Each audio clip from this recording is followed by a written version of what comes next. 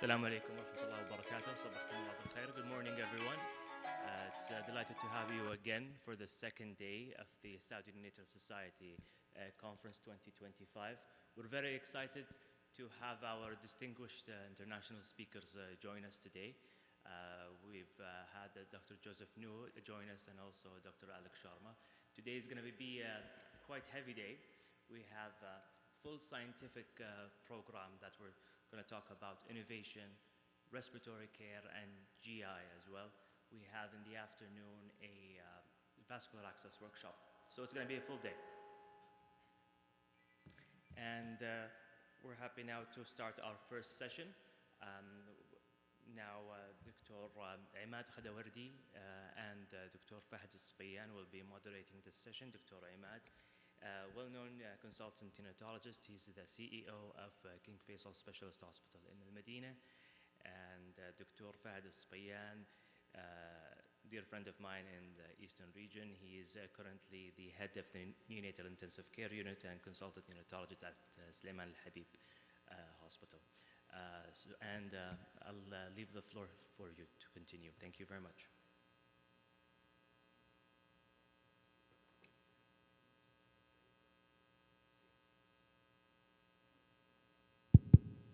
Bismillah ar-Rahman ar-Rahim. Good morning, everybody. It's a lovely day. But it seems to be also bad traffic because probably we'll have more in the coming few minutes, inshallah. Today is appealing and attractive topic as it discusses something very pertinent to each discipline, and it is evolving very fast, and us as a busy clinician, we have to cope with that on a timely matter. It's an innovation in neonatology session, and we'll start with AI in neonatology to be presented by our guest speaker, Dr. Jubara. So they did not send me Dr. Jubara profile, so I asked ChatGPT, although I know her very well. So let's see what did ChatGPT said. But you have to be careful. She will tell us what's the limitation. So it said Dr. Jubara is an assistant professor of pediatric and consultant neonatologist at King Saud bin Abdulaziz University, Jeddah. She also served as King Abdulaziz Medical City National Guard Health Affairs, Jeddah, the neonatal department. Previously, she held roles such as Director of Neonatal Fellowship, Training Program, and Coordination of the Saudi Perinatal Neonatal Fellowship. If we forget, we should not forget her effort in the Saudi NRB establishment and monitoring and training. Dr. Jubara, the floor is yours.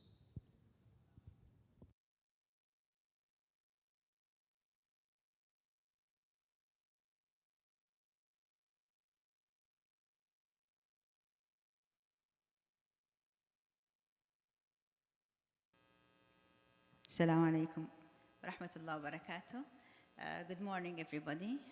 First of all, I would like to thank the organizing committee for inviting me to be with our lively SNS conference. And really, it is a pleasure for me to talk today about a very interesting topic to me since like 2022. I get really excited about the AI in general and in neonatology. So I will talk briefly about AI in neonatology. AI in healthcare, you need days and days and workshop. And I hope I can just summarize briefly in this next few minutes. So to start with, I have nothing to disclose, except most of my presentation, I use different AI tools in the graphs, tables, and in other way. So let me start asking you, do you think AI will be our future in healthcare system or in NICU? Yes or no? Okay, it depends actually. It depends on us. AI is really the future, but it's a tool. I give it an example like a kitchen knife. Everybody has a kitchen knife in his home, and this can be used for preparing food, but at the same time, it can be used for harm things, like killing people. The same for, yes, stabbing someone. Or the same for a razor used for shaving, and it can be used also to cut your throat. So it's a tool, and its use, it depends on us. So let's start by some definitions. So what is artificial intelligence? Artificial intelligence is a wide branch of a computer science that dictates to build system. The system will be capable of performing tasks that typically require human intelligence. There is an important four component in the artificial intelligence, like learning, the ability of the machine to acquire and adopt knowledge from data. Second, reasoning and problem solving, which make a decision and finding a solution for a problem, for example. Perception, interpretation of sensory input like vision, sounds, and the language.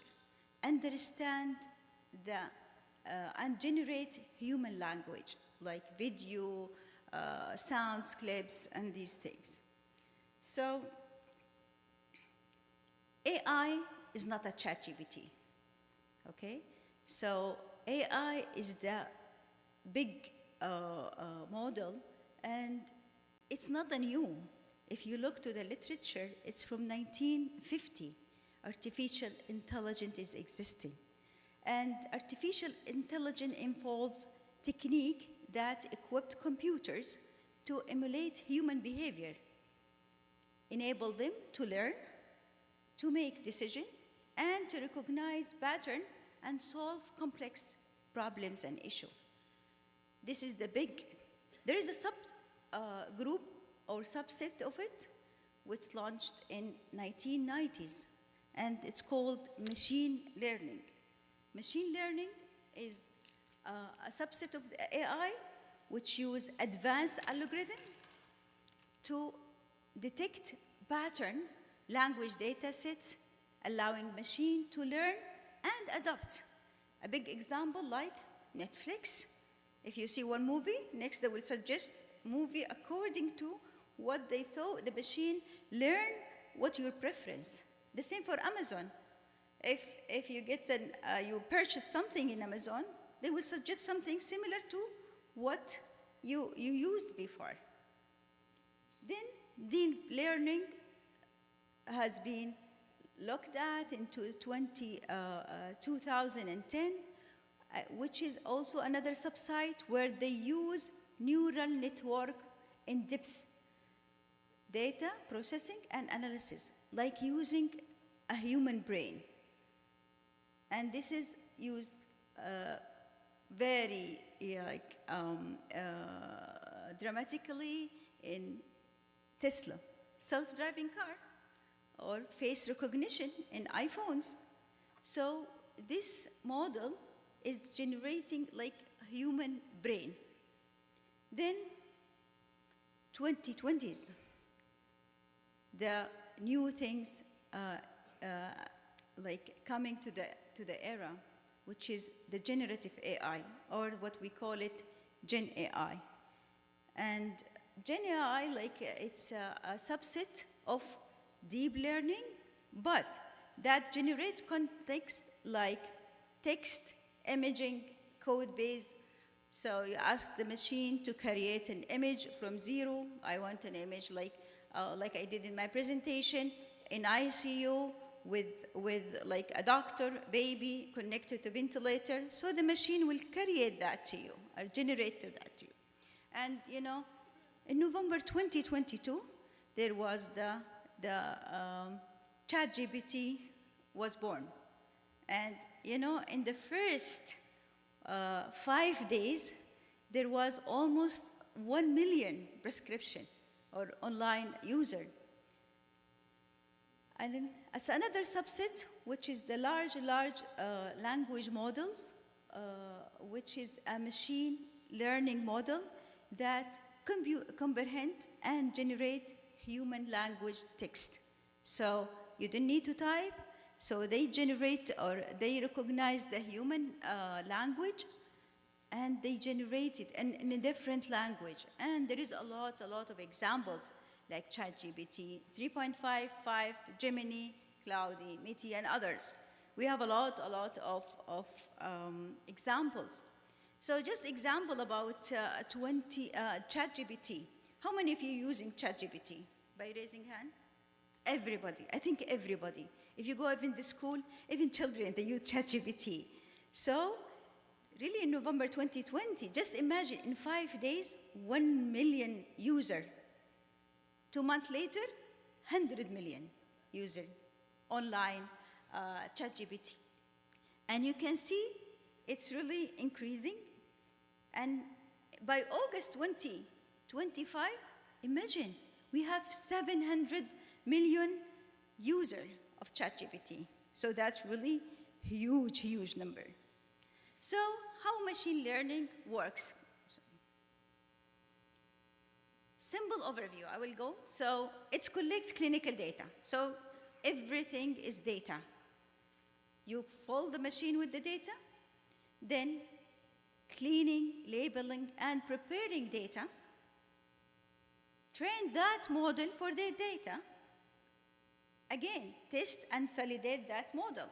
And if there is something you need to adjust, you need to go back to the data, and they adjust it, and then refine a model, and that model can be integrated into healthcare or clinical practice. This is in a simple way, but really it is more complicated and more advanced, and we need like days and days, and the one who is going for AI courses, they know that it takes few weeks just to go through this, but this is in a simple way. What about impact of AI today in our wards? We know AI went through the medical application. The first thing is the radiology department, where there is an AI tools. They use it to detect small lesion, which the doctors, radiologists could not even see it. So it has been used, and we'll show you some data. Pathology, tissue biopsy, for example, cancer. So AI model has been used this to identify tumor cell, for example. What's happened? Hello? AI?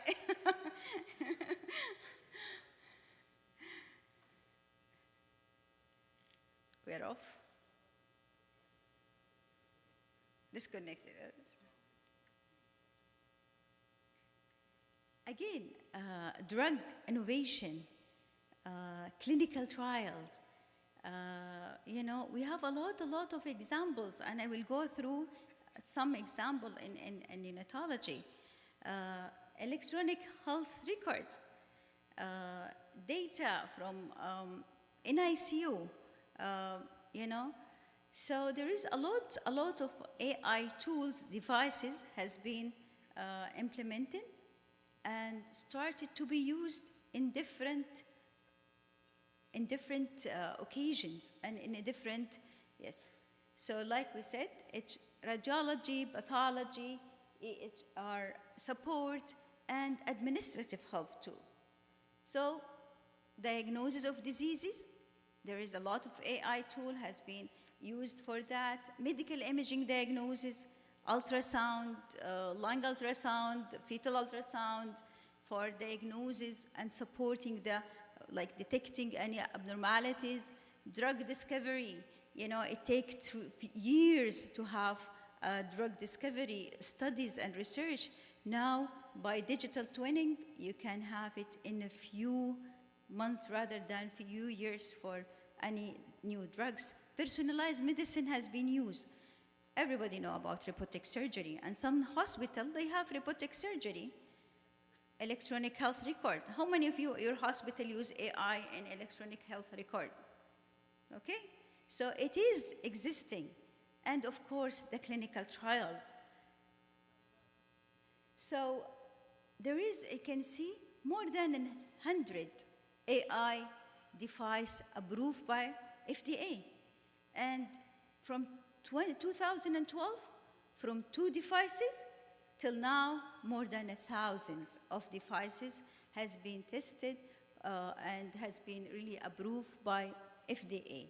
So devices is available and it has been used for AI. What about neonatology? You can see this is the publication on AI. Adult, you can see, oh, sorry. In adult, they started from 2001, less than maybe 200 publication. We reach now about 33,000 publication about AI tools. For neonate and pediatric, the number is small, but it's existing. So for a pediatric, there is about more than 1,400 publication about AI. For neonatology, we are reaching about 400 publication about AI and its use. Why in ICU it's a rich area? Because AI is hungry of data. And we have huge number of data in the NICU. We have heart rate monitors. You know, just imagine these heart rate, we come and see it in hour, but if you have a machine having all these in seconds, so each heart rate changes, and this was help in the tools where, for example, sepsis detection, neurological, EEG, huge data from our NICUs. Clinical exam, labs, delivery room information, physiological parameter, ventilator data. If you look to your ventilator, it's 24 hours, each minute, each second. They have these data, how much BIP, how much PEEP, how much FIA2, the changes, you know? So huge, huge data can be utilized in the ICU to use this algorithm to help in health care. So in simple way, like how we can AI applicable in neonatology through the machine learning, because I said data, we have huge data, imaging data, vital sign monitoring, and voices data, like in ICU noises, baby cries, for example, genome, exome, or deep learning through the imaging in the ICU, radiology, ultrasound, MRI, and all of these, even retinal images, and that will help in our prognosis, diagnosis, and possible treatment. And the same for clinical variable, other clinical variable. If you look the trends of AI in neonatology, so you will have like from predictive analysis, sepsis prediction, tools where like HEROES score. It's an AI tool where you can detect sepsis, chronic condition, BBD, BDA, neonatal mortality, extubation readiness, feedings, placental analysis, diagnostic imaging like ROP, chronic condition like X-rays, ultrasound, oxygen therapy, ROP screening if you are personalized care, like you want for a preterm baby or baby with, for example, HIE, neuroimaging, detection of seizure by utilizing EEG data, oxygen therapy, pain withdrawal, and of course, operational support or staffing, resources, clinical documentation, and others. This is some of AI techniques and application in monitoring and prediction, like early detection of sepsis in neonates, ventilator wean prediction. Can we wean this baby? We were talking yesterday about extubation failure and you know, BBD, the use of LISA, one of the research about some of the predictor for extubation and failure of non-invasive ventilation, prediction of length of stay in ICU and the outcome, detection of ROP, AAG, prediction weight gain, nutritional need, assist antibiotics to our chip also. And of course, smart in-ICU monitoring with AI integration tools. And maybe Prof. Joseph will talk about also NIC and probiotics and AI innovation in that. So let's start with perinatal medicine. So can we apply AL tool in perinatology or before delivery? The answer is yes. There is some risk assessment or genetic screening. So risk assessment like for detection of fetal heart anomalies, structural heart anomalies.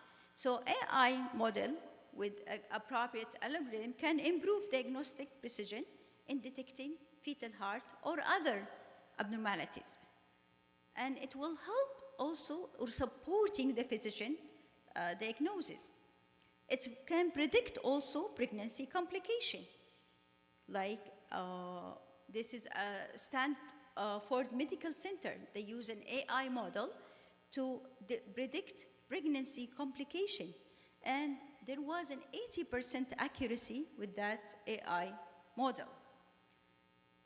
AI also enhanced accuracy of, reducing the false positive screening in preeclampsia. Mount Sinai Hospital has using an AI tool to reduce, and they found it reduced false positive prediction, preeclampsia screening by 40%. So it's helpful.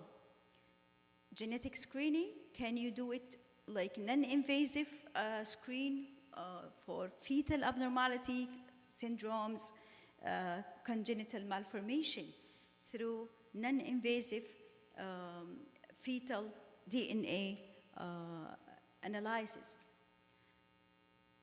We talk about sepsis, mortality. So an AI tool has been able to predict possibility of sepsis in the neonatal intensive care unit. And there was really accuracy about 95%. The same for risk of necrotizing enterocolitis in preterm infant. So logistic regression model and random forests achieve high performance in accuracy on, this is a study from Korea, and accuracy was about 0.93 for both models. This is two different models. And they found, a novel finding where ambient birth year temperature will be associated with necrotizing enterocolitis. And I think Prof. Joseph will have more talk about more tools. So application, can we use it for predict intestinal perforation?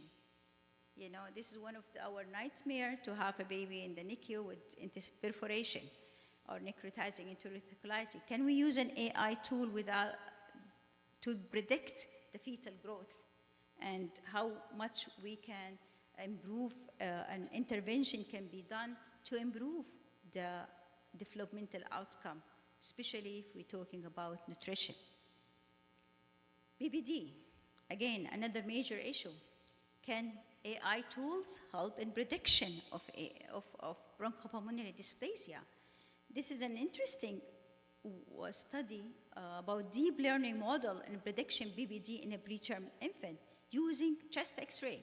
And interestingly, they did a lung segmentation in about 1,500 images. And BBD prediction was as early as 24 hours.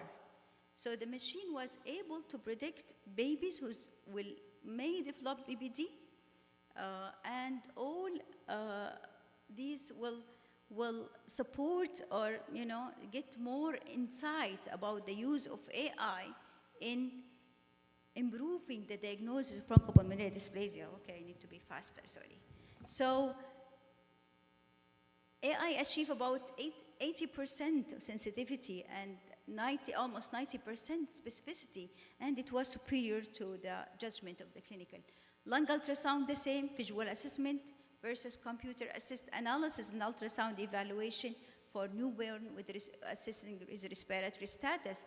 And what they found, this 600 ultrasound frame from 75 newborn with respiratory distress, and found significant linear correlation between the gray scale, the one who's doing ultrasound, they know the gray scale and the white scale. So the gray scale, machine learning analysis and blood gas index will be really correlated better than a radiologist, neonatologist doing a lung ultrasound. Retinopathy of prematurity use, it's like there is a significant AI tool has been tested to look for prediction of ROP, screening, and these tools really could be helpful, especially in area like Saudi Arabia where we don't have ophthalmologists in all these periphery. So can this AI tool use to predict ROP, or to start screening baby at risk of ROP? The same for, this is another one looking for the accuracy between the traditional screening and AI-assisted screening. The same can be used for HIE. So AI model having improved neonatal care by early diagnosis and positive treatment. If you have an AI algorithm, and there is really deep learning machines yield high performance in prediction, even the 2 years neurodevelopmental outcome for baby with HIE. So can be used also for gestational age assessment through having, a segmented imaging of the babies, and with this neuronal network assessment can have an estimation about the gestational age.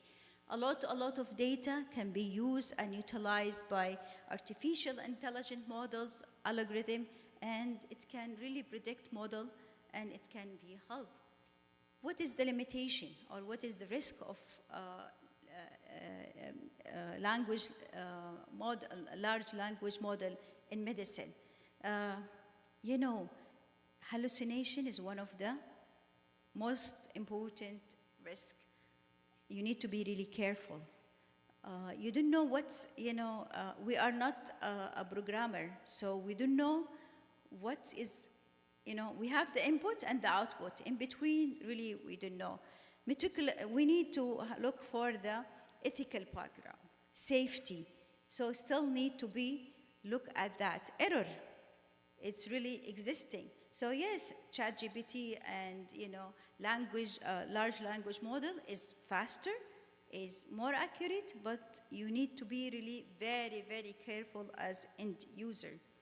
So can you use ChatGPT in medicine? How many of you used ChatGPT in medicine? By raising hand. Okay, so good numbers. So yes, you can use it. You can summarize research guidelines, draft educational material, administrative support, writing note, agenda, minutes, idea generation, and literature review. But you need to be very careful when you are making a medical diagnosis using AI. When you recommend the treatment, you need to be really, really careful, because who will be blamed if something went wrong?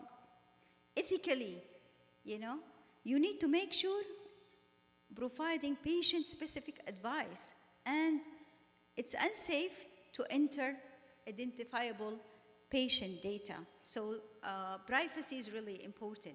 Can be used in research. You see, if you go to PubMed, you find a lot of paper about AI use to generate paper, manuscript, peer review. But yes, it can be used, but we need to be very, very carefully at the start. It can help you in idea generation, literature review, methodology, writing, editing, and presentation, but not a full paper. And this is like a question at the end. Do you think AI will replace doctors?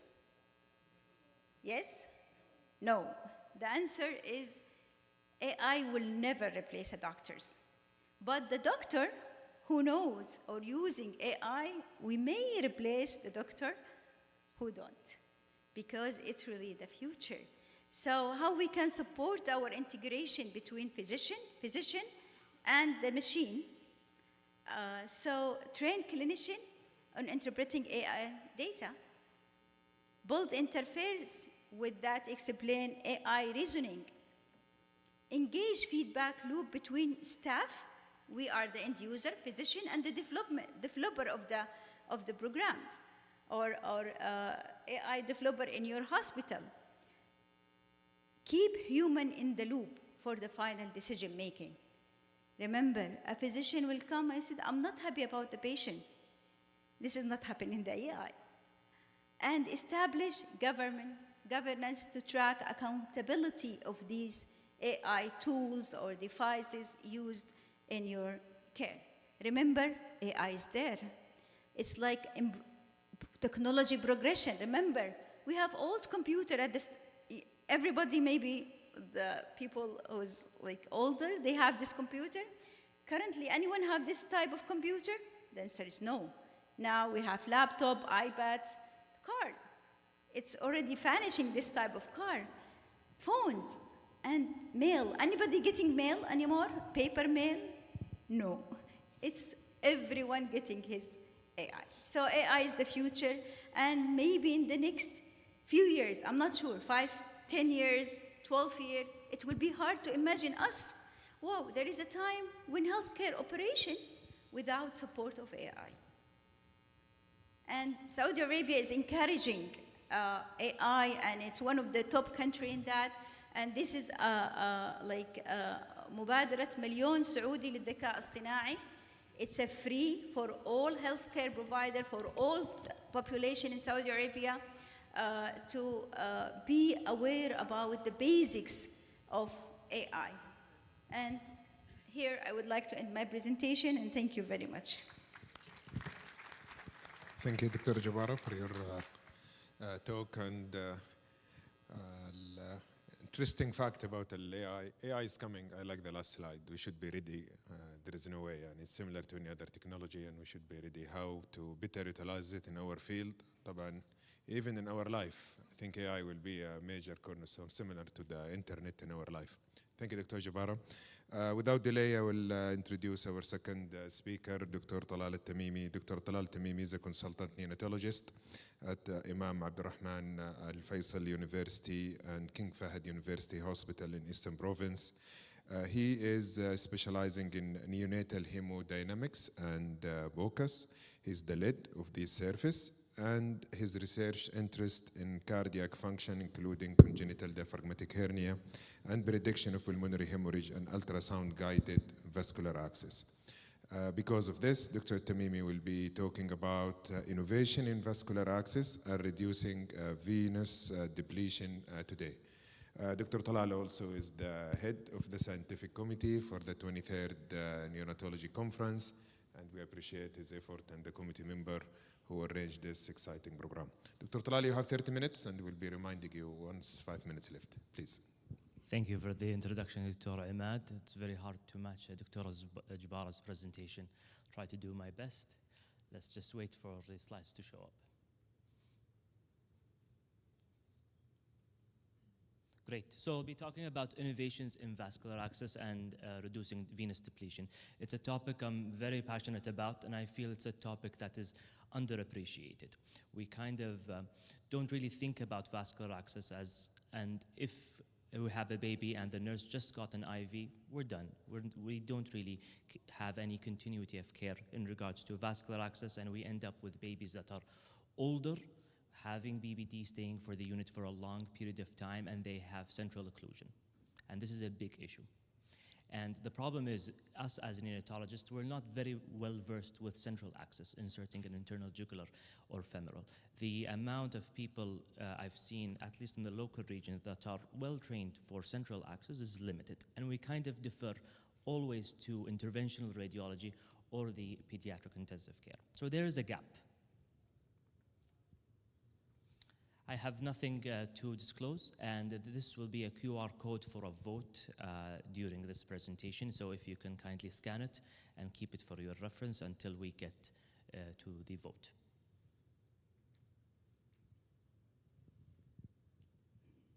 Okay, I hope everybody got that. Great. Okay, so I'll be talking about the terminology. I'll be talking about the optimal site of insertion, also optimal dwell time, catheter selections, innovations and fixations that we're really actually using right now. It's not something in a textbook or we're still reading about. It's something available in the local market. And monitoring of extravasation, introducer selection, and some practical tips for insertion for babies less than 750 grams.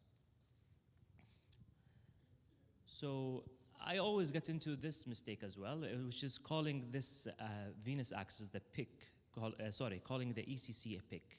So a PIC is a misnomer, it shouldn't be used. After 2018, the World Congress of Vascular Access actually defined what is a PIC and what is an ECC.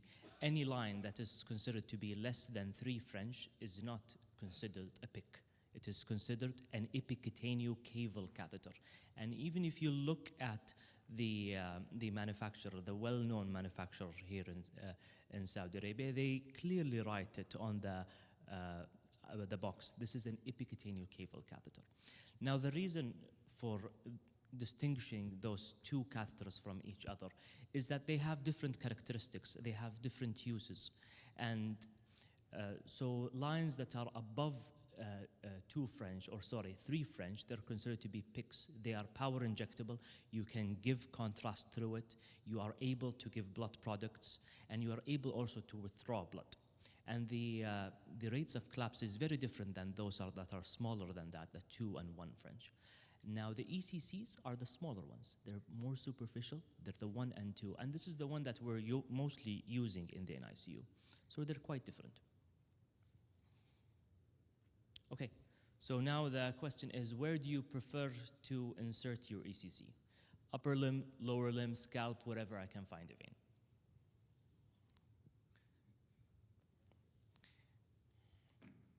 We always get very different answers everywhere, so I'm interested to see the audience today. What will they answer?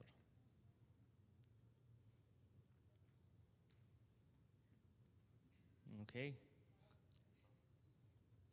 I'm sure some actually put in the lower limb. Oh, we're seeing a lot of people. Okay, so the numbers are changing right now, but I can see most are actually going to the upper limb, which is very interesting. Okay. So let's look at this meta-analysis, and I think this is the one that actually answers most of our important questions. What are the complications and what are the chances of non-elective removal of those lines based on where is it inserted? So this one looks at all non-elective removal of lines, regardless of what the cause is. And we can see it actually favors the lower limbs. So lower limbs, the chances of non-elective removal is actually lower. But if you can look at this, which is catheter-related infection and phlebitis, it actually favors the upper limb. And this is probably because of physics. You have the catheter in the lower limb, and the baby is moving their leg up and down, and the catheter is actually moving inside the lumen of the vessel and irritating the intima. Probably that is contributing to phlebitis. Also, there are reports in adults, the baby, when they were young and they had lines in the lower limb, they had higher chances of varicose vein and higher chances of DVT. So probably some of our interventions in the neonatal period actually have implications to those babies when they become older. Now, if we look at thrombosis, it actually favors the upper limb as well. Same concept. I think it's probably due to the repeated phlebitis and the repeated trauma, which makes it a very good environment for thrombosis to happen. So again, you have to risk-benefit. You have to weigh in things. Where are you going to put it? You're going to risk the chances of thrombosis and infection. You're going to risk more malposition in the upper limb. You have more malposition.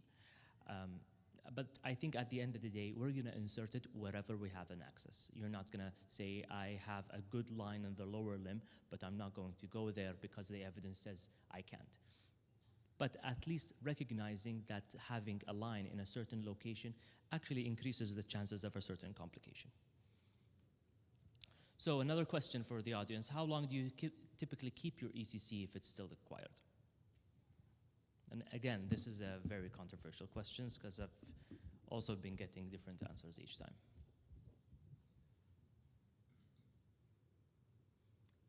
Okay, so you got less than 2 weeks, you got no specific duration, less than 1 week, less than 4 weeks. You can see it's almost probably equal.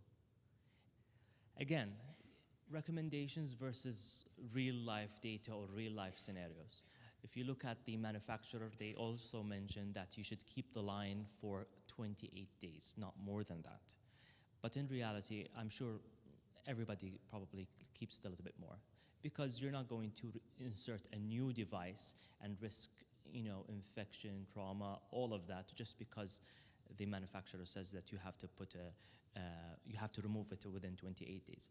The other thing is, if you look at the data, at least in the pediatric and adult data, the longest dwelling PICC line was actually probably 6 years. And it was in a patient in MD Anderson. I'm not saying that our neonates will stay for 6 years, but it tells you really that good care and monitoring for complications for those lines is adequate, and you can probably use it with caution. And I think one of the important papers that talks about the optimal dwell time is this paper in 2013 in pediatrics. So it looked at PICC, and this is before the time there was a distinction between the terminology of ECC and PICC. And what you can see here, the adjusted incidence ratio for CLABSI actually went to 3 folds during the 2nd week up to the 3rd week. So we can see that, and then after the 3rd week, it actually goes down to 2. So it tells you that after 2 weeks, up to 3 weeks, this is the highest chance of infection. And again, depends on your unit and how fast you're feeding your babies. Maybe if you have an ECC and you have an appropriate, I wouldn't say fast, but faster feeding protocol, you may not actually need an ECC for more than 2 weeks, and therefore you will mitigate the risk of infection. One of the other things, of course, I can't cover all of the things that Dr. Saif yesterday mentioned in the CLABSI presentation and prevention, so many interventions, but one more additional intervention that we've been doing for the past 6 months is using cyanoacrylate glue.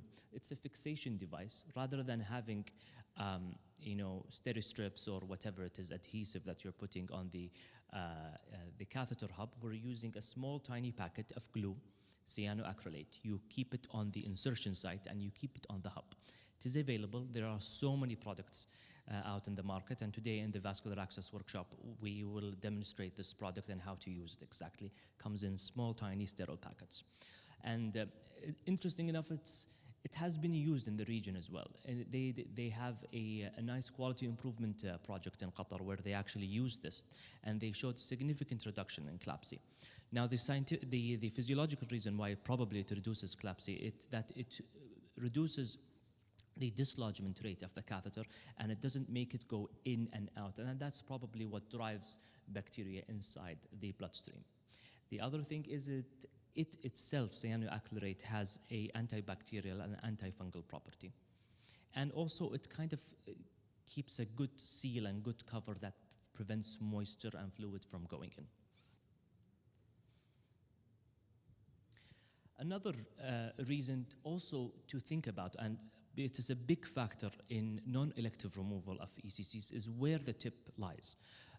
So we know the bigger the vessel, the better, but probably not all vessels the same. The gold standard is just having the tip at the SVC and RA junction. Sometimes it's really difficult to ascertain if it's really there, regardless if you're doing echo or you're doing X-ray and using the tracheobronchial angle, you're using T2, whatever method that you're using. You can see here what is quite interesting, that if you have a centrally inserted line and it is still in the femoral vessel, the odds of removal is tenfold. So having it in the femoral is not really a good idea if it doesn't cross the midline. Also, if you have an ECC and it has been inserted in the lower limbs, but the tip is still in the femoral that haven't went to the IVC, the chances of non-elective removal is high. Another issue as well is the cephalic vein. Having it in the cephalic vein, although it is very nice and easy to insert in the distal part of the forearm, having it still in the arm before it crosses the shoulder is actually associated with higher odds of non-elective removal. So this is something to bear in mind. Okay, so this is the million-dollar question: is do you use ultrasound for your vascular access or not? Yes or no, and is it central or peripheral?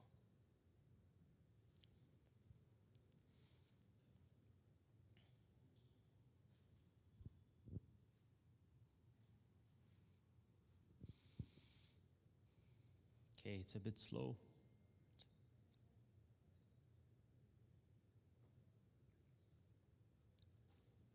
Okay, I don't think it's going to work now, but yeah, it's coming. Okay, great. So no, that's the majority of the answers that we get most of the time, is that we probably don't use it in the NICU.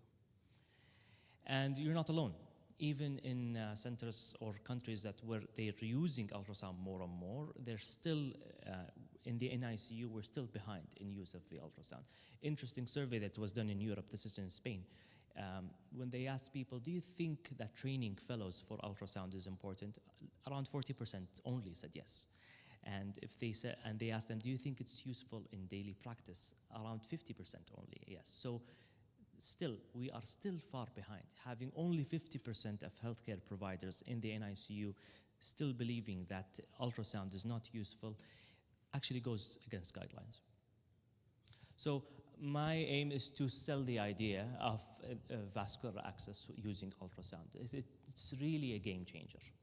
We've been using it since 2020, and it has been absolutely amazing. So this study was done in Japan, where a group of anesthesiologists were putting radial lines in infants in the OR, and they were using palpation method versus the ultrasound. And you can see the cannulation time was much shorter, and the first attempt success was much higher, around 40%. But what is interesting is the total success rate, approaching 100% in ultrasound in comparison to around only 60% in the palpation group. So think about a procedure. If I tell you that your success rate in intubation is around 60%, is that okay? But of course it's not. But why is it okay if we're going to insert a line? Why are we accepting a 40% chances? It doesn't make sense. Same thing was done in China. They compared ultrasound insertion versus in the saphenous vein versus just the conventional method. And the total success rate was a 92% versus 74% in the conventional method. I can go on and on about the evidence that is out there. And, but even if you look at smaller babies, this study was done on babies less than 1.5, which is our population that we're worried about. We can see that the success rate in this study that done in Europe is around 100% in those babies with median gestational age of around 29 weeks. Also, this study in Japan looks at where is the best site for insertion of a PIV in babies, and they found out that the cephalic, although it is there's a high likelihood of kinking and it doesn't go to a central position, it is actually one of the best sites for insertion and success. And this actually goes with our data. We're going to publish this, me and my colleague, Dr. Amr Khalil and Abdel Chkhayman, since 2020 up until now, around 311. And you can see that most of our cases are actually in the upper limb, and in the upper limb, most of them were actually in the cephalic forearm. So it is one of the best sites for insertion. Nurses usually don't see that because it requires ultrasounds. It's a little bit higher up in the wrist. It's not usually seen. Something also very interesting that although around 50% still don't use it, if you look at the international guidelines, this is the European ESPNIC guidelines, what you can see here is POCUS-guided technique should be used for internal jugular, and it is helpful for peripherally inserted central catheter. And you'd be surprised at how many people until now, they still use the blind technique that they learned a long time ago for insertion of an internal jugular. And that's very, very dangerous, and I've seen it being done so many times. The reason behind this is, although even we're using landmark techniques for identifying where is the vein and where is the artery, this study that was done in Colombia looks at the anatomic variation of the position of the internal jugular and the carotid. And you can see it can be next to it, medial, or lateral, it can be above it or below it. So landmark techniques may not be the ideal way for assessing the vein. Also, this guidelines has been published a long time ago, so since 2012, international guidelines for vascular access. And this is an interesting point here. They mentioned blind, deep antecubital fossa puncture should disappear. How many of us actually were trying to insert an ECC in the antecubital fossa and we missed the first attempt and the second attempt, and we were just trying to fish for a vein? I think I've personally done it, and I've seen many trainees also doing that. So what are we risking here? We're risking injury of the brachial artery. We're risking also injury to the median vein. Is that an injury of the median vein actually can be permanent? And we're not following any of those. So I think it's very dangerous as well. Also, if you look at this international evidence-based recommendation, where they adapted this from the INS, the Infusion Nurses Society, they recommend that to avoid the risk of venous thrombosis, they recommend that the external catheter does not exceed 1/3 of the internal diameter of a vessel. So an easy way to remember it, that the internal diameter in millimeters should equal the French size of the catheter. So for example, if you have a 2 French line, the minimum vessel size that you can insert the line in is 2 millimeters. Now the problem is, are we actually measuring? And this is another issue. An interesting and a very well-known researcher in Italy, Giovanni Barone, actually had the same question. So he said, let's measure all of the vessels in babies and stratify them based on birth weight, and let's see how big are the vessels. And you can see here, we're focusing on the brachial and the basilic veins. And look at those numbers, very interesting. From babies 2.5 up to 3 kg, it's around 1.5, 1.6, 1.3. So none of them actually reaching 2. And this is a problem that we are mostly using the manufacturer recommendation, which is to put a size 2 French in babies less than 2 kg. But by doing that, we're not really following the INS guidelines. So this takes us back to a very important question. Should we even keep size 2 French lines in our units? Probably not. Yes. So this is our local policy in our hospital. Also, it is adapted from the Italian guidelines. I think they're one of the pioneers in neonatal vascular access. If we have a line that we need it for more than 7 days and the baby is unstable, we prefer to put a centrally inserted catheter. The reason behind this is if the baby is unstable enough, it probably require blood products, and you just can't keep poking the baby again and again to put a peripheral line to give blood products. And also you need to extract a lot of blood, so having an internal jugular might be a safer option. And also, if we need the line for more than 14 days, we think about inserting a centrally inserted catheter. The reason behind this is it actually carries less risk of CLAPSI in comparison to ECC. And I think this was something new to us. We learned this recently. We always thought that having an ECC actually carries a lower risk of infection. It's actually the other way around.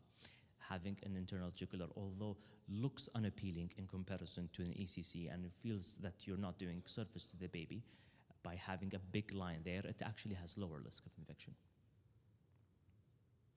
There is another catheter that I see a lot of people ask about, which is the double lumen ECC. And I think it doesn't really have any place in our guidelines or in our clinical practice. The problem with double lumen ECC is that it is big, it is a 2 French, and it is used if you have infusions that are not compatible. So, for example, you're giving insulin or you're giving bicarb for a baby. But if the baby is that sick and requires that amount of support, probably he should have a centrally inserted catheter, not a double lumen.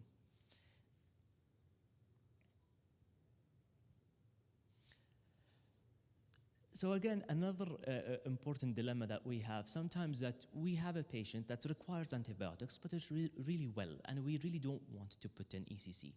And we think that having a peripheral line is too little. We keep on asking the nurses to insert it multiple times.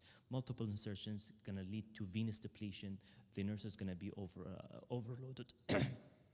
So in the past 3 months, we started to introduce new type of catheters. So it's called the extended dwell catheter. They call it many things: extended dwell catheter, long peripheral lines, many terminologies. And just to highlight, those are not midlines. Midlines, their tip should lie in a central big vessel. Many articles around there about their use in the neonatal intensive care unit. It's quite safe.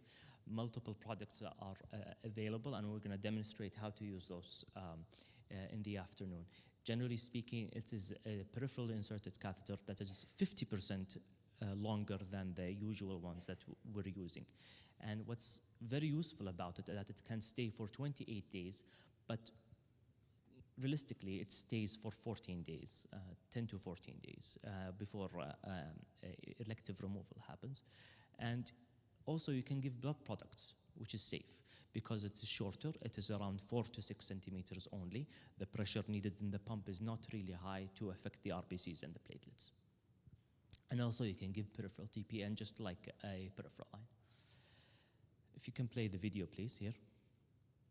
So another device that we've used for the past 2 months now, because last year we had multiple incidents actually with extravasation of the line.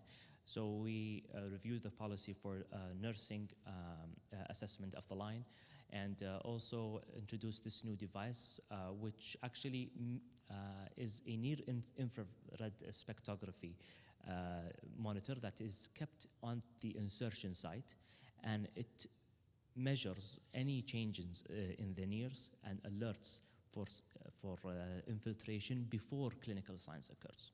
Doesn't replace routine nursing assessment, but it is something that we are starting to use only in high-risk patients. For example, a patient that is currently on IV calcium or is having an inotrope using an IV or on peripheral TPN. That patient we will attach it on. Also, they are using it in Qatar, and this shows actually sensitivity of 93% to pick up infiltration before clinical signs happens. Okay. There are gaps in the neonatal market, especially for the introducers, and I think this is 5 minutes. 5 minutes, sure.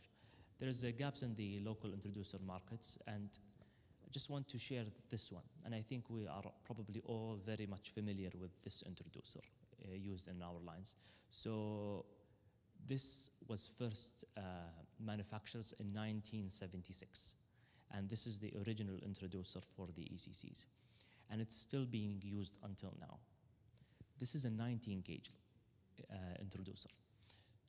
Now, the newer ones that we're trying to see right now, although it is not registered in the NIPCO, is the 20-gauge.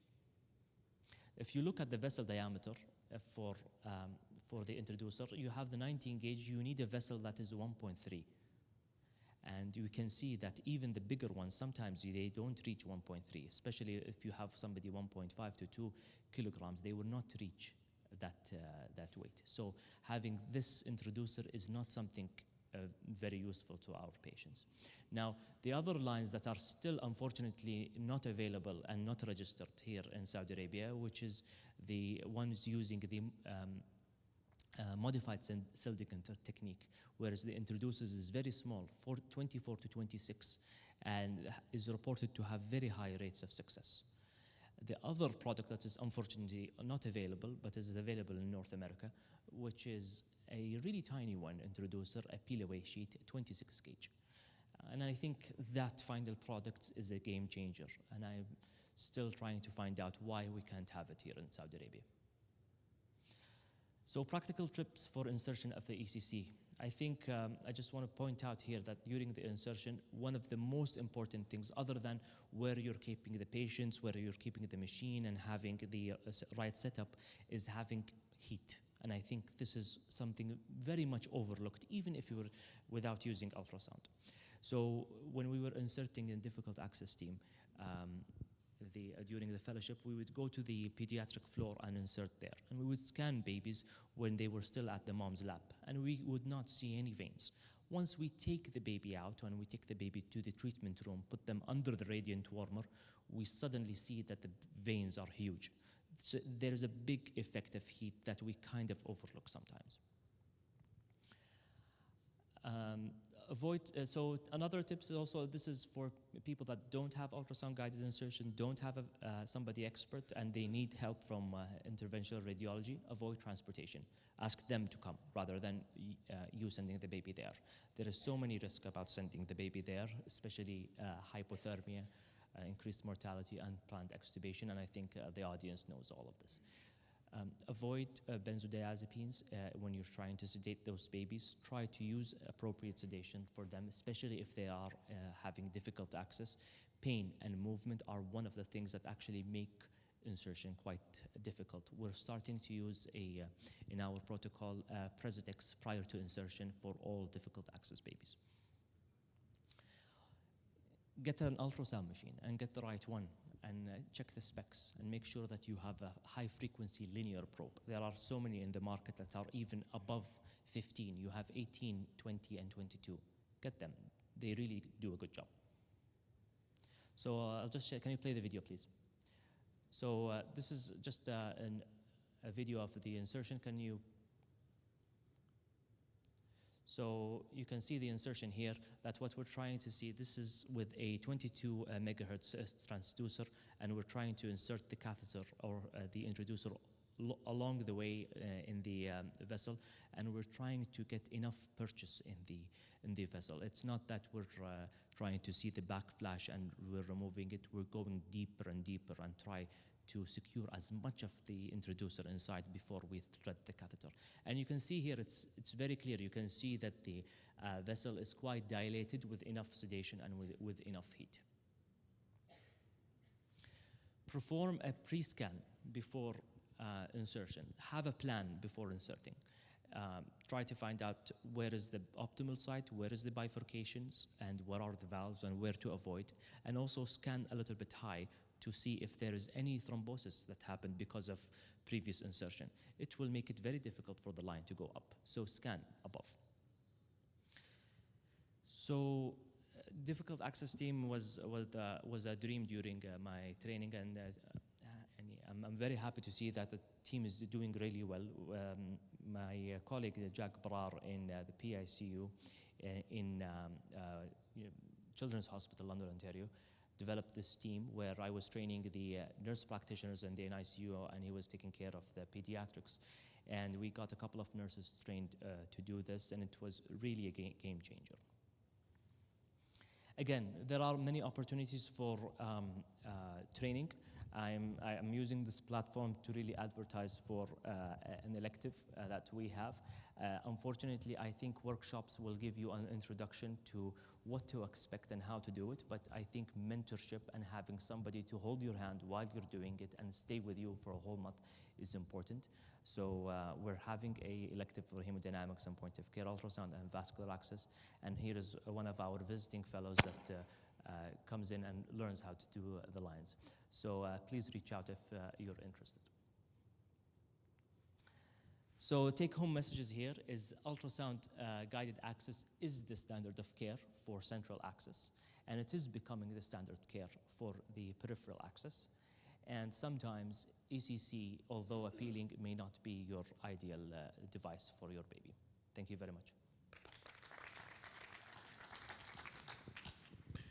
Thank you, Dr. Talal, for first being on time, and second for the interesting talk and the lectures. I think also another growing field that soon I will be seeing major guidelines shifted to stop doing blind insertions, as you mentioned, and I think more to come, inshallah, in the open session for discussions from the audience. Our next speaker is Dr. Ali Al-Mudir. Dr. Ali Al-Mudir is an assistant professor and neonatologist at King Saud University Medical City, Riyadh.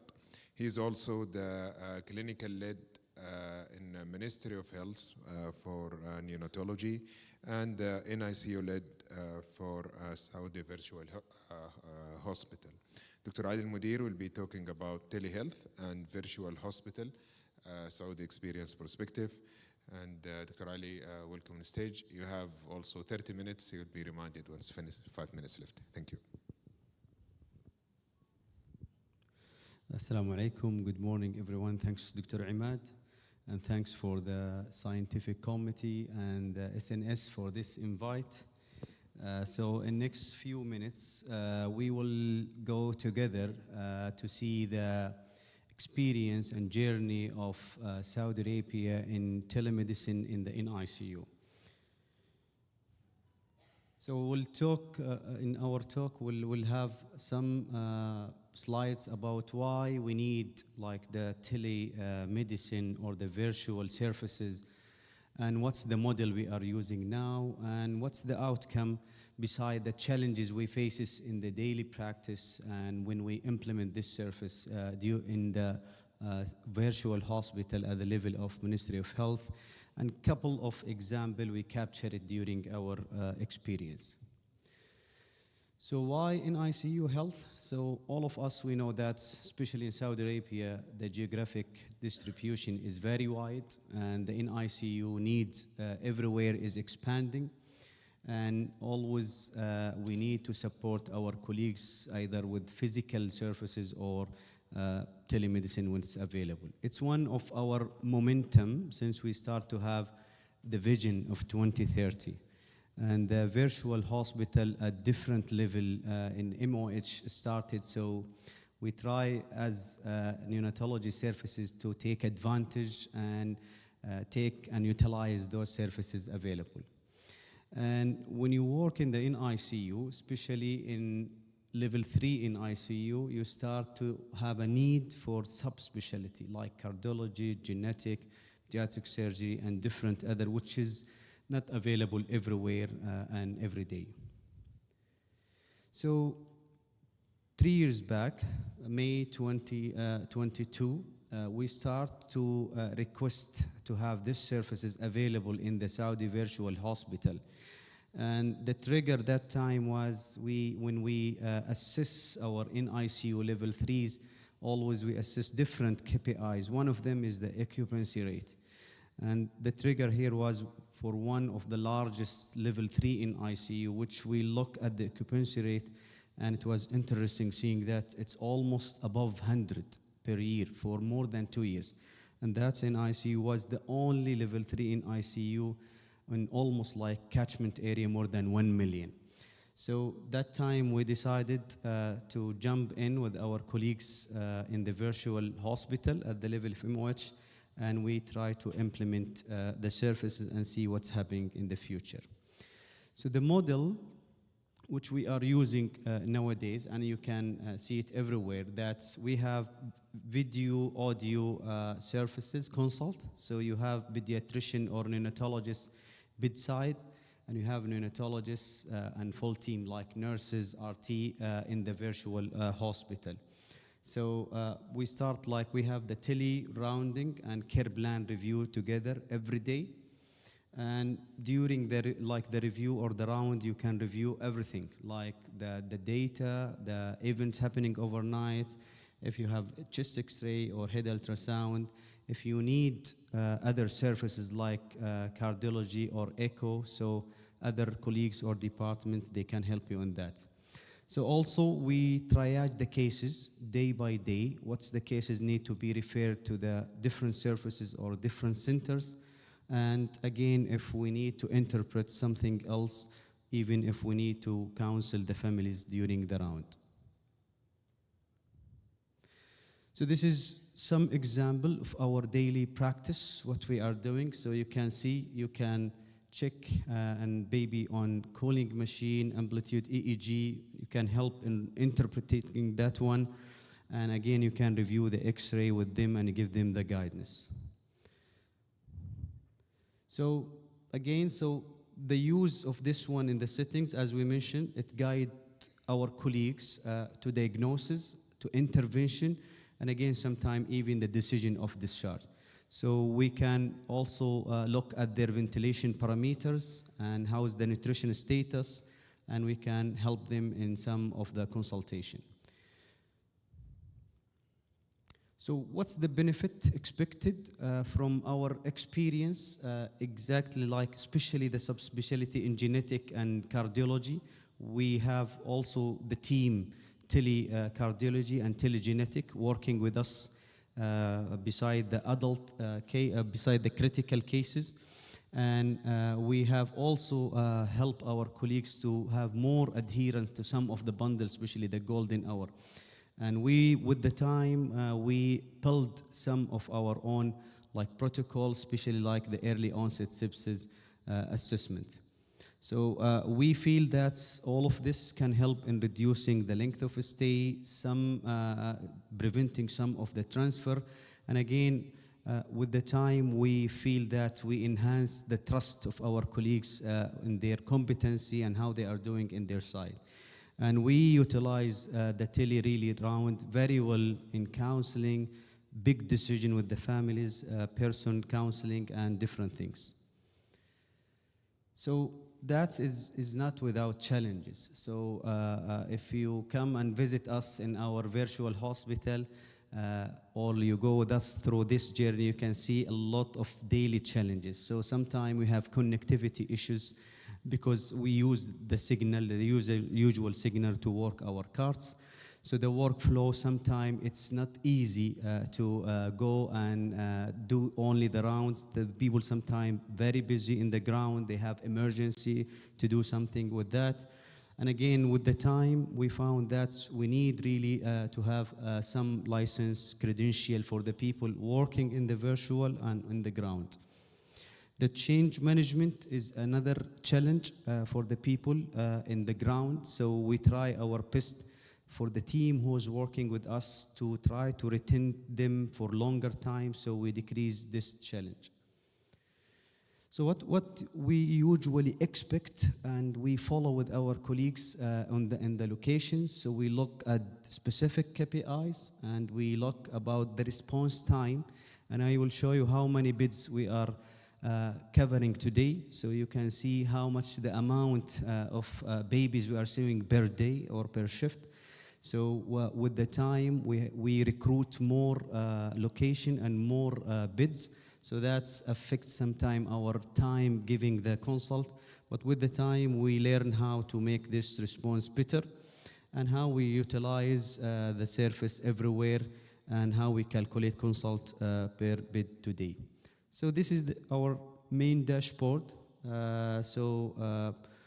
3 years now, we cross 1 million consults since we start.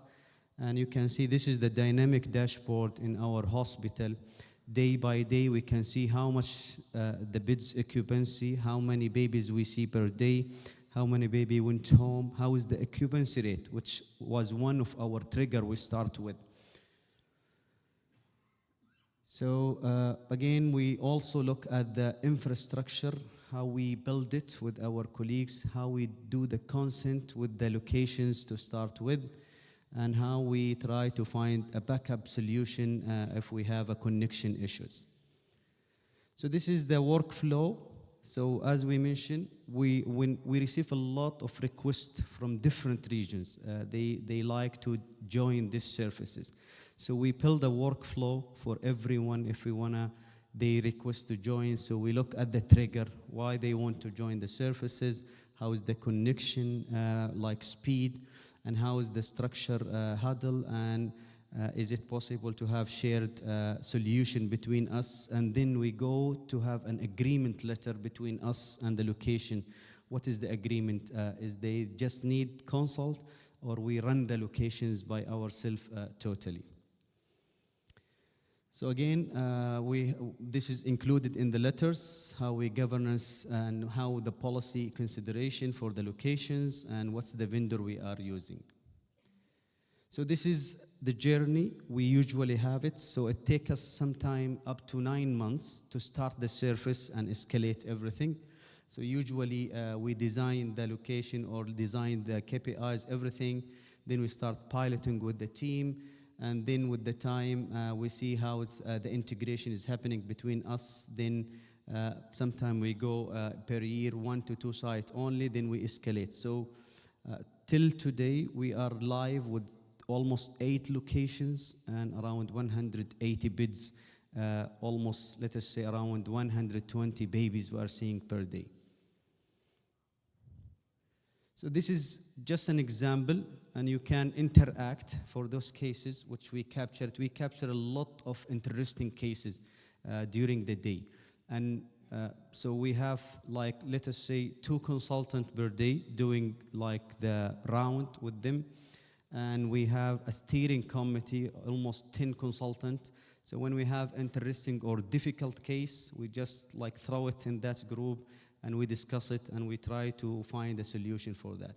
So this is level 3 in ICU, which the capacity almost 25 beds in one of the periphery regions.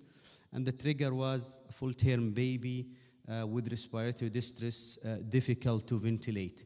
So the one who was working on the surface that day, so he started his round, he did his video assessment, and he have some ventilation adjustment and chest x-ray. And this is the baby x-ray. So any proposed action for such a baby? Full-term baby with RDS desaturation with that x-ray. Fellows?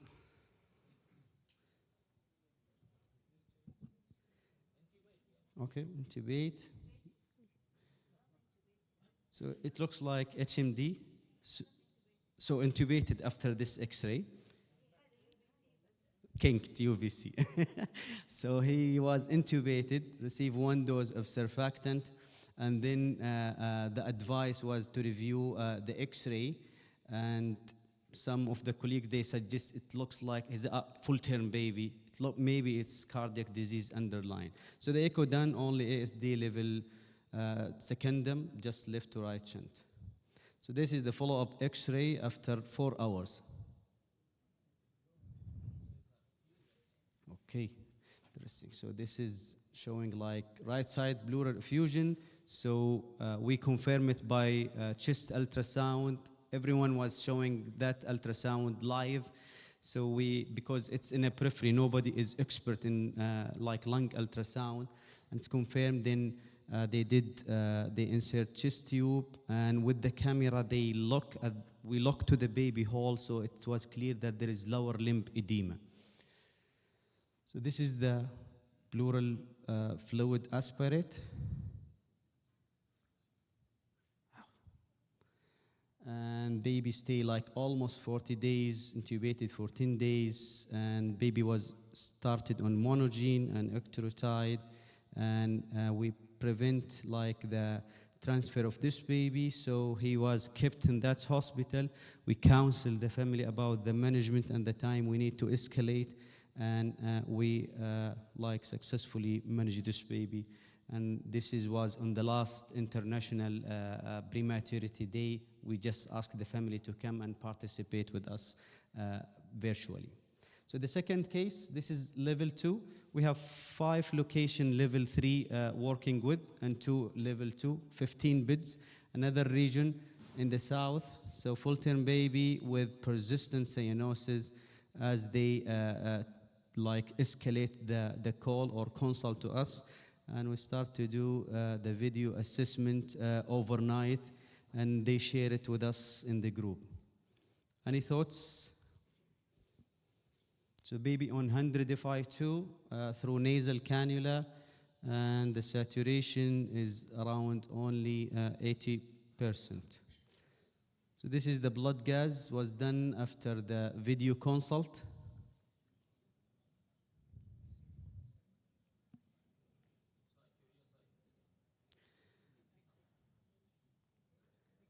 So echo was normal, X-ray was normal, nothing there. Oxygen was not beyond 80%. So if you look back in deep for the blood gas, so we see that the methemoglobin in the blood gas showing that it's above the reportable range. And that's really from the first consult colleagues, they just saw the blood gas, and this was the thing there. So this is the baby after administering methylene blue. So dramatically he changed. This is the video after like 12 hours. So the baby improved after administering methylene blue and diagnosed methemoglobinemia. Then we refer him to the subspecialty people, and that was one of the things we avoid transfer on that time. He was almost like 2,000 kilometers from Riyadh that night. So what we are doing also, so we try to train nowadays our colleagues in the locations, how they utilize the surface, how they start the trigger for us.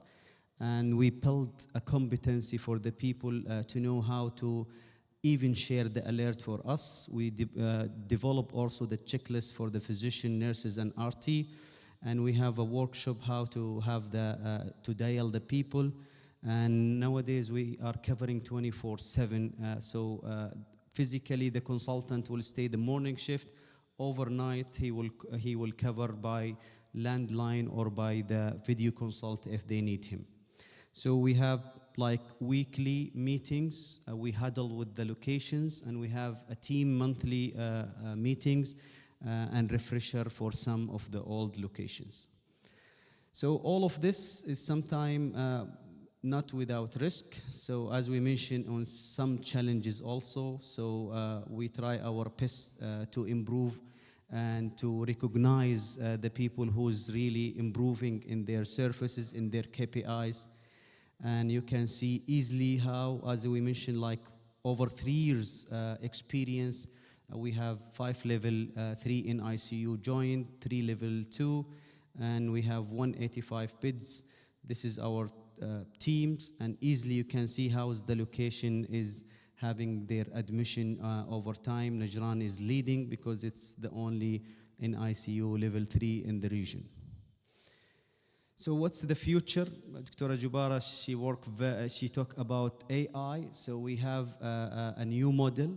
We are trying to implement 2026 AI driven for resuscitation. So we fix a solution or video audio in some of the delivery rooms, and we have a physician in the virtual hospital to lead the resuscitation when they are needing. We are starting by the morning time. And nowadays we have a new solution who integrated with HAR, so we can have all the documentation seen by the physician. And again, we are planning to have some of the papers coming from this experience. So again, we are trying to have specific protocols and policy specific targeted for this virtual locations. And we are trying to have specific programs and reports to be published. So takeaway messages. I think the NICU telemedicine is, again, it's not replacing what we are doing in the day, but it's one of the facility which we can utilize it very well, especially in the area we don't have the expertise available in the locations. And we are expanding, heading to around 300 beds location in the first quarter 2026. And again, building the knowledge and having clear workflow, clear governance and metrics, that's one of the critical for success. So we start small, we measure everything, and then we scale to adopt all the need. Thank you very much.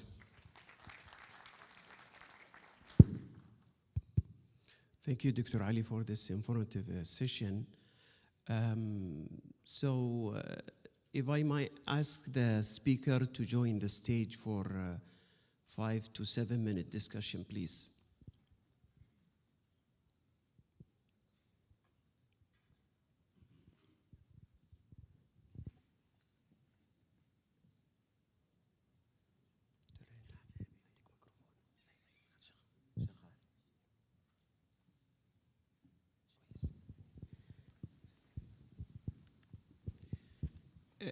So it's time for Q&A. If any question to the guest speaker, please call for the microphone.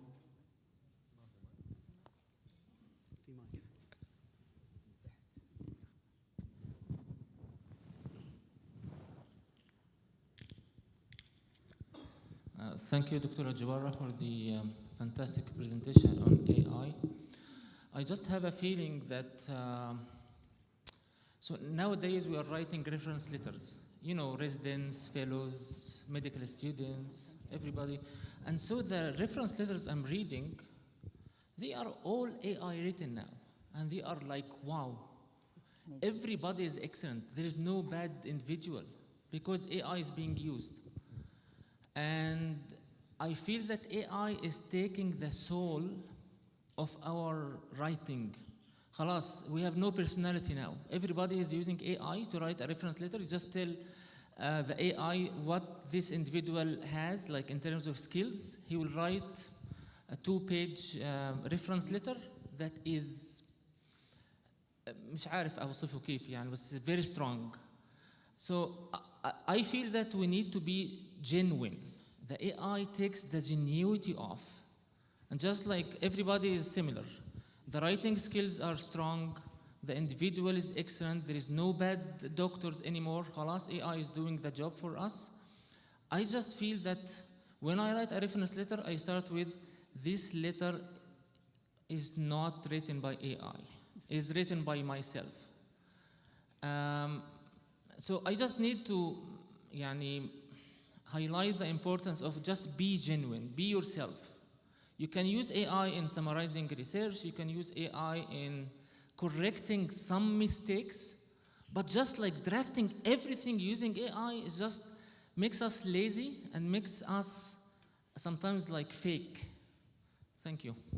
Yeah, thank you very much. I do agree, but again, AI is a tool. So for a busy neonatologist, which I have like a lot of things to do, but it will not take our role. It's like AI is supporting our role in many things, including, for example, I tell you, yes, AI generated, for example, recommendation letter. Yeah, I do it myself. But I look carefully. You will not really do it through AI and just specify, input what you need to write. But it will really make it easy because in a few seconds, less than a minute, you will help. AI tools has been really discussed in education, how you can utilize it in education, in teaching, in university. So it's a tool, and زي ما بيقولوا سلاح ذو حدين. So it can help and it can be abused. So that's why our role as a human, because even in the exam and in the study in school, people really unhappy about utilization of AI by children. We are mature now, but a growing children at school using AI, we will be maybe in the future have a problem because their decision and their thinking it will be really impacted. Allow me just a quick comment. I totally agree. When you ask the question, does the AI will replace the physician? It will never. Because physicians, they are not just prescribing, they are not just intubating, they are not just putting lines, talking to the family, counseling the family. It will never happen by AI. And family will never trust some computer come and talk to them. They want human being, they want feeling. They want somebody passionate about what they are feeling, sympathizing, empathizing with them.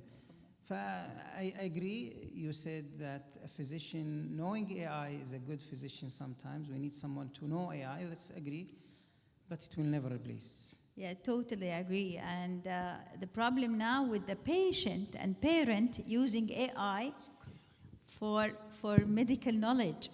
And this is really, it's increasing. We see a lot of patients coming to our clinics and really discussing, because you said, I review through the ChatGPT and I'm not happy about this, you know? So even these tools in used by non-professional, you know, like public, they are not the doctors, but they use AI for their treatment, their decision making, which is really need to be controlled. I would like to thank the speaker. Actually, really very interesting session. I will take the chance of the presence of Dr. Ali Al-Mudir and Dr. Talal Tamimi. When we take a call for Safe Life, sometimes we have tertiary care center for NICU, like level 3, but they have problem with IV access. They need to transfer the baby for difficulty to insert the IV access, central line and others. Everybody there, anesthesia, pediatric surgery and other, they don't know how to do it. I have a suggestion as a project. It's a few hospitals that maybe a team will go there, an ultrasound will be available, and we train them, 1 or 2 in the same center, to have this IV access, instead of transferring very small baby, 3 hours, 4 hours sometimes, to another center, just for IV access. And some of them, they don't have any line. Imagine what's going to happen during these 4 hours. Thank you. Yeah, that's a very valid point, and we've encountered this before, babies coming in just for IV access. And I wouldn't say it's a problem that we have here only locally. We've had this also outside during training. And it is a real challenge. I'm going to leave the collaboration bit for Dr. Ali to answer for. But in regards to training, ultrasound training is there, but it won't be replacing emergency access that people think are still not trained to do. We've seen some units where still they haven't really incorporated intraosseous, although it is in the NRP as well. We've seen also pediatric intensive care units, still they don't stock it. And I think that's also equally dangerous. But I think the bit of training and for ultrasound-guided vascular access is very valid, Dr. Saad. Yeah, thank you, Prof. I think I agree with you. So at the level of Ministry of Health, we have 34 locations, level 3, distributed in the whole regions. And 2 years back, we have a lot of same complication and sometimes even complication from trials of putting IV lines. And we have very major incidents with that. So we built groups for PIC line or ACC, so Talal will not be upset from that. And we start with the regions with less experience or nobody available. Now again, sometimes it's very challenging, as you mentioned, if I take like north borders. So the level 3 in ICU in Arar, and the next like hospital is around 300 kilometers. So I think this is open for all of us for collaboration. Probably Talal is pioneer in that one. We'll try to see how we can help our colleagues in the location in the near future, inshallah.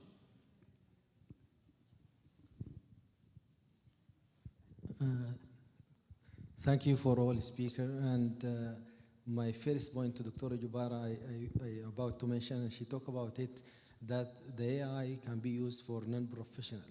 And now the hospital, all hospitals are transparent with the family. They can access the result investigation, and there is even AI explanation. And they will come for you next day. You'll find 3, 4 families you want to counsel them. One of them came at 4 a.m. that the ChatGPT, they found the blood sugar 160 and replied that your baby is diabetic. So you found them waiting for you, and what is the answer? So really it is a big problem. وهي سلاح ذو حدين مثل ما تفضلتي. It is really a big and complicated problem. My second comment and question to Dr. Ali Al-Mudir regarding the telehealth and helping all people in peripheries. The only thing I want to ask about the medical legal issues and documentation regarding when you are counseling and doing telehealth and you have a difficult and complicated case. AI.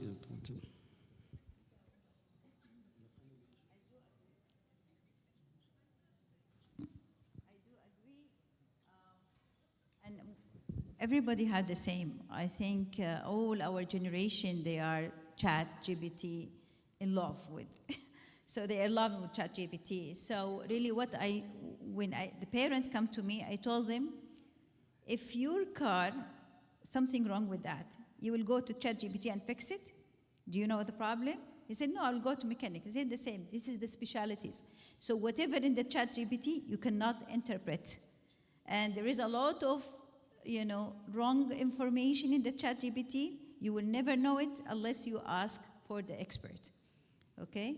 But still, you will face a lot of these, patients coming to us. Even they are,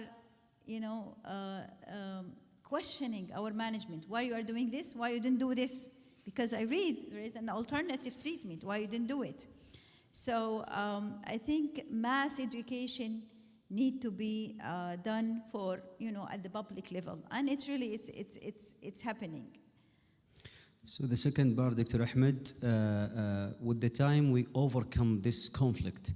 So in virtual hospital, we have two parts of agreement when we sign the agreement with the location. So the famous agreement is consult. So we are not the MRP. So the people in the location physically, they are the MRP, we are just consult and supporting them. The other way of letter agreement, we take over. We are the agreement as we are the MRP people. So we can sign all the documents. We can go even for palliative decision like DNR, we can sign it, we can counsel, we take over all of that. So we just easily, we write it when they start the service, how is the agreement shaped, then we process and we overcome. I think we have to close. By the end, I'd like to thank the audience on my behalf and on behalf of Dr. Imad, the moderators, and also on behalf of the speaker. Thank you for attendance and good luck.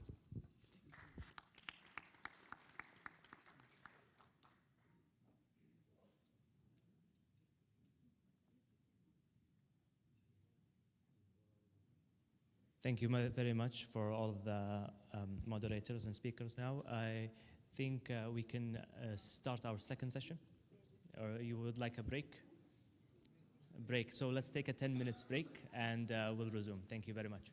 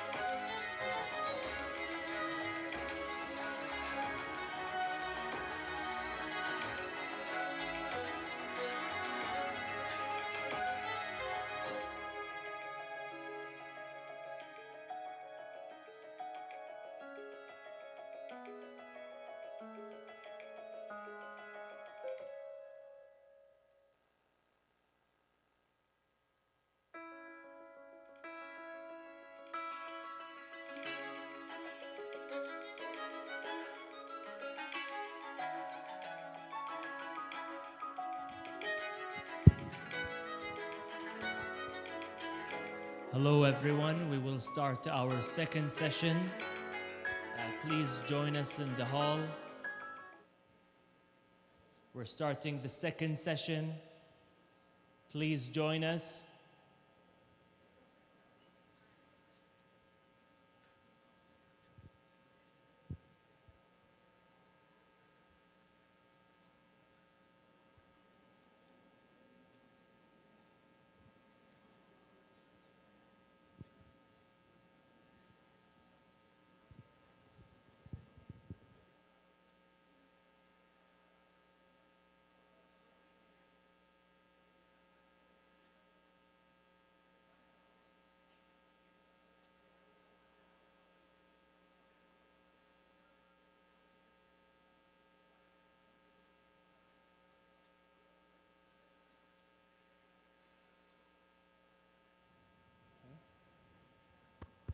Hello?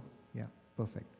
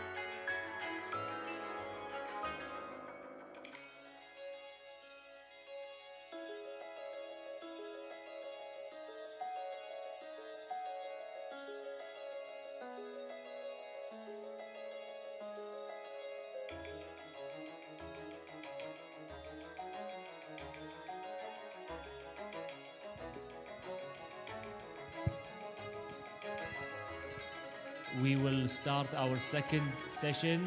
Kindly join us in the hall.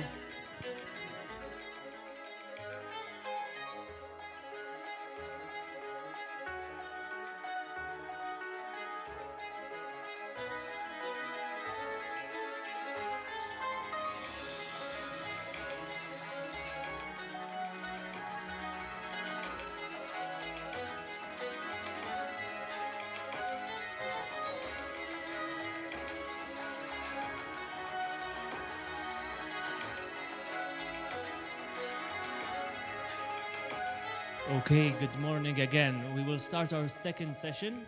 A very interesting session. I think is also an interesting speakers. Where our distinguished international speaker will be joining us for this session. We'll be talking about respiratory care. We're focusing on care from the delivery room and then up to the admission. It's a pleasure now to introduce our moderator, Dr. Samar Zainal. She is a consultant neonatologist at the military hospital in Riyadh. She did her training in McMaster, also has a master's in quality and also has training in hemodynamics. Please join us, Dr. Samar. Also happy to invite Dr. Mohammed Al-Hakami, consultant neonatologist in the Ministry of Health of Jazan and the lead of the section in Jazan. And I'll leave the floor to you to introduce the speakers.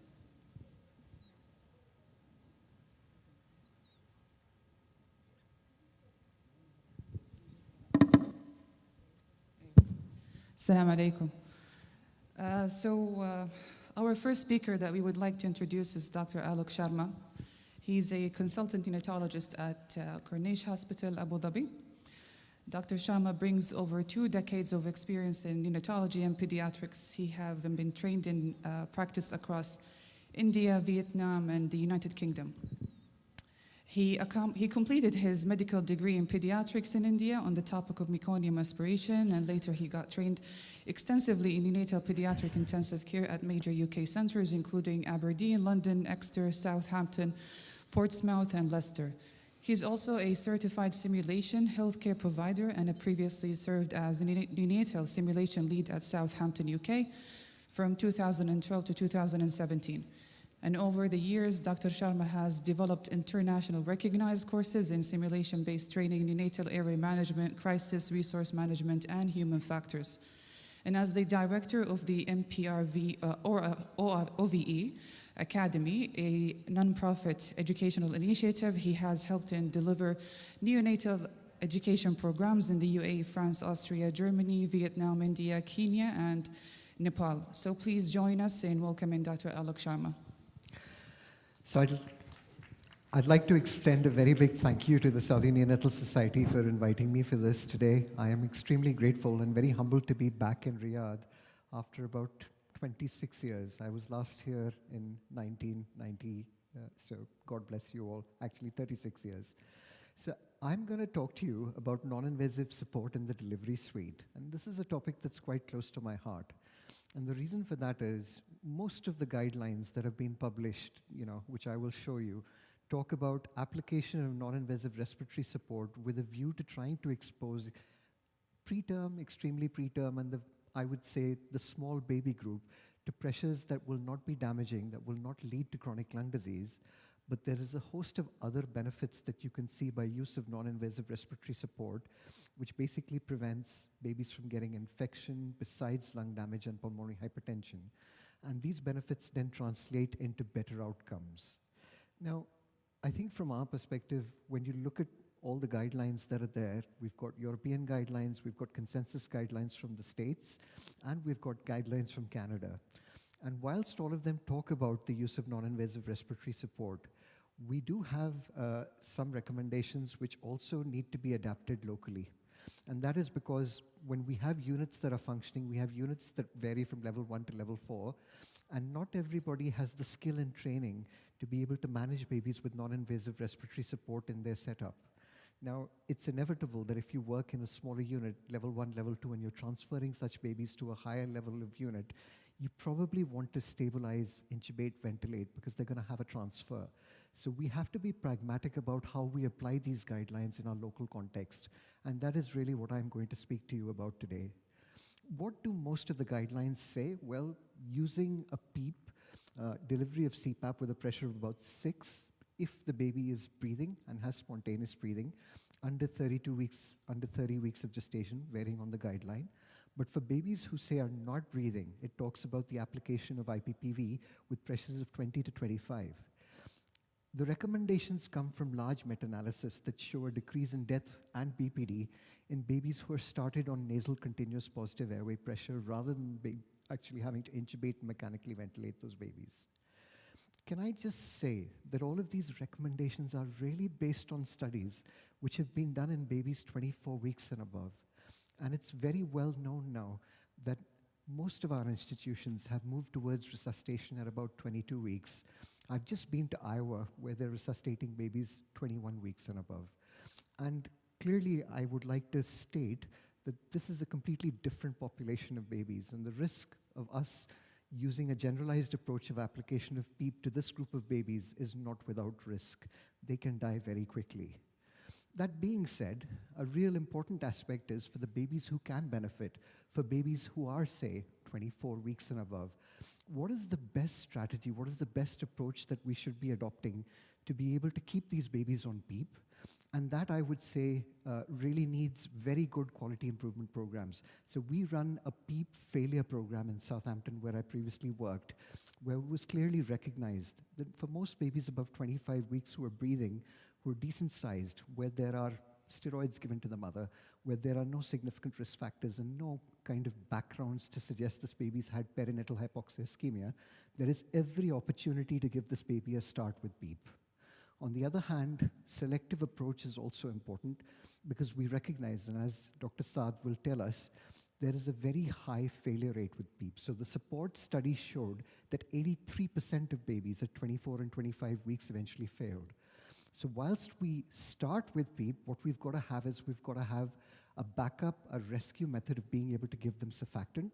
And now we have developed such methodologies which are minimally invasive, which can actually keep babies on CPAP without having to intubate them and give them surfactant. So a summary of the current recommendations really focuses on this spectrum. And this spectrum essentially says that if you're resuscitating extremely preterm babies, it is inevitable that these babies are going to be intubated at birth. Now, if that is the case, you may elect to intubate them and give them surfactant as per your unit protocols, stabilize them, and really what units with very high survival at these gestations show that these babies often stay intubated for 4 to 5 weeks.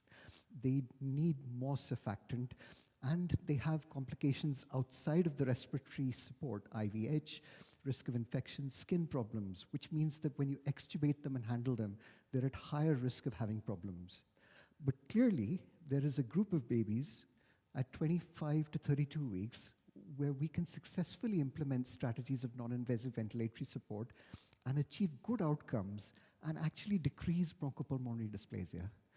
And then there are our good 32 to 36 weekers who, you would hope need a little bit of non-invasive respiratory support and transition to the mothers. I was 31 weeks, 1,100 grams. So, I hope, this is a group of babies where we can take them forward without any problems. To understand this, over the next 10 minutes, I'm going to take you through the physiology of non-invasive respiratory support. And what I would like to show you through this is the importance of keeping the PEEP.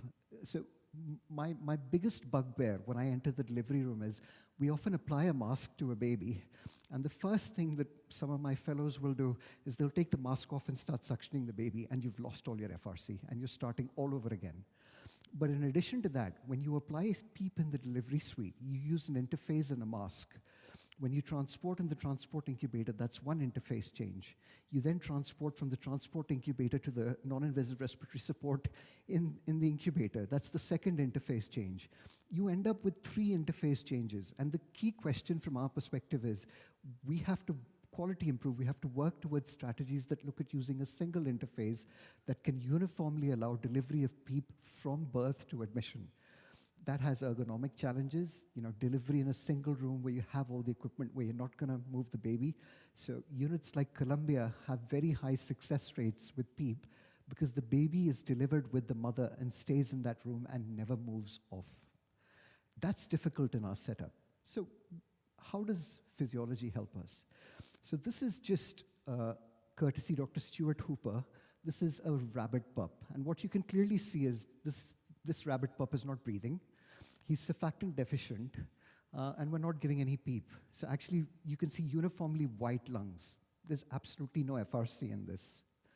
On the other hand, now you can see a rabbit pup, similarly, who's breathing a little bit. So the airways have started to basically become inflated.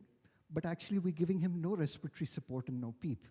And the problem with giving no PEEP is you're going to have no alveolar recruitment. Now, these are babies, obviously extremely preterm, who may need PEEP and may manage without the need for surfactant. But we may give PEEP and they may have PEEP failure. Now the key question is, if you can support this baby from the start with a good mean airway pressure through non-invasive respiratory support, not break your seal, keep the baby breathing with an open glottis, your chances of success of the strategy increase greatly. So this is the same rabbit who's now breathing, you can see very nicely, with very good respiratory drive, with an open glottis, and you can see really good aeration of the lungs. More importantly, from our perspective, what you have at the level of the alveoli is basically alveolar stability. So these alveoli are not collapsing. Now, the difference in delivery room management, when you look at this strategy, is the fact that if you keep PEEP without changing your interface and maintain that throughout the cycle of respiratory support, whilst you're moving, transporting, and moving these babies to CPAP or whatever you use in your delivery suite, you're likely to have much better PEEP success as compared to babies who are not. And then if they need surfactant, you can use non-invasive surfactant methods which are minimally invasive to be able to give them. What we haven't recognized, and this is probably the most important slide that I will show you of my presentation today, is it's not just about the PEEP we provide. It is really about the stimulation, the breathing of the baby that helps the expansion of the lungs alongside that PEEP that makes your non-invasive respiratory support successful. And really, the larynx has a very big role to play here. So in the early fetal period, babies tend to breathe very minimally. The glottis is reducted, and the function of the glottis at this particular stage is to keep fluid within the lungs. The intention is that fluid allows the lungs to grow. Now, unfortunately, if a baby delivers preterm, his glottis is still immature and is behaving as a splint. Now, not only do you have to bypass that with PEEP, but more importantly, unless he breathes, the glottis is not going to be open. So what you'll find is that if you're trying to provide PEEP to babies who are not breathing, or babies who are breathing ineffectively, it is more likely to be unsuccessful. And I'm just going to show you some videos to kind of exemplify what I mean. So again, this is a rabbit pup. The glottis, as you can see, it's completely closed. And you can see absolutely no lung recruitment. This is a rabbit pup that's being provided PEEP at this particular point, encouraging the rabbit pup to breathe, but you can see no lung recruitment because the glottis is closed. Now, one of the problems with the application of face mask PEEP and PEEP in delivery suite is if you apply the pressure and the mask on the face, it stimulates the trigeminal nerve, which basically causes paradoxical apnea, bradycardia, and inhibits the baby's ability to breathe. Both pain and hypoxia are very big problems in that situation because they inhibit and cause the baby to have apnea.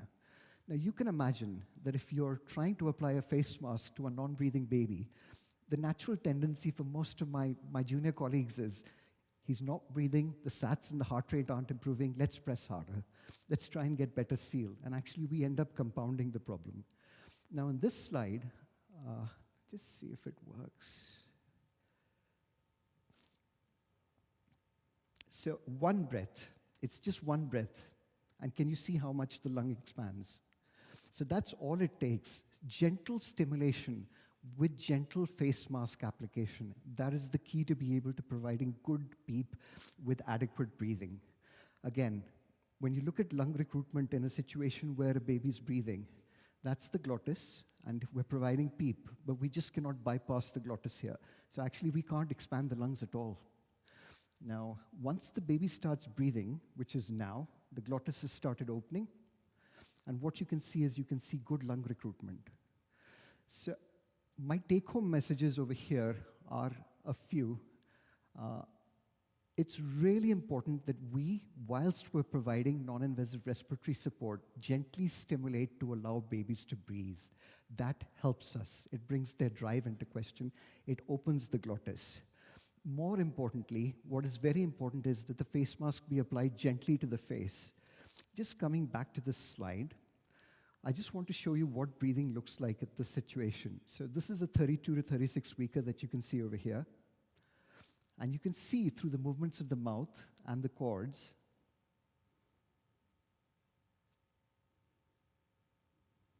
the esophagus and the glottis now coming into view. Can you see the vocal cords moving? So this is a mature baby where the glottis is behaving maturely. It's opening and closing to allow you to be able to provide PEEP. On the other hand, if you look at more immature babies, not only is the glottis much smaller, but the vocal cords rarely move. You can see, especially on the left-hand side, a glottic opening where the cords are very much adducted, now open, but not moving at all, and adducted now. So really, provision of PEEP to this group of babies at 22 to 24 weeks where you have such a small glottis has a very high risk of failure. On the other hand, if you provide PEEP to the more mature babies, you're likely to be more successful. Eventually, what we want to enable is circulatory transition, and this circulatory transition is quite key. So once you've inflated the lungs, what you will get is lungs that are fully open with good vascular perfusion, and that will allow a good VP mix to allow you to become normoxic. Your heart rate and saturations will gradually come up, and you will transition. So at about 12 hours of age, once you start seeing ductal flow left to right, it indicates your PVR has come down to a point where the lungs are in good condition to be able to oxygenate. The gentle summary of the physiology is that what we should be doing when we're providing non-invasive respiratory support is encouraging spontaneous breathing, encouraging the baby to breathe and open its glottis, and keeping lung recruitment through appropriate non-invasive respiratory support to allow pulmonary cardio transition.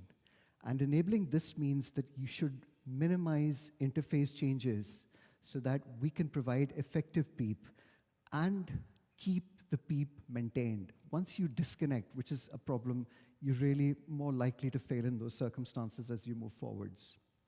Having covered the physiology and having given you a brief understanding of how you can actually win when you're providing non-invasive respiratory support in the delivery suite, I'm going to examine some of the evidence and cover two important studies. So we can provide PEEP in delivery suite with a face mask, nasal mask, prongs, or ET nasal PEEP. So that's uninasal intubation of the nostril. We also have different devices, Optiflow, CPAP, BiPAP, non-invasive pulmonary pressure. We have nasal high frequency. And really, from our perspective, my key take-home message at this stage is it's not about the device. It is about the training and how you deliver it that is much more important. And there is no evidence, high-quality evidence, that actually shows using a face mask over using a nasal mask at this particular point is really the game changer. There are some studies which I'm going to talk about which now bring into the fact that if you use a face mask, you stimulate trigeminal nerve reflexes, which causes apnea. So there might be benefits in trying to transition onto it in teams that are well-trained. But actually, when you look at the benefits of Optiflow versus CPAP and BiPAP and NIPPV, there's very little high-quality evidence that one is better than the other. Eventually, what we're trying to do is basically achieve adequate ventilation at the level of the lungs with good recruitment. We're trying to prevent underinflation. We're trying to prevent excessive inflation. Now, the question obviously is, what should we start with? Now, we all know that a self-inflating bag cannot actually develop or deliver any PEEP. So most of the units, at least where I have worked, work with a T-piece resuscitator, which provides sustained PEEP with an appropriate size mask and maintains appropriate recruitment. It's quite interesting. In Iowa, they don't use T-pieces. They actually use the anesthetic flow bag. And they use that in delivery suite as well as using it on the neonatal unit. And they have very good results for management of babies between 25 and 28 weeks and being able to keep them on non-invasive respiratory support. It's quite interesting that I was just reading the literature, and this is an article that was just published a week back. And what this basically shows, that in the Canadian Neonatal Network, if you look at 5 tertiary units between 24 and 29 weeks management of babies, a large population cohort of 1,581 babies, whether you use the T-piece or whether you use the anesthetic bag, you actually achieve similar outcomes with regards to PEEP success, intubation, and when they analyzed the long-term outcomes of those babies in terms of IVH, chronic lung disease, they did not find any significant difference in those outcomes. Their key message was that provider training is the most important aspect in providing non-invasive ventilatory support and its success. So again, I can't emphasize enough how important it is for you to be having good training programs in this regard. Does mask make a difference? Is there any particular kind of mask that provides better PEEP than the others? Again, I've reviewed the literature, and a distinct giveaway is that there are no benefits of using any particular mask. There is one study at this particular point that talks about nasal prongs that I will discuss. But again, there is no particular benefit of any particular method of hold that provides better PEEP. The key thing is using the right size mask for the right baby, using the right technique, and MR SOPA where it's not working. If you look at training, I wonder, are any of you using respiratory function monitors for training in your units at the moment? Anybody? So at the moment, we use Monivent training, and I've used that in Southampton for 2 years. I've now introduced that training in the Corniche. And the idea from our perspective is we train baby fellows and my specialists in the use of a round mask. The intention of that training is basically to improve their ability to deliver PEEP. And because we all have different hand sizes, it encourages them to use and choose the best grip that they can use to minimize their leak. And what is very interesting is when you do that training, you can tell if a person is putting or applying a mask very forcefully just by looking at his finger and his thumb. You can see the finger and the thumb blanch. You can see that he's applying and he's very stressed about his approach. And using this, what we've been able to demonstrate is that before and after training, you can actually not just reduce their leak, but you can actually improve their ability to be able to provide mask seal and provide gentler CPAP to babies in the delivery suite. It's work that we will be publishing soon. In terms of a comparison between masks and binasal prongs, this is a piece of work that was done in 2021 by Snorri Donaldson and his group. And what they did demonstrate is that for breathing babies, for babies who have good respiratory drive, the use of binasal prongs resulted in less intubation as compared to the face mask group. Now, this is the first study that raises the importance of the risk of too much pressure causing trigeminal cardiac apnea. And really, based on this, they hypothesized that if you're using a mask and you're using it very hard, you might actually be making things worse.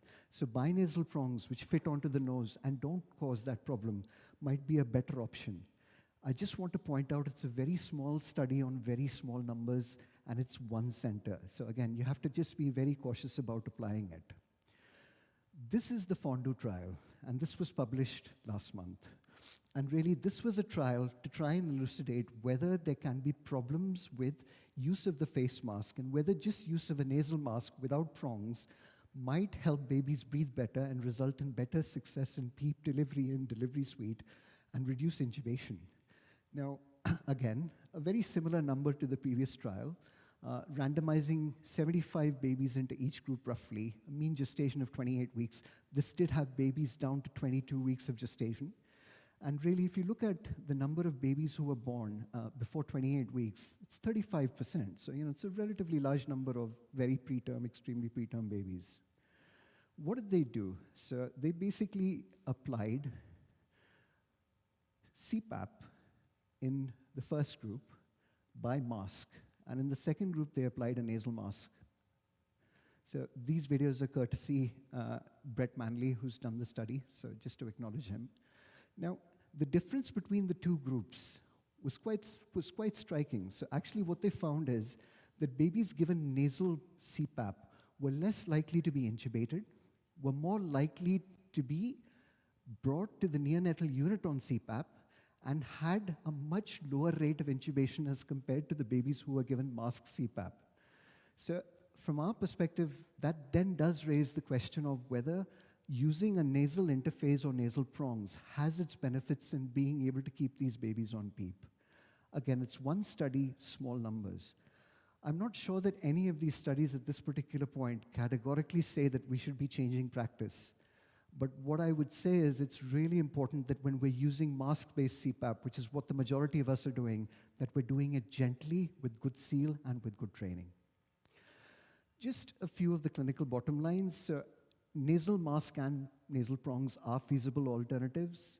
If using a face mask, choose the appropriate size, use gentle pressures. Seal is important, not how hard you push the mask.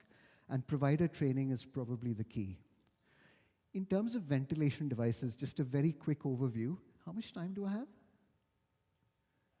Okay, so just in terms of ventilation devices, I just want to give you a flavor, because all over the world, we have different units using different ventilation devices in delivery suite. And my worry is that not only is this very costly, you can imagine if you want to deliver NIV in every delivery room of your neonatal unit, having a ventilator there to effectively deliver it for an extremely preterm baby who could pop out at any moment is going to be a very, very expensive affair. At the same time, if you then modify resuscitaires so that you can keep ventilators on them to be able to move them, what do you do about twins, triplets? We've had quadruplets recently born at 26 weeks. So I think we need to be pragmatic about whether there is really good evidence that any of the ventilation methods that we're currently using are any better than the other. So we can deliver high flow, we can deliver bubble, we can deliver BiPAP and NIV, and then there's nasal high frequency. So is there any really good evidence that these are any better than mask-based PEEP and CPAP devices in the delivery room? Can I ask with a show of hands, who's using mask-based CPAP in delivery suite at the moment? Okay, so I'm gonna, because that's the whole of the UAE. Yeah, we're all using, we don't use anything else. Anybody using BiPAP in delivery suite? Anybody using NIPPV in delivery suite? Great. High flow. So there is no high quality evidence that Optiflow at birth is any better than provision of PEEP or CPAP in delivery suite. There is good evidence of a very high treatment failure rate. In fact, for every 15 babies provided high flow compared to CPAP, meta-analysis shows that 2 more babies will fail for every comparison. I think the most important thing from our perspective is not only are there no randomized control trials, we've got to be very cognizant that there are only 2 centers that have actually demonstrated feasibility of its use under 25 weeks. And we're talking about 20 babies in the literature. So a word of caution, I would say that before embarking on an exercise using this, I would be very cautious about making sure your staff are very well trained.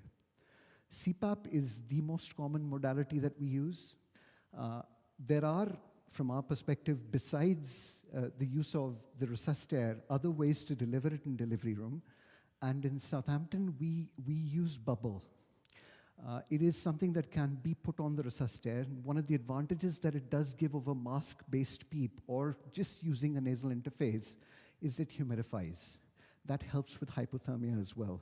And it's part of a quality improvement exercise that was implemented when I was leaving. I haven't followed up to see how successful it's been.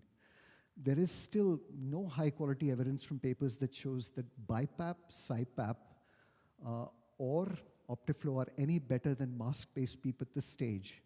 So again, I'm not sure the device actually matters. I think it's really the PEEP provision. There is one single center retrospective study that shows that the provision of NIPPV is feasible in delivery suite. It needs a ventilator, it provides humidity, and that in some of the work done, there is decreased intubation in that group of babies. But do take that with a pinch of salt, because that study, even the single center study, did not show a large number of babies under 28 weeks. So I'm not sure that you can justify the cost in the setup that I work based on the success rates that we have. And there is no evidence for use of nasal high frequency at birth. No randomized controlled trials, no single center trials. If nasal high frequency is being used, it's being used as a primary support method in the neonatal unit, not in delivery suite. I think a summary of what I'm going to put to you today is that there is an absence of any high quality evidence that any one method is better than the other. My take-home message to you would be that if you're using something that works for you, then you should develop quality improvement strategies that look at training your colleagues, your teams, and I'm going to talk about that in my next talk, in how to deliver PEEP effectively. That is gently, with a good seal, with the ability to minimize the change in interfaces so that you keep your functional residual capacity. In Southampton, the data that we have shows that between 26 and 29 weeks, we were able to decrease intubation by 20%. We, after a trial of PEEP in extremely preterm babies, decided that we would intubate them because the failure rate of PEEP was 90%. 9 out of 10 of our babies was needing surfactant.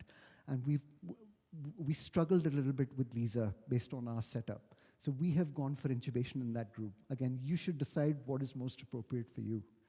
The second thing is that PEEP via face mask remains the most common way of delivering PEEP, but there is going to be a very, very high failure rate, especially in the extremely preterm group.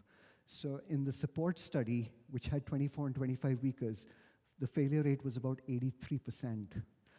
In all other studies, it varies between 50 to 60%. And that brings into the importance of the next talk that's going to be given by one of my colleagues, which basically talks about the need for surfactant. So with that, I'm going to end over here. Thank you very much.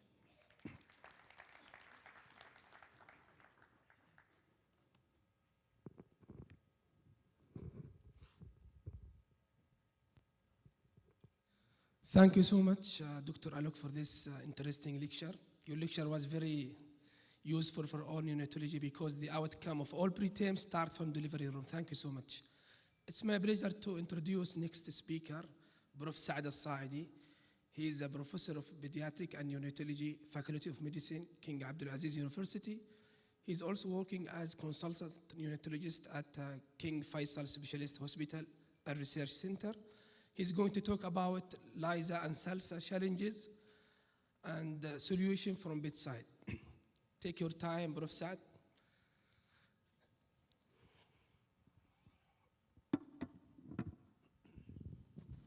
Assalamu alaikum wa rahmatullahi wa barakatuh. Thank you, Dr. Muhammad Hakami.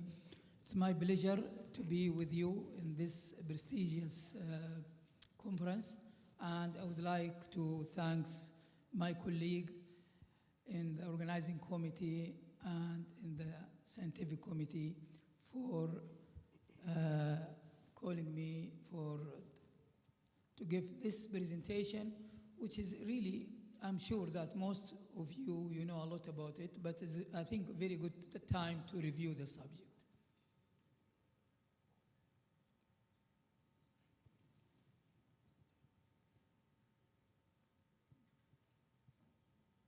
I have no conflict to declare. Just during this presentation, I try to cover the following areas. A brief history of ensure and less invasive surfactant administration, because nowadays really become more issues. More interested with the good outcome compared with intubation. The benefit of not LISA, because we like this name, LISA, right? But when I talk about LISA, it's less invasive surfactant administration, not something else. Don't take me wrong, right? And also the importance of team approach when we apply LISA. It's not one-man show. It's really need a respiratory therapist, physician, nurse, to do it in well-coordinating way. The importance, maybe you also talk about side effect and complications. Does LISA make a difference in the outcome of extremely low birth weight infant or not?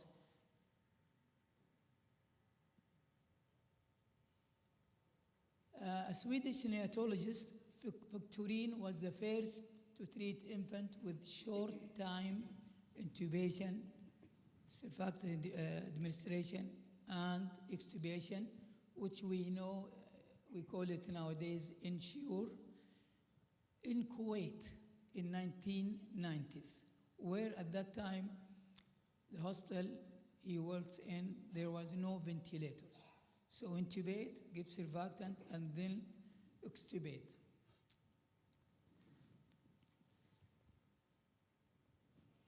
The delivery of oxygen surfactant by using a thin catheter, which was it was, and still in some center, feeding tube or angiocatheter, though nowadays there are some companies where they sell a catheter design for this.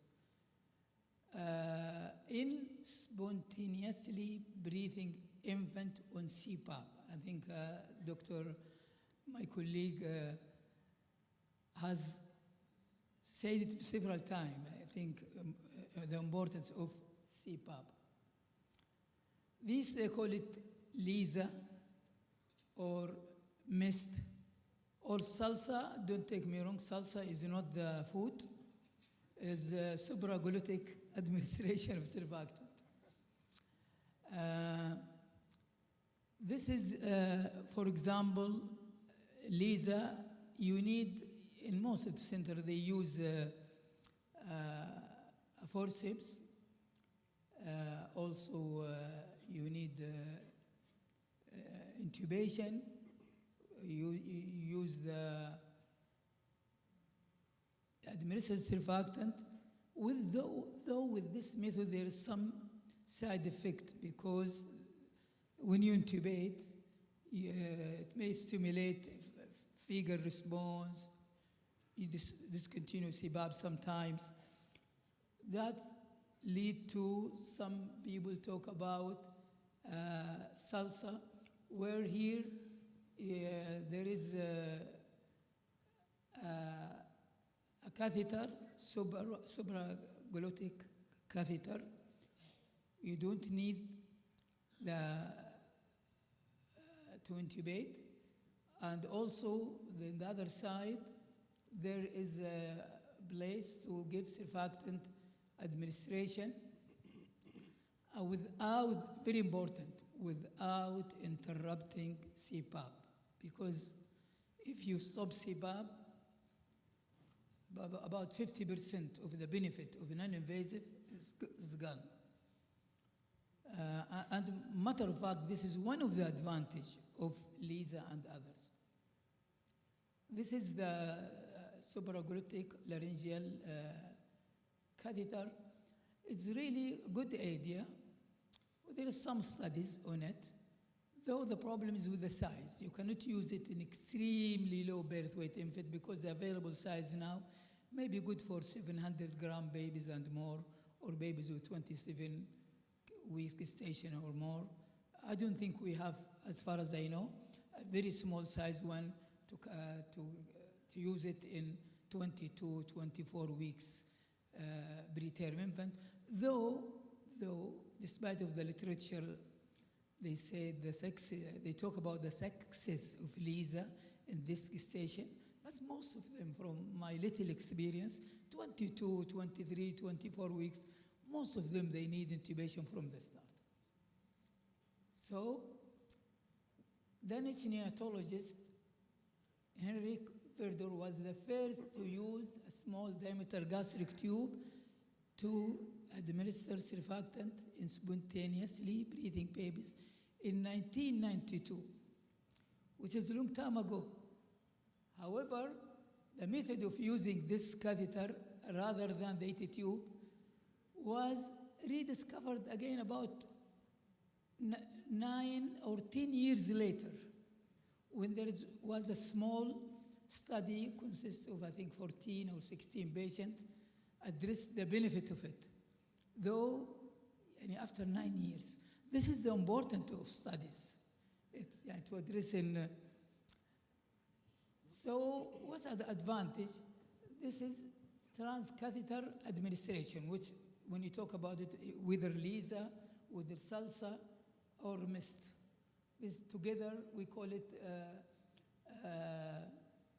administration of surfactant through a thin catheter, whatever the way you use. Number one, avoidance of a brief intubation. And this is compared with Ensure. Avoidance of positive pressure ventilation. Though sometimes you have to use it, but really minimize it. And also reduce complication due to airway manipulation. And Dr. Sharma talked about it. There are some complications, not on every patient, but you need to avoid it. For example, when you manipulate the airway, one simple thing, just example, it may affect the blood flow to the brain, fluctuation of cerebral blood flow.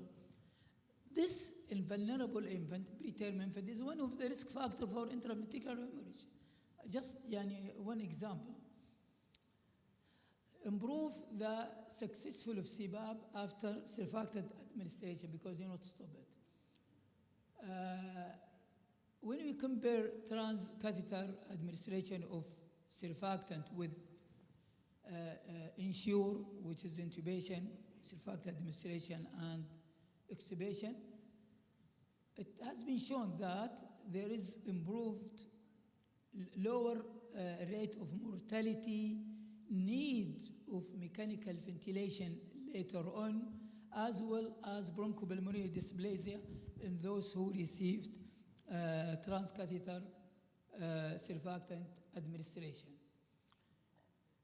Several studies has been shown that when you compare Ensure group with transcatheter administration of surfactant, it has been shown that less need for subsequent mechanical ventilation, shorter duration of supplemental oxygen, as well as, in some studies, shorter hospital stay, as well as lower rate of supplemental oxygen at 36 weeks corrected age, post-menstrual age, which is chronic lung disease, or BPD.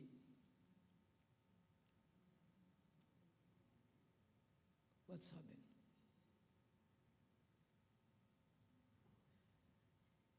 And this is a matter of fact, mainly in low-income and middle-income countries.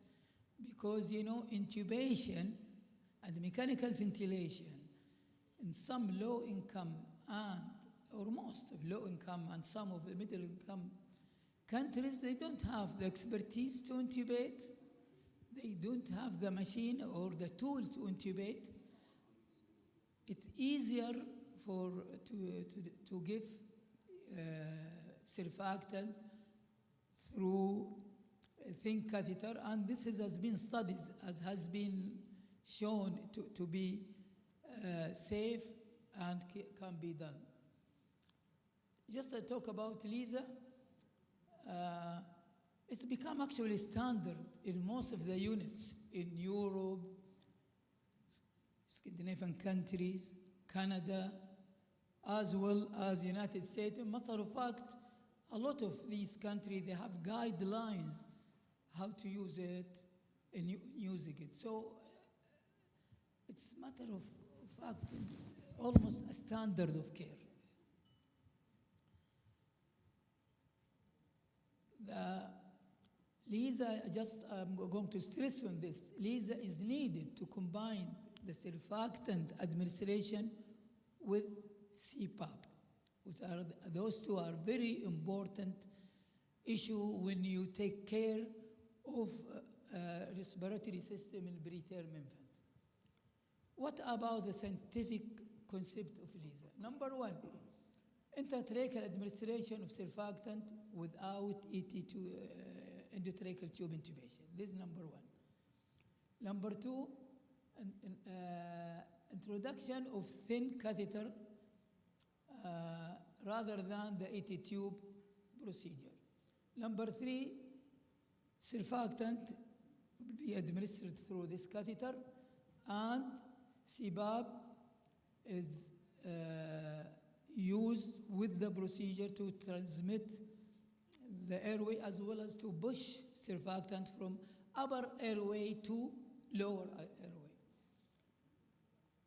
So allow infant to keep on breathing, that's very important, and also without obstruction of larger diameter endotracheal tube, as well as use, as my colleague Dr. Sharma mentioned, use the physiological function of the larynx and glottis, epiglottis.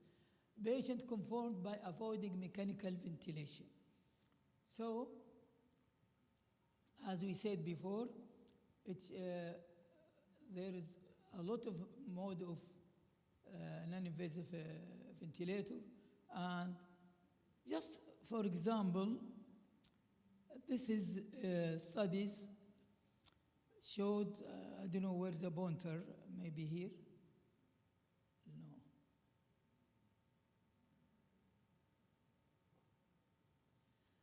From 2009 to 2017, this is one of the study, involved about 4,400 babies. There is increase in the use of LISA, the continuous gray line, and also in the same time there is decrease surfactant administration through the endotracheal tube and mechanical ventilation. But in the same time, there is increase the opposite side, giving surfactant through LISA method. But also, number of surfactant decrease. So this has no relation to the surfactant, but probably because nowadays we use other method. For example, maybe antenatal corticosteroid. There's more awareness since 1992 or 93 of the use of antenatal corticosteroid, though it's there since 1978 or more.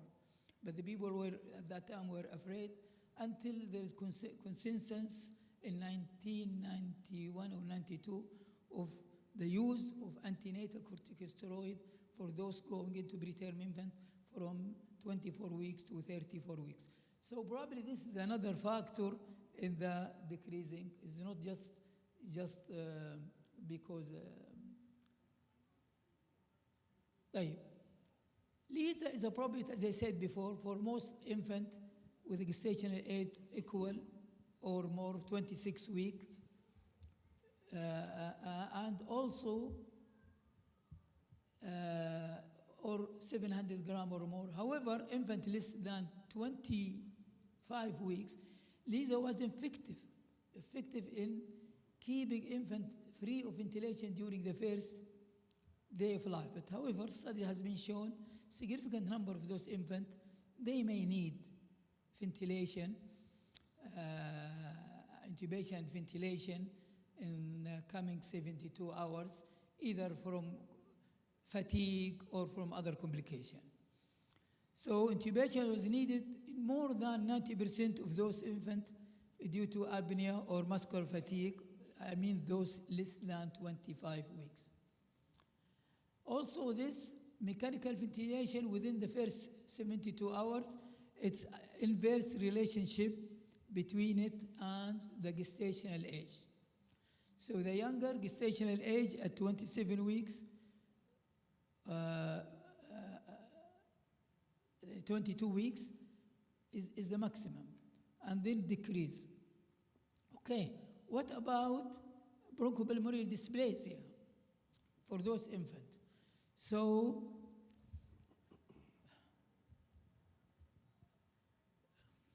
there is no pointer here.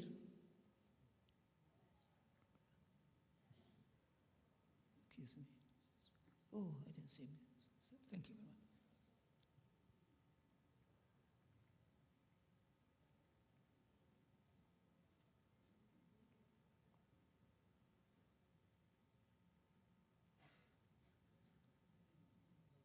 Anyway, this is from 22 weeks and 30 weeks. Look at the bronchopulmonary dysplasia. And the dark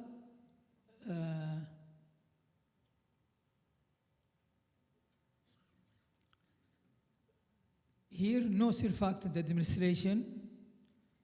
This one, Lisa, and the solid line tube surfactant. It seemed to be, as you see, it's bronchopulmonary dysplasia decreasing with use of bronchopulmonary dysplasia increase as the gestational age decrease. So this is 24 weeks, and this is, as you see, is no surfactant, and this one with Lisa, and this is with tube surfactant. If the patient intubated, bronchopulmonary dysplasia increase.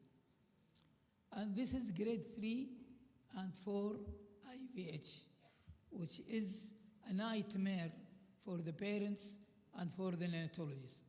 And this is also, it seemed to be, there is a significant decrease in the IVH in those babies who received surfactant through transvasal, through thin catheter. And this is actually shown in different studies, not only this study. So it's decreased. The incidence of bronchopulmonary dysplasia is decreased, also intraventricular hemorrhage. In some studies, it's decreased the hospital stay and decreased the need for oxygenation. However, some studies in Europe, they found this effect, this good effect is different from center to center. Why? Probably, as we said, is Lisa is not one-man maneuver. It's need training, need well-organized team, need the presence of guidelines. This, of course, different from center to center. So according to assumption,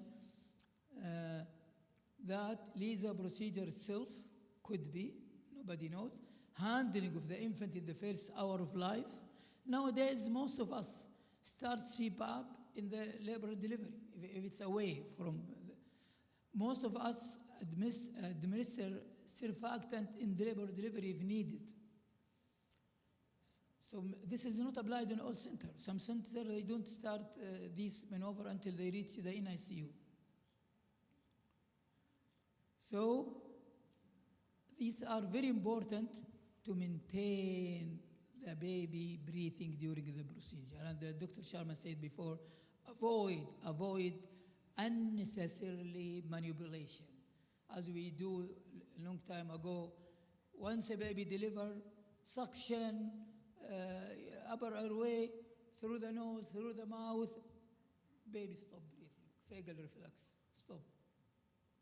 So Start CPAP, very important to start CPAP nowadays. A lot of literature support the use of little bit, يعني 6 to 9 CPAP, not 4 unheard of nowadays.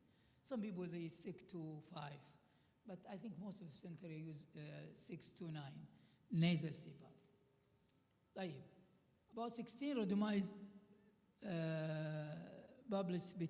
studies published between 2012 until 2020 involve about 19,000 preterm infants. 11 studies showed shorter duration of mechanical ventilation and CPAP in the LISA group compared with INSURE. This is number one.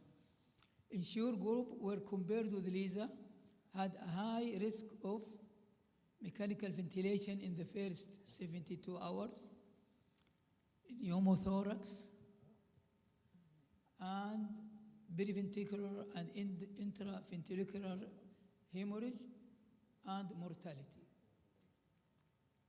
What makes LISA different? As I said, and I repeat several times, it's a component of complex care bundle. Okay? And LISA is not only single technical procedure to take care of premature babies. Okay, you can concentrate in LISA procedure, but the patient is hypothermic. You forget to take care of hypothermia. And we know nowadays that hypothermia is very damaging to the preterm infants. So, also, as I said, antenatal corticosteroids, I think very important for maturation with the lung for babies born between 24 to 34 weeks. Right time to deliver a baby in a good condition. Like this is the decision of our colleague in the obstetric. And not to, don't do it early unnecessarily, but in the same time, don't wait until the patient suffer in utero. And there is a lot of judgment, and it's not an easy job, but you do whatever you can do. Efficient CPAP therapy. CPAP nowadays, CPAP was discovered, the first one who used it in neonate is Dr. Gregory George Gregory in 1971. But Dr. Wong, he's the one who invented the bubble CPAP, and he used it more and more, even in this very small preterm babies. Avoid hypothermia, as I said. Avoid unnecessarily manipulation. We do a lot subconscious in the delivery room. 5 minutes. Okay, like, wallahi. So, as I said, now LISA guidelines in a lot of units. Question with no clear, specific answer. Technical issues need a lot of training. The exact indication and treatment threshold for different group of patients. There's a lot of judgment. We are not in the same. The surfactant dose question still not answered. Is it the same dose as the dose we use for endotracheal intubation? Most of the centers, they use it, but we don't have enough study to use what is the best dose, as well as analgesia and sedation. Is LISA a safe procedure? It requires specific skill. It should be performed by physician experience.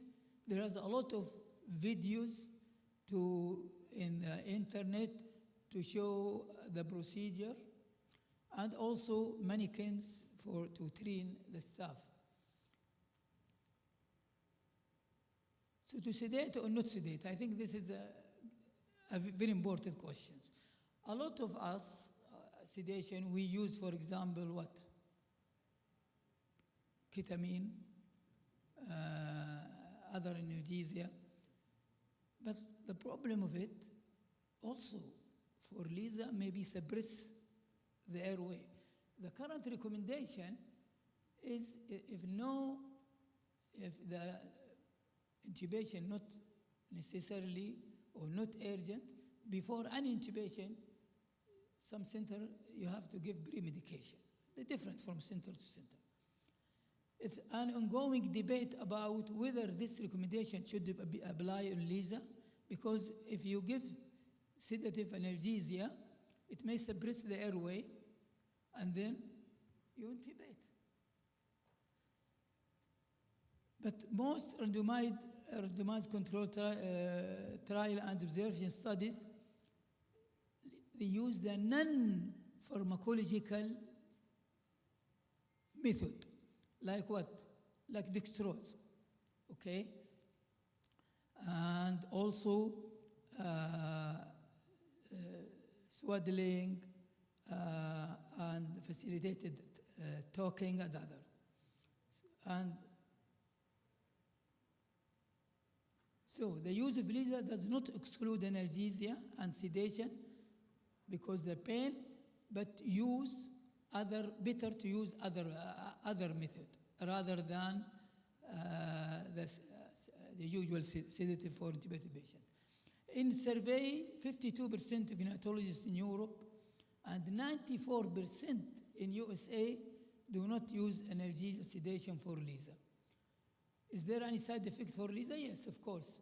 Use of analgesia sedation during ET tube intubation. Also, as I said, most of the time they use fentanyl, ketamine, or propofol, but not recommended for Lisa, except if it's necessary. So better to use because it interferes with breathing and other. So better to use non-pharmacological like intraoral sucrose, swaddling, and facilitated tucking.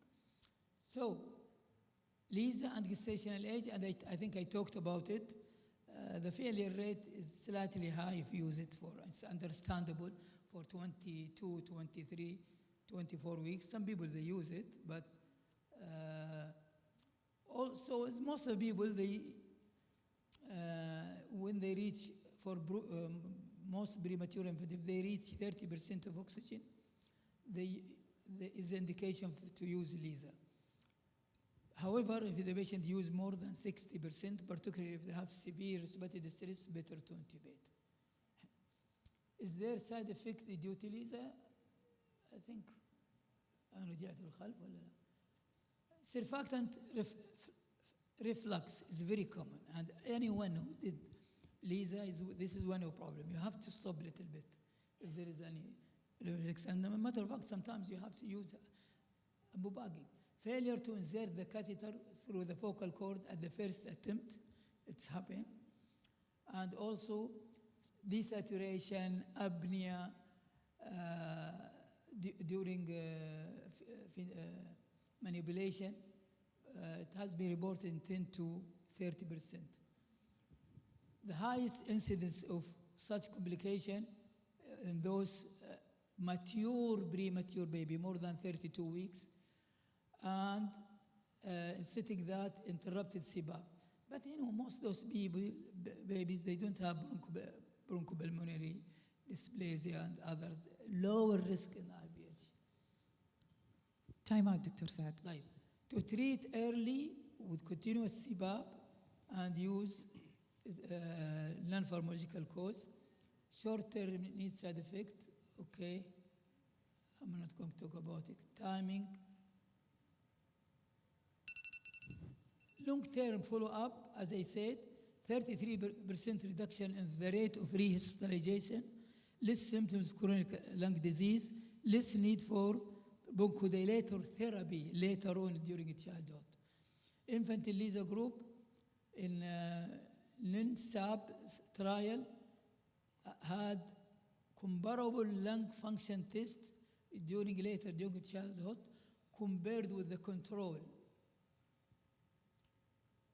This also studies follow-up LISA in German neonatal network suggests that lung function is better, neuro outcome and intellectual component is better in patients who received surfactant through CPAP.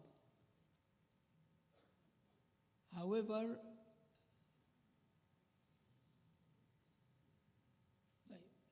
SALSA, I think this is maybe no time to talk about it. The use of the laryngeal mask to deliver surfactant in preterm infant with RDS was described first in 2013. Should I stop or complete? خلاص؟ طيب خلاص إذا wrap up. نعم؟ تبغوا تسمعوا صلصة؟ If they allow me. طبعا دكتور سعد تفضل. لا بس عشان الوقت معلش. طيب take home message. على فكرة بس هنا إذا تبغوا أي حاجة عن صلصة في study they didn't Cochrane review by the way recent Cochrane review it didn't show that there is a difference in chronic lung disease, bronchopulmonary dysplasia and IVH and other for SALSA. But so the use of non-invasive respiratory support such as nasal CPAP and non-invasive ventilation of preterm infant is well studied, and the use of oxygen surfactant are a turning point in the history of neonatology, using CPAP and oxygen surfactant. LISA is a safe procedure. It has been shown that it reduces bronchopulmonary dysplasia, grade 3 and 4 IVH, neurodevelopmental outcome, and very low birth weight infant. Non-pharmacological methods are preferred for analgesia and sedation during the procedure. More studies are needed regarding the routine use of SALSA.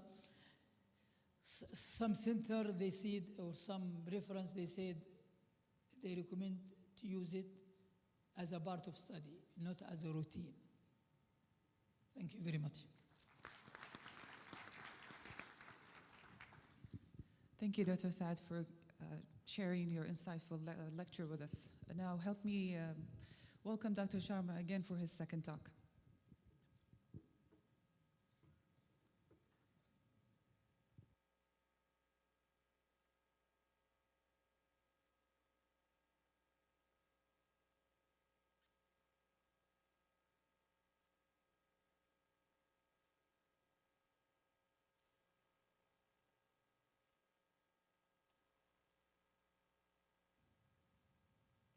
So just while we're waiting and to talk about this topic, which is a topic that's very close to my heart, can I ask how many of you monitor your delivery room outcomes in terms of achieving certain milestones? Like, do you measure CPAP failure? Does anybody measure CPAP failure in delivery suite? By gestation? Does anybody monitor the temperatures on admission to the neonatal unit? So a lot of, yeah, fantastic. So what I'm going to talk about today is outcome-based neonatal resuscitation, specifically talking about the relationship to preterm babies. Actually, my implementation of outcome-based resuscitation is not limited to preterm babies. I have worked on quality improvement projects in conditions like CDH, gastroschisis, and the most recent one that I've worked on with my tertiary sister hospital, SKMC, is actually the management of babies with transposition, where we had quite a high mortality. But the most important concept when we're talking about outcome-based resuscitation is that really, whilst we're resuscitating, we're moving towards achieving certain tailored outcomes as an outcome of that resuscitation process. And a simple example that I'll give you is that, in our extremely preterm babies, we want to achieve thermoneutral temperatures of between 36.5 to 37.5 prior to leaving the delivery suite. It's really important that we've achieved that target, but if we haven't achieved that target, the emphasis of using a thermal mattress, which we know causes hypothermia if it's used together, is one step, and then the second step from our perspective is getting that baby into a humidified environment. Now, I work in the largest unit in the UAE. We deliver about and manage 1,300 babies every year. About 220 to 250 of those babies are born under 32 weeks of gestation. I arrived there in 2019. Guess how much hypothermia we had in the group under 32 weeks. How many babies do you think between 22 and 32 weeks were hypothermic in the biggest tertiary unit in the UAE? 20%, 30%. So it was 46%. So 46% of our babies came in with a temperature under 36.5 degrees Celsius. 18% of them came in with temperatures under 36. We had babies coming in with temperatures under 35. And that is despite using plastic bags and transformers. So what is very important is that we had absolutely no idea about what was happening during resuscitation, and really we had no targeted outcomes to work towards really how we manage the situation. And this concept really needs improvement through feedback in real time. So what is important is that you have a measurable outcome during resuscitation that you're working towards, and if you're not achieving that outcome, you have some sort of feedback which says, okay, this baby is still hypothermic, what are you going to do next? More importantly, if you have a baby who's hypoxic, who's not lung inflated, and whose lungs are not recruited, the key question is, do you need to go up on PEEP? Do you need to go up on FiO2? And who's going to give you feedback about whether you're actually effectively ventilating that baby? Are you moving the chest? Or is this a human factors issue? Your mask is not the appropriate size. And a really big problem is when you go in with 3 or 4 member teams and nobody has that global overview, there's absolutely no feedback, which means you can't make improvements in real time. Now, for an individual baby born between 22 and 26 weeks, that's not good enough. So really, what we've done is we've worked towards a quality improvement package which basically focuses on the concept of outcome-based preterm resuscitation. And what does that say? So if you look at normal algorithms, and I'll come back to this slide, normal algorithms like the NRP, and this is the 8th edition, and today you are going to get the 9th edition soon. But it talks about performing resuscitation as a flowchart. So let's inflate the chest, clean, warm, and dry. Let's listen to the heart rate. The heart rates come up, that means we've inflated the chest. Eureka. Okay, the SATs aren't coming up, let's turn up FiO2. In reality, rather than use the NRP as a flowchart, what I want to do is I want to change your mindset. I want to say that you can actually keep the baby warm, inflate the chest, improve saturations simultaneously.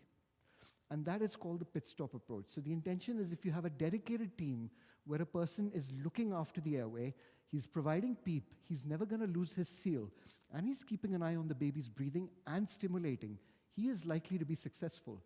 But if you then have the baby put in the plastic bag at the same time, or even before he arrives with you, he is already in a warm environment. The key thing is he in the center of the incubator? Is the heating 100%? Have you had time to prepare? So by having an additional person, who we call a CPR coach in my setup, that person verifies that all those things, temperature is maxed up, the baby's right in the center of the incubator, and there's a nurse who measures temperature at 10 minutes. And she tells us, and if we have not achieved a temperature of 36.5 in those 10 minutes, that baby goes under a transformer. If we do not achieve a temperature that is within the normothermic environment, the emphasis is admission of that baby. And that admission into a humidified environment needs to happen now. We do not have time.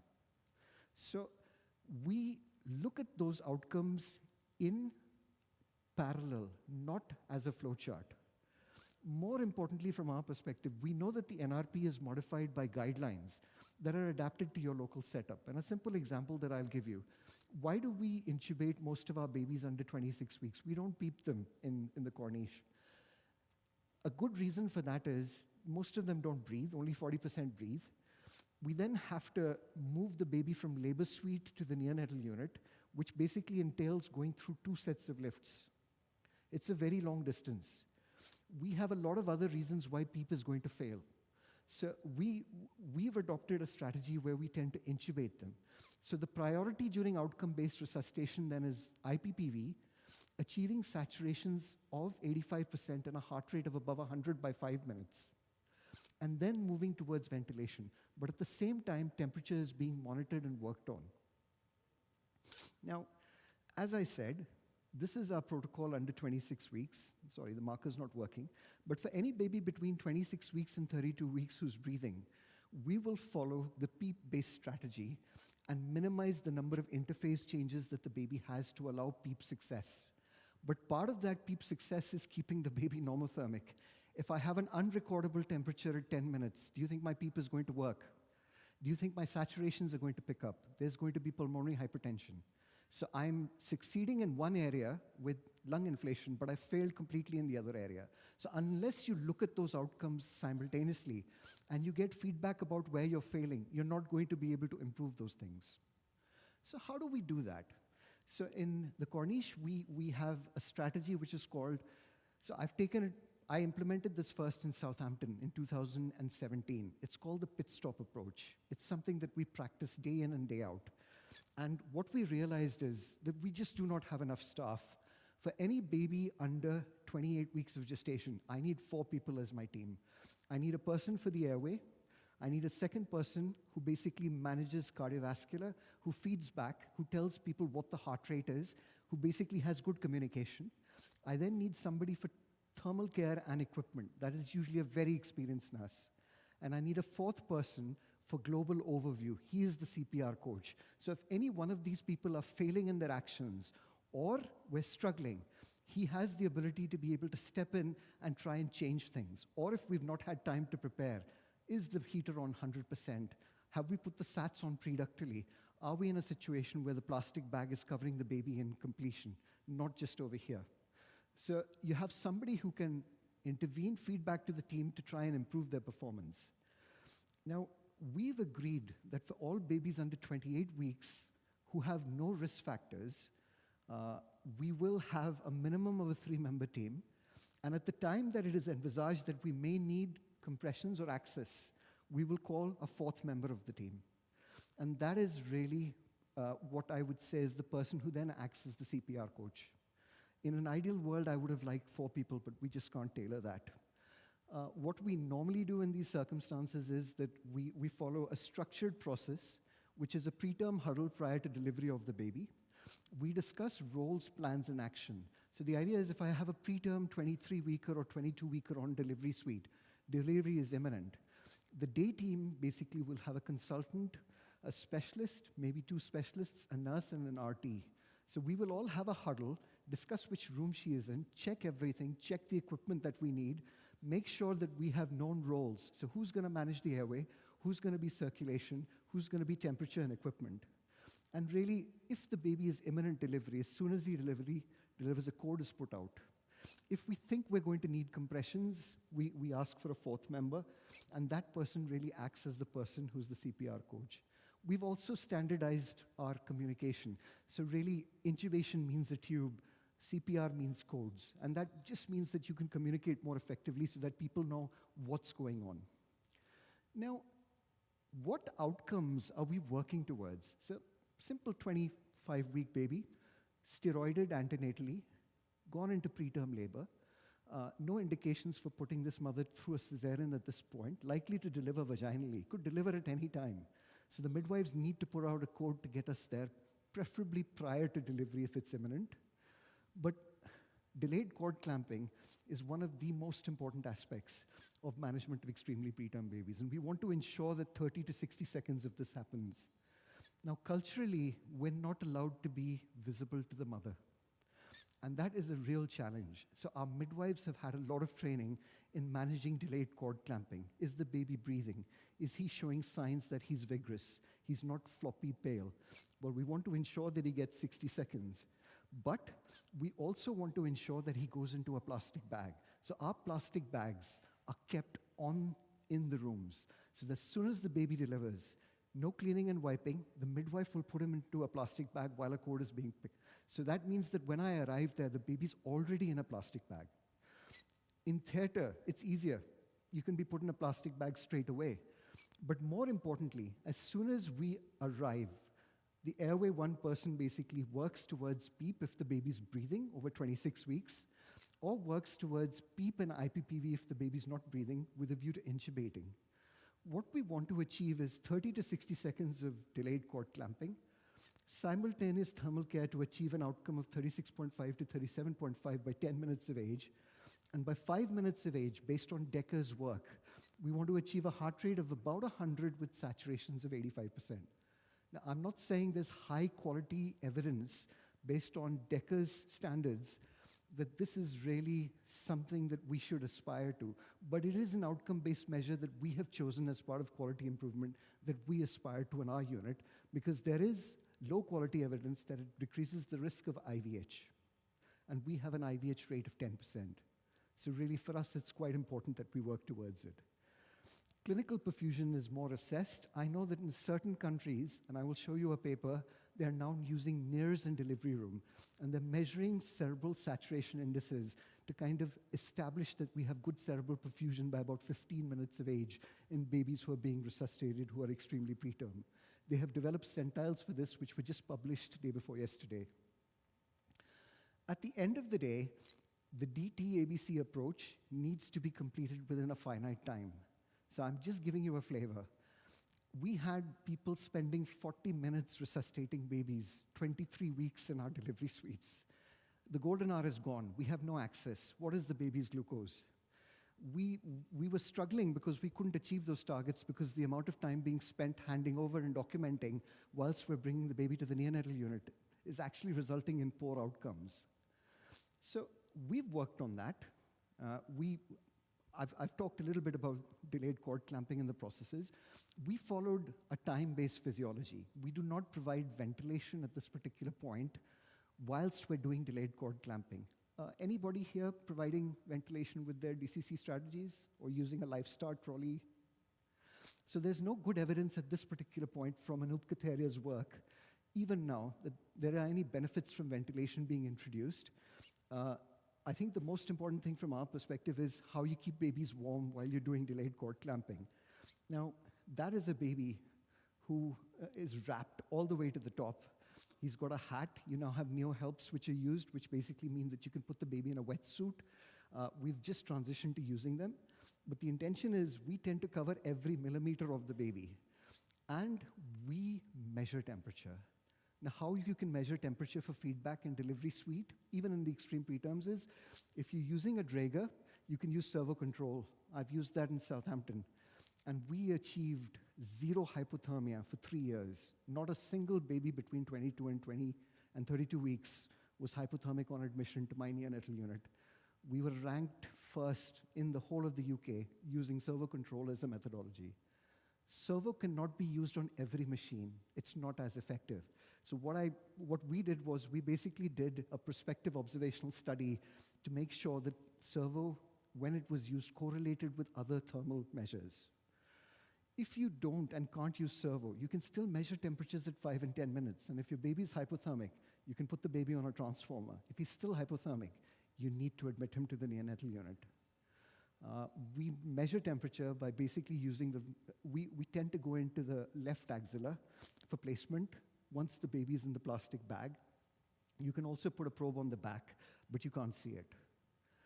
In terms of lung inflation, like I said, a PEEP-based strategy for babies over 26 weeks. Now the question is, if PEEP is not working, or if your heart rate is not improving, or your saturations are not improving, what are you going to do? So I'm just curious to hear from the audience. Are you going to put your PEEP up first, or are you going to use FiO2? PEEP? So, show of hands, how many of you are going to go up on PEEP first if the baby's breathing? Okay, anybody going to go up on FiO2? Yeah. There is no current evidence to basically say that one strategy is better than the other. But we have a high CPAP failure rate. So lung recruitment becomes an essential strategy, because if your lungs aren't recruitment, you can go up on FiO2 as much as you want. You haven't really recruited enough lung to be able to keep the baby breathing. So what we have agreed as a group is that we're actually going to increase CPAP pressures in increments every 2 minutes, but also increase FiO2 every 30 seconds. And really, a significant amount of the FiO2 titration is kept to clinician discretion. The most important thing is that if we're peeping, breathing babies, we do not break the seal. The airway person keeps it there. He manages the baby. His intention is not to disconnect unless we're in a situation where the heart rate is not coming up, in which case you then have to do MR SOPA. Now, I'm going to skip this. What is and how do you get lung inflation feedback? How do you know that you're actually ventilating? Because on PEEP, the baby is breathing. So the most important aspects are improvement in heart rate and saturations. Any other methods? Anything that anybody else knows of?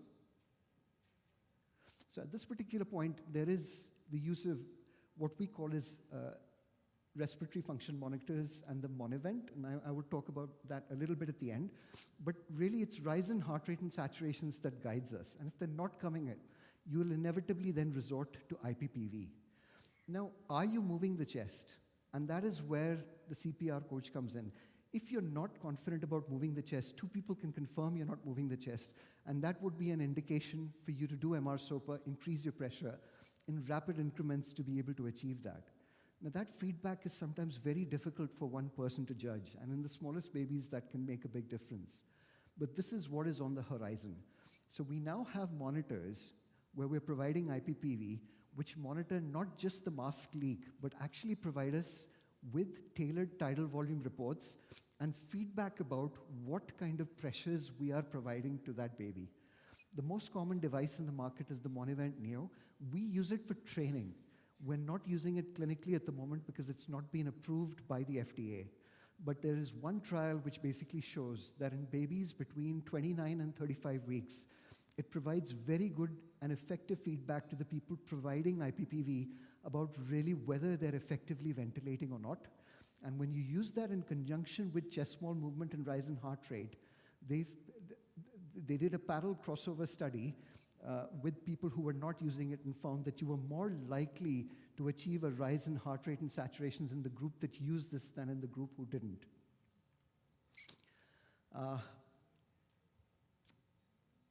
There is on the horizon the use of NAIRS, and I talked about the fact that we don't have centiles to know what cerebral perfusion monitoring we need to aim towards, but that has just been published last week by George Smolza and his group. And really, not only have they published parameters of saturation in the cerebellum, but they've also published SpO2 heart rate and FiO2 specifically for extremely preterm babies. Now, the current normogram that you use, that I use, that basically talks about saturations of 85% at 5 minutes, only had 25% of babies under 28 weeks and very few babies at 23 and 24 weeks.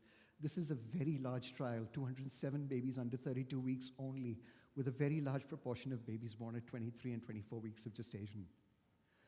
Eventually for us, what we wanted to do is, we wanted to improve our temperature on admission, we wanted to improve our CPAP success, and really some of that is judged by effective ventilation, good heart rates, and saturations of 85% at 5 minutes. So we have done the data.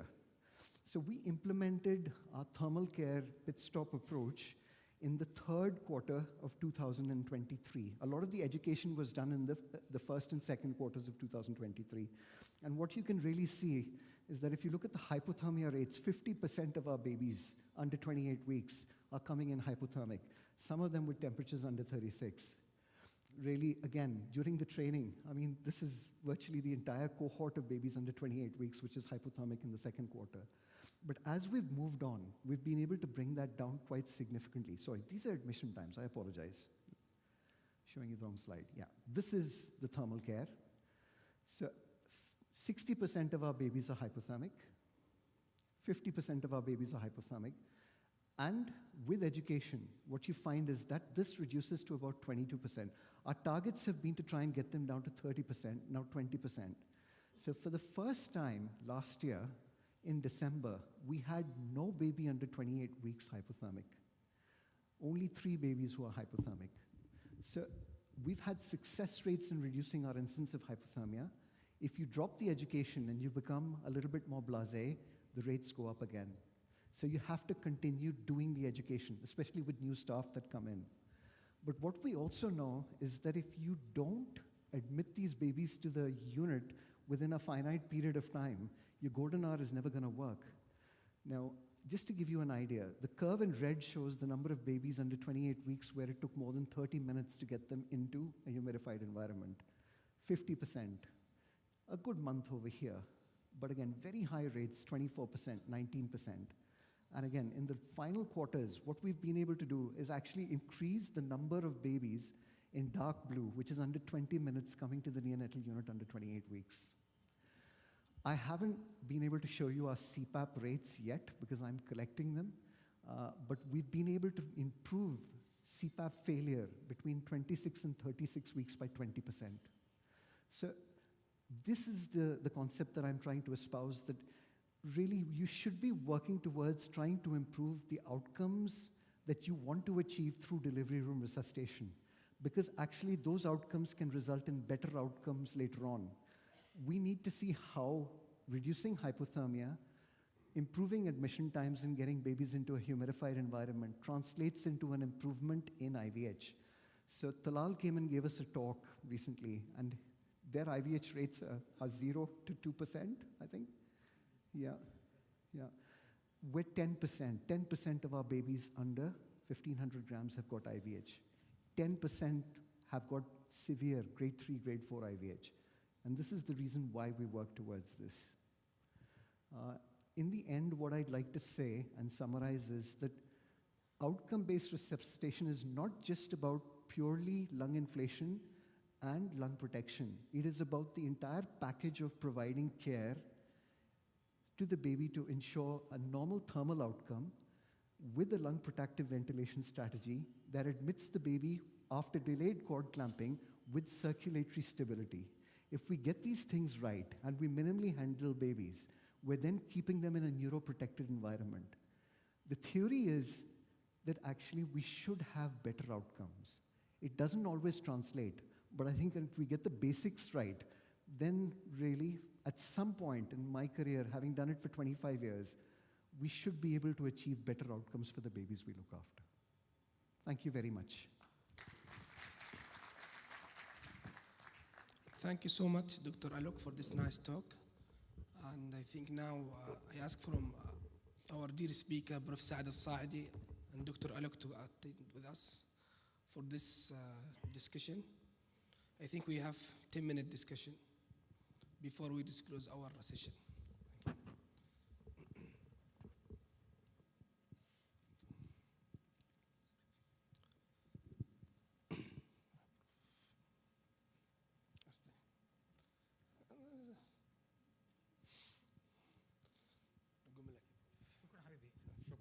Mr. Chairman.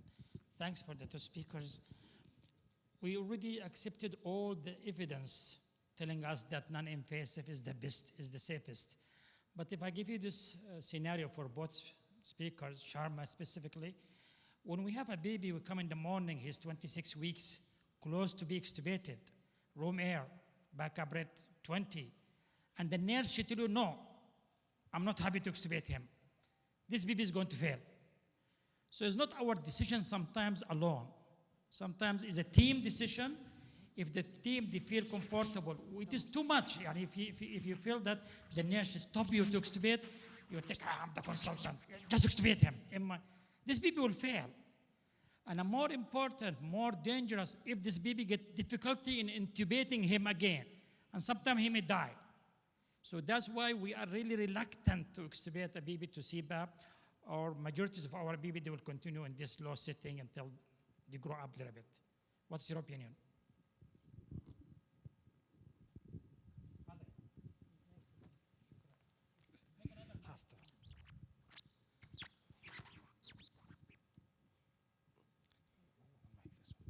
So I strongly agree.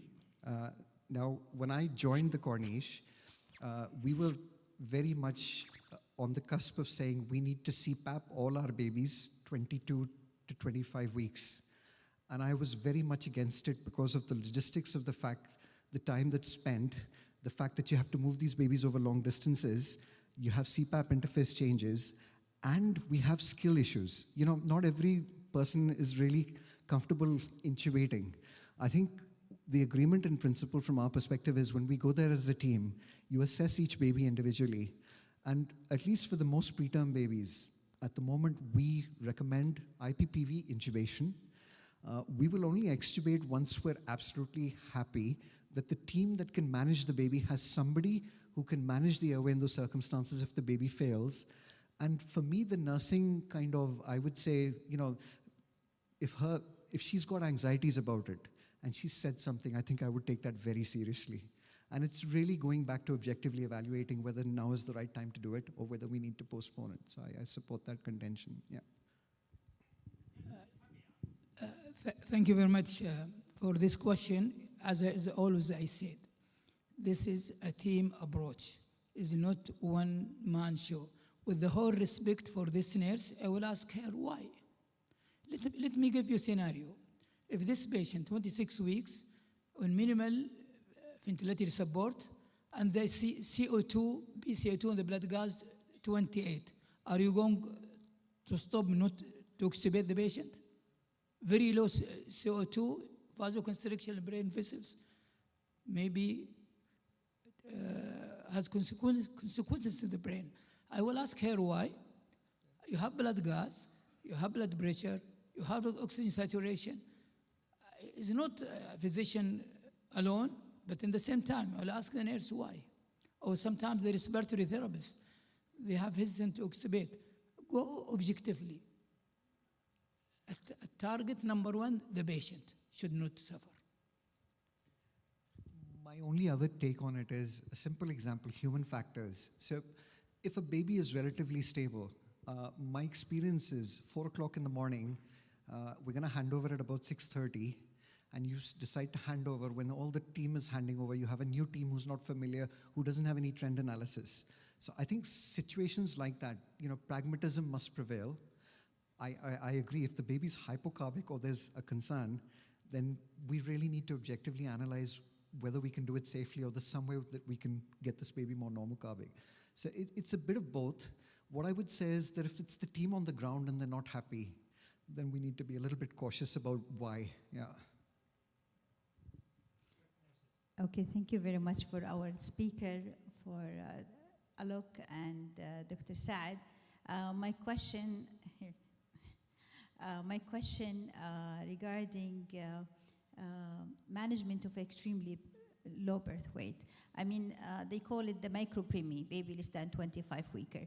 And I think the message from here, CPAP in the delivery room is not for all. So some babies, really, they need to be intubated and stabilize them and then consider, especially the micropreemie babies, 25, 23, 24. For the same also for the Lisa and MIST. So it's not for everybody. And I think when the paper about Lisa and MIST, everybody was excited, and majority of units start using it. The problem is without training, and in the presence of absence of guidelines or unit protocol for use of Lisa and MIST, it has been abused, and I see it myself. So a baby who really needed Lisa and MIST is not used, and they used to everybody. The second thing, Lisa and MIST for bigger baby. I mean, 34 weeker who is really distressed, ultrasound showed RDS. I mean, our aim from Lisa is the duration of mechanical ventilation, BBD, but in the bigger baby, the risk is very low. So my practice for the bigger baby, I use Ensure. For the smaller baby, we may use Lisa. So what do you think, both Alok and Prof. Saad? I think I agree with you, and I have mentioned this in my presentation. It's a team approach, need training. Still, clinical assessment is number one. Again, as I said during my presentation, extremely low birth weight infant, 24, 23, personally, and also even the literature. Most of them, they need intubation in delivery room, though there's some studies saying they use it because usually they are very sick. So just a flavor of the units that are using Lisa between 22 and 24 weeks, mainly the German neonatal network. You're talking about Angela Cribs in Cologne. Now look at their setup.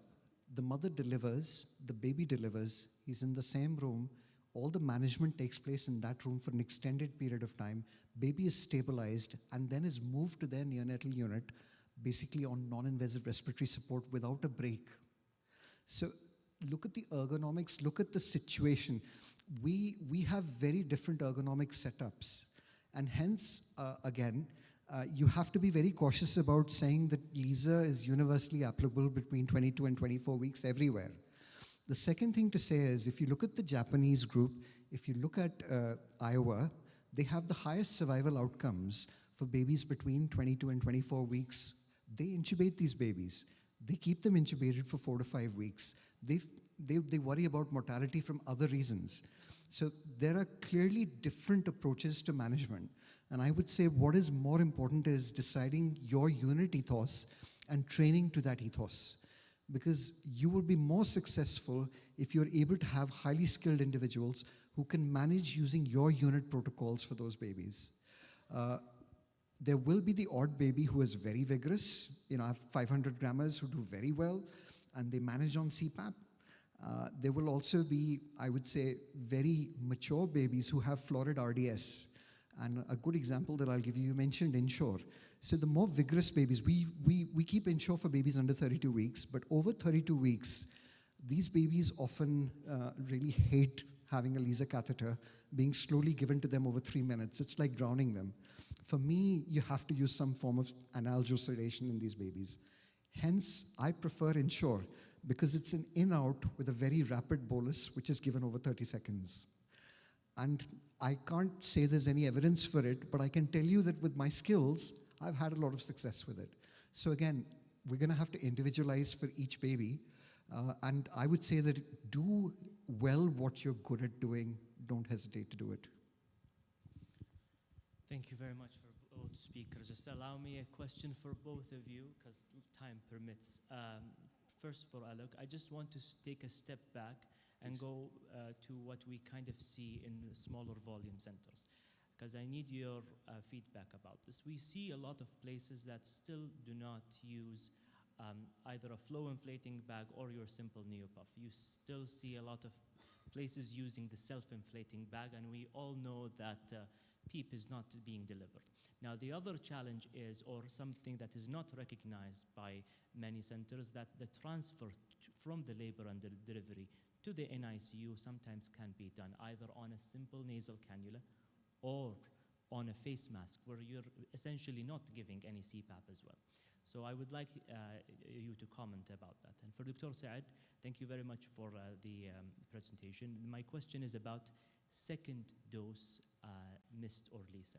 Now, if the baby within 6 to 12 hours requires a second dose, would you recommend that we intubate or we give a second dose, and why? And another question, I'm sorry, Dr. Saad, one more, is when we try to implement LISA or missed initially, there is a lot of worry about the risk of pulmonary hemorrhage. Although pulmonary hemorrhage is known to be reduced actually with MISA and LIST, not higher. But a lot of people, including the nursing staff, feel that even if pulmonary hemorrhage occurs as a natural consequence of RDS, that it is a more controlled environment to have the baby intubated anyway. What is your opinion about this? So taking the first question about kind of, I would say, level 2 and level 1 units, and in particular the absence of having PEEP circuits and using self-inflating bags, I think there is good evidence that we should be transitioning onto the use of non-invasive respiratory support that delivers an element of PEEP. Now, there are self-inflating bags that are able to deliver PEEP. Can I just say that a randomized controlled trial of comparison between both the self-inflating bag with PEEP and the TP shows that it's really poorly delivered by the self-inflating bag with PEEP. It's very variable. This is a simulated model. Hence, I would say that having the ability to use a T-piece in those centers, for me, is quite essential. It needs an element of training, but can be rapidly learned. I think the other important aspect to it is the just transfer of preterm babies on face mask. If you're not able to deliver, say, TP-space resuscitation, and you have CPAP devices on your neonatal unit, you can adapt humidified CPAP delivery in the delivery suite by actually adding it to your resuscitators. We've done that, and we've basically done that with bubble CPAP, and that can provide PEEP. The challenge there is you will not be able to provide IPPV, so you still need a circuit to be able to provide IPPV. I think for me, the importance is about the equipment, but more importantly, the training around it. Having some element of delivery of effective PEEP is the most important aspect of it. Thank you very much for the question, Dr. Talal. Maybe first question, I can maybe I talk about it with the first time I started in one of the hospital, in that hospital, Lisa. I was around 4 o'clock p.m. The patient 30 weeks in between. There are days intubation. Wallah, la, it's not. I said, okay, let us give surfactant through Lisa. Nobody knows in the unit. First, number one, my colleague, the respiratory therapist, said there is no guidelines.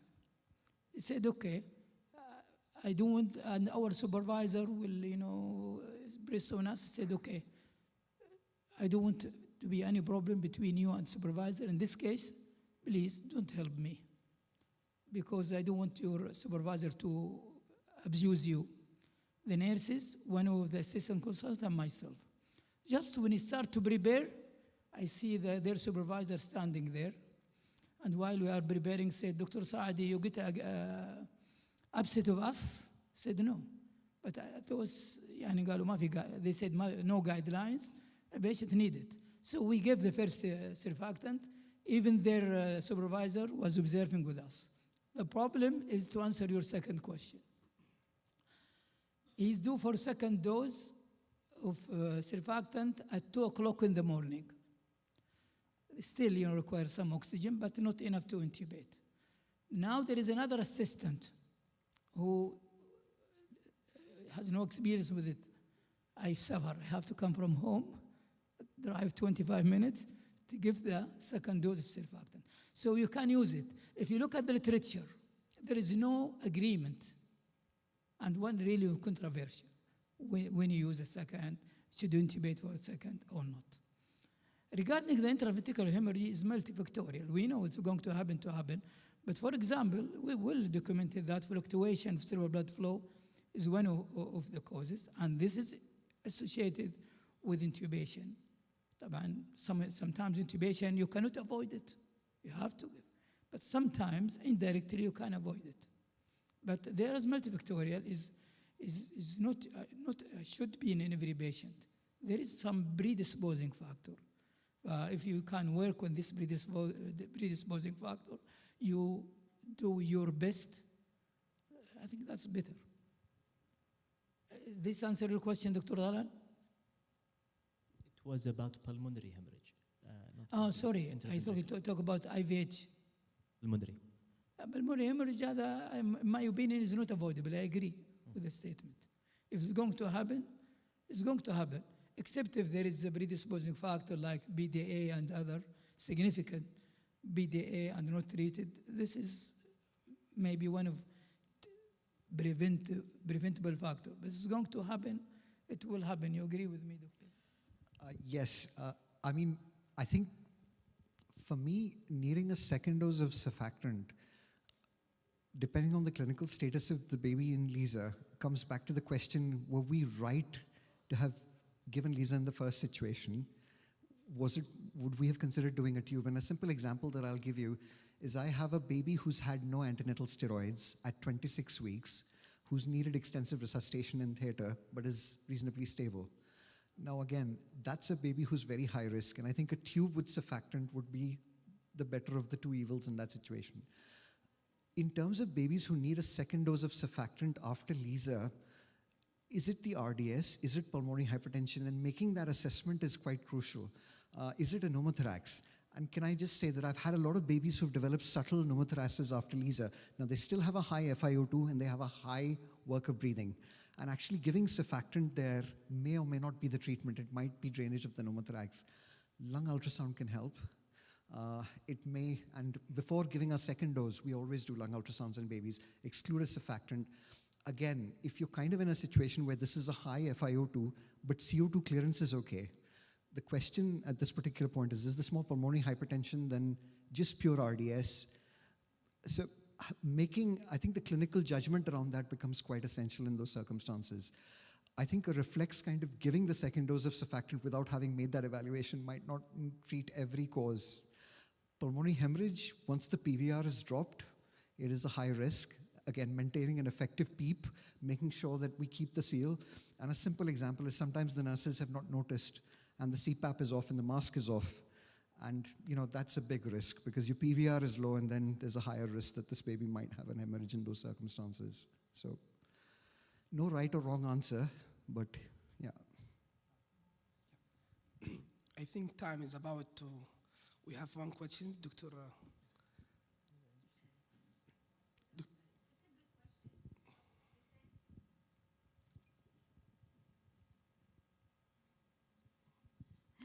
Simple question. You said deliver effective beep. What is the effective beep in the delivery room and how we can monitoring? Can we do like ultrasound will help us? How we know the effective beep? Because it's really like I have people now going with start beep of 8 and 9. So, or we use 6 and 7. So what's your suggestion? So I would start with 6. I think starting with 5 is a little bit homeopathic. I would say that really, if you're keeping the seal, an effective transition of heart rate and SpO2 over the first 2 minutes, and I will forward you George Smolger's paper because that's what it shows, that if your heart rate is coming up and achieving the 25th centile, which is usually a heart rate of 100, with saturations that are gradually improving, then actually I think your PEEP is working in a breathing baby. But if you're persistently bradycardic, then your PEEP is not working. And in those circumstances, if the baby is breathing, you might want to increment your PEEP and the FiO2. I can't give you a right answer for which, but starting with a PEEP of 9, the risks there is you might be subjecting that baby to a very high PEEP where it might not be needed, and the risks then of a pneumothorax are there. But the other aspect to it is PEEP can reduce venous return. A PEEP of 9 in a baby who's 600 grams right from the start, who's trying to make pulmonary transition by effective ventilation, you might be decreasing venous return. So you might actually make pulmonary venous return, you might compromise it, and then it's persistent fetal circulation, not because you haven't inflated the lung, but because you have a high intrathoracic pressure. Less is more. Gentle is what we've been taught. So my advice would be start with 6, increment gradually, look at the heart rate and the saturations, and if they are coming up and the baby is breathing well, then most likely your PEEP is working. So use of ultrasound in the delivery suite has a double-edged sword in that to start off with, it might show that your lung aeration is coming through gradually. But actually, to give you that information in 2 minutes, no work has been done. So I can't recommend it at this particular stage. I know that in Mexico, they're doing work in babies over 32 weeks and 36 weeks, basically looking at their lung aeration right from birth onwards. And they've demonstrated good recruitment with demonstration of airlines. But I'm not aware of any evidence that shows that this is being used in babies under 32 weeks. So I won't recommend it. Just, if you allow me for a small, very short question and comment. For both of the speakers, thank you for the nice talks. I was enjoying listening to you guys, both of you. I want to stress the point of making too much pressure on the face mask, because sometimes I have two twins.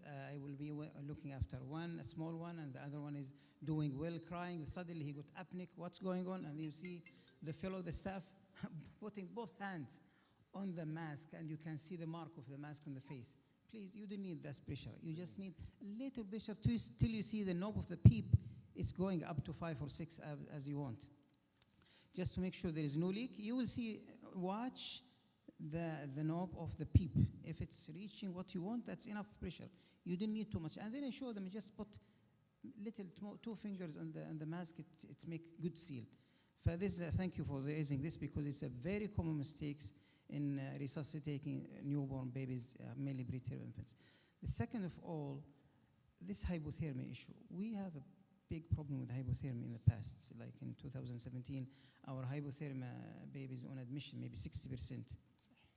Then we work hard to minimize it. We try to educate our nursing staff, physicians, and then went down over the years. Now we are reaching 20%, 15%, which great. Still we have some babies we cannot make their temperature 36.5, whatever we do, but still we should not lose hope. We tried a thermal mattress, but unfortunately we stopped using it because there is some safety issue. I wish we have a better one. I think to maintain the temperature, it will help also the baby to breathe. If you make him hypothermic, they will stop breathing. That means that you need to intubate them. Gentle ventilation, gentle stimulation, maintaining the temperature, the way to go. And this is very important. Also maintaining them during transportation. This is for hypothermia and the mask. For Dr. Saadi, Prof. Saadi, about the second dose of Lisa. We starting Lisa for the last 6 years now. We start with the bigger babies, like 30-weeker, 32, 34, just to train our staff, make sure they are comfortable with it. We start using the OG, then we start having this, the catheter, we call it servocath, and it works very well actually. And then we sit together as a consultant group, we make a clear guidelines, clear policy and procedure, so nobody will be confused, nobody overusing or less using. So we decided to we went down actually to 26-weeker. Less than 26 weeks, we don't give Lisa, we just intubate and give surfactant and keep them ventilated for some time till they are ready to extubate. Above 26 weeks or 26 weeks and above, we can try to give Lisa and must be monitored by the consultant. We are using kaleidoscope. It works very well, mashallah, make it easy and clear. And we give the surfactant and keep the baby. If the baby tolerates CPAP, we are happy and we just leave him with CPAP. If needs a second dose of surfactant because of high FiO2, increased work of breathing, no pneumothorax in the X-ray, we intubate. We don't give second dose of surfactant. This is our policy. It doesn't mean it's right or wrong, but this is what we do in our hospital. Thank you. Thank you so much for all speakers and all consultants for this nice discussion and talk. I think time is over. We have now a break, and for prayer and lunch, we come back at 1:30. Thank you so much.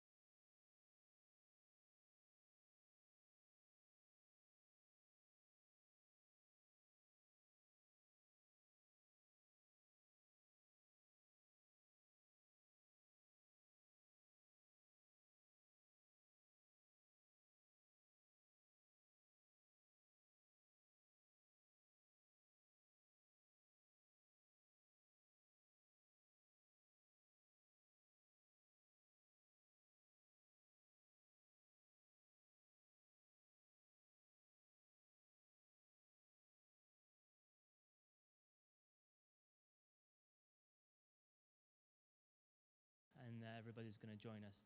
So welcome back after having lunch.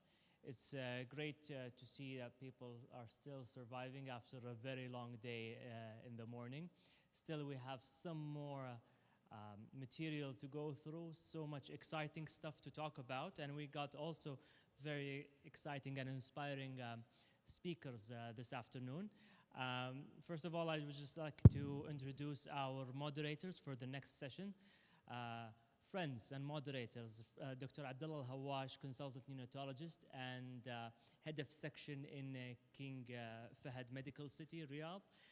Dr. Abdullah completed his fellowship in McMaster and then did neurocritical care in Toronto. Next is my dear friend, Dr. Abdullah Al-Bur'i, consultant neonatologist and unit head at King Fahad University Hospital. Did also training in Australia and has training in neonatal transport. I'll leave the floor to you. Thank you. Thank you so much, Dr. Talal. Thank you so much. We'll start our afternoon sessions. It's a great honor to welcome Professor Joseph Noe. He's a distinguished leader in neonatal gastroenterology and nutrition. Professor Noe completed his medical training at University of Wisconsin, followed by pediatric at Johns Hopkins and neonatology at Stanford University. He had been with the University of Florida since 1984, where he continues his groundbreaking research in developmental gastroenterology and nutrition. He's an author for more than 350 scientific publications. Professor Noe is internationally recognized for his pioneering work in multi-omics and artificial intelligence application in neonatal care. Last year, he received the prestigious American Academy of Pediatric Fanroff Neonatal Education Award, a recognition for his outstanding contributions to neonatal education and research worldwide. Today, he will present Dogmas versus Scientific Basis for Nutrition in Preterm Infant, and later in the program, he also will deliver a lecture on artificial intelligence and multi-omics for enhanced diagnostic in preterm infant. The floor is yours, Dr. Noe. Thank you very much for that kind invitation. It's a real honor to be here, and I want to thank the organizers for inviting me. I've been here a few times before, and I've made many good friends here, and I hope to continue to make more friends as we go on in this meeting, and also to exchange ideas. So the topic of my first lecture is Dogmas versus Scientific Basis for Nutrition in Preterm Infants. And this is my disclosure slide, but there's no conflicts of interest in this lecture. And the agenda is as follows. I'm going to talk about the importance of early initiation of enteral feedings, how fast we should initiate these feedings and advance them, what feedings should be provided, gastric residual measurements, enteral feeding while using vasoactive agents, feeding infants with congenital heart disease, enteral feeding while on therapeutic hypothermia, during transfusions, should we be using glycerin suppositories and enemas, and some guidelines, pros and cons, and then just a real touch on the future. So, dogma and tradition. Some of you probably know who this is. This is Dr. Richard Feynman. He's a very famous physicist. Works at Caltech, and he's won the Nobel Prize for physics. But in addition to being an outstanding physicist, he's made several very interesting quotations. In fact, he has a book on some of his quotations. And one of his quotations is that we must be careful not to believe things simply because we want them to be true. No one can fool you as easily as you can fool yourself. The definition of a dogma is a principle or set of principles laid down by an authority as incontrovertibly true. And a tradition is a belief, principle, or way of acting that people in a particular society or group have continued to follow for a long time. Now, I've had the opportunity to be in neonatology and pediatrics since the mid-1970s. And it's amazing that some of the practices that we developed in the late 1970s, early 1980s in neonatology, we are still doing some of these things, and there's all kinds of new ways of doing things. And so we have to maybe begin to think about this and think of new paradigms. Here's one that I know that there's a lot of heterogeneity in terms of how people feed premature babies. But in the past, these were all excuses not to put food into the gastrointestinal tract of premature babies. This is where I was back in the late 1970s, early 1980s.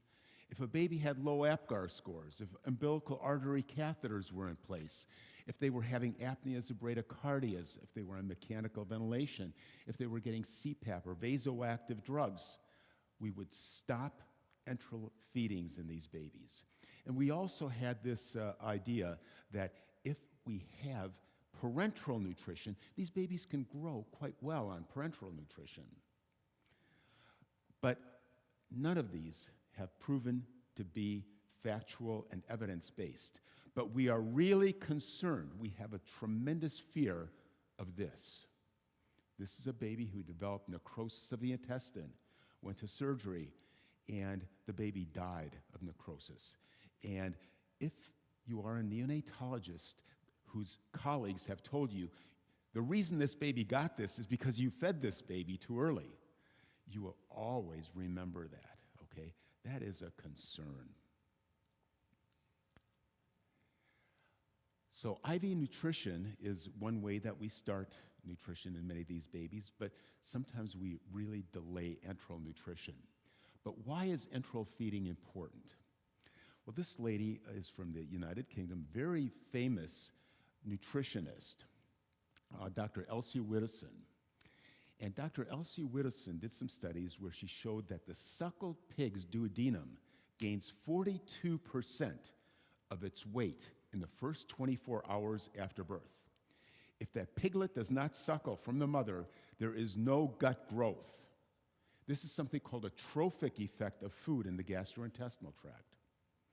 And we have found that this is true, not just for the suckled pig, but for humans as well. So what happens when this baby is not enterally fed? And then the next question is, how fast can enteral feedings actually be advanced? Well, the story here dates back to quite a few years. This is some work that was done by a colleague by the name of Alan Lucas from the UK. And he looked at babies at the time of birth, 6 days after birth, and then 6 days after birth without being fed, 6 days after 6 days after birth, fed and well, and 6 days after birth, fed and having RDS. So these are the hormones that were looked at: enteroglucagon, gastrin, GIP, motilin, and neurotensin. At birth, this is the levels that we're seeing. At 6 days, without being fed, what happens to these hormones? Nothing. No food in the gastrointestinal tract, no increase in the hormones. You put food in the gastrointestinal tract, what happens? Marked increase in these hormones. And these are very important hormones. For example, motilin is a hormone that causes motility of the gastrointestinal tract. So if you don't put food into the gastrointestinal tract, you don't have motility to move food through, or to move the contents of the intestinal tract through, which can be problematic. So food is a very important stimulus for these hormones. What happens to the liver if you give TPN, in other words, only parenteral nutrition without enteral feedings? This is work that was done at Baylor University and published in 2006. And what we see here is this liver and this liver. This is a liver of a piglet that was getting enteral nutrition. This is the liver of a piglet who was getting TPN for only 7 days. you can see a remarkable difference by just looking at the livers of these animals after only 7 days of either enteral feeding or TPN.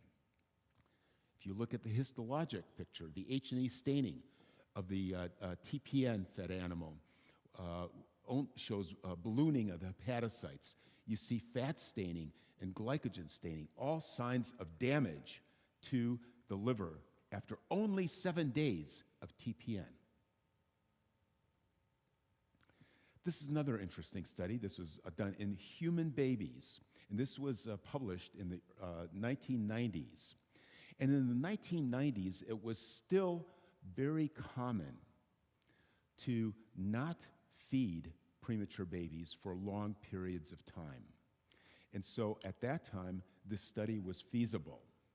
So they had 2 groups of babies with a average birth weight of 1 kilogram and gestational age of 28 weeks.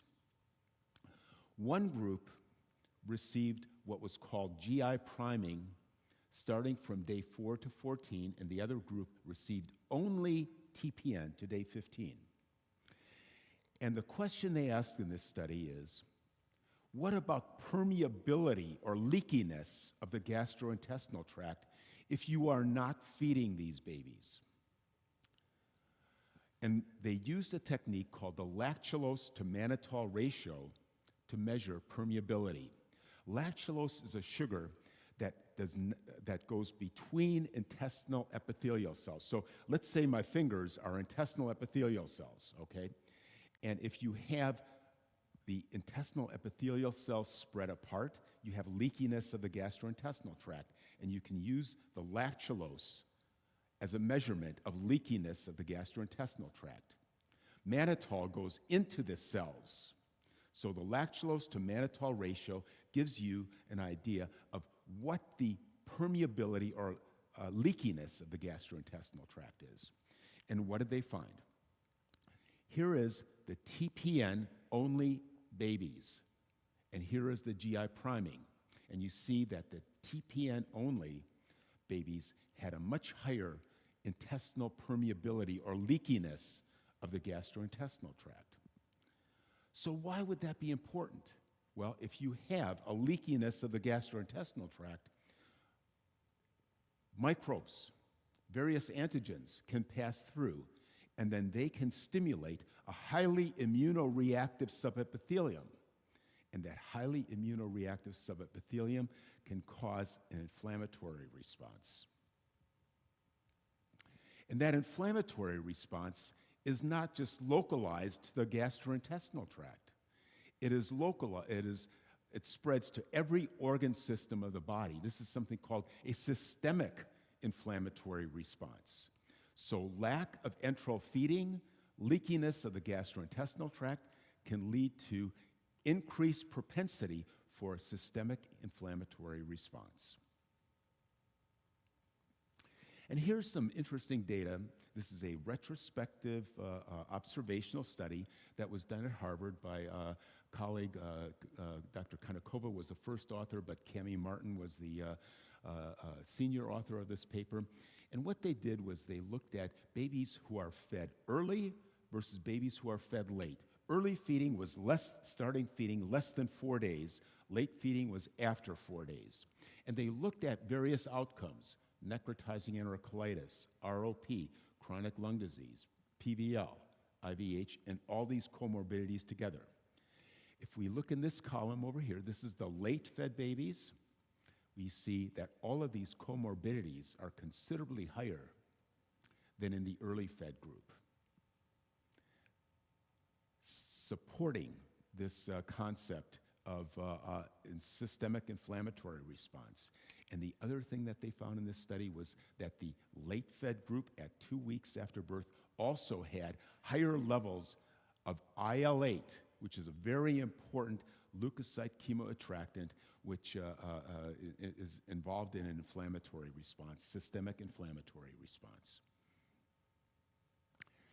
Now, what happens to the microbes in the gastrointestinal tract if you provide TPN versus enteral feeding? This is a study that looked at using what's called microbiome analysis. And I'll talk a little bit more about that in my next lecture. But this is by using DNA-based technologies to evaluate the types of microbes in the gastrointestinal tract. And here we see, this light is not working, here we see the TPN, the fed babies on the left, and the control babies on the right, and the colors represent different phyla of bacteria. The control babies, one of the things that you see is week 1 to week 4, you see a decrease in the green. These are proteobacteria, and you see an increase in the blue, which is the firmicutes, okay? So the green, the proteobacteria have a lot of LPS, lipopolysaccharide, in their cell walls. And the blues are the ones that are largely the gram-positive microbes that produce short-chain fatty acids in the gastrointestinal tract. Butyrate is one of these short-chain fatty acids. Butyrate is the most important fuel for the cells lining the colon. Butyrate is also important in maintaining junctional integrity between epithelial cells. Low butyrate levels, open junctions. Normal butyrate levels, you have closed junctions. So what are we seeing? In the TPN babies, we see more of the bad guys compared to the good guys, compared to the controls. So TPN leads to an overabundance of the proteobacteria compared to the firmicutes, okay? And this is a potentially bad thing. So here's just a summary of what I was just saying. If you provide PN and lack of enteral feeding, you get mucosal atrophy. You have a lack of trophic hormones. You have increased parenteral nutrition-associated sepsis. You have more of a propensity for systemic inflammatory response syndrome. These are all problems that we see with not putting food into the gastrointestinal tract. So how do we go about putting food into the gastrointestinal tract? Well, in the past, we've had these concerns that we can't feed these babies very quickly. This is a trial that was done in the UK, and the title of this was Controlled Trial of 2 Incremental Milk Feeding Rates in Preterm Infants, sometimes referred to as the SIFT trial. And what they did in this study was they compared an advancement of 18 milligrams per kilo per day versus 30 milligrams per kilo per day, okay? What they found was that there was no difference between the groups in terms of necrotizing enterocolitis, sepsis, or adverse outcomes. The groups that were fed more rapidly actually had less time on TPN, which would be expected, okay? So there seemed to be some slight advantages to going a little bit faster. However, I have to warn you about this because one size does not fit all, and you will hear this several times over. One size does not fit all. This lady, Professor Sushma Nangia, is a professor of pediatrics and neonatology in New Delhi. And I first heard her talking about this topic several years ago. And one of the things she was doing was feeding babies enterally, premature babies enterally, faster than what most people would feed them. So if you look to your, I wish that this was working better. If you look at the table at the left here, you see early total enteral feeding versus conventional feeding. Conventional feeding was advancing at 20 milliliters per kilo per day.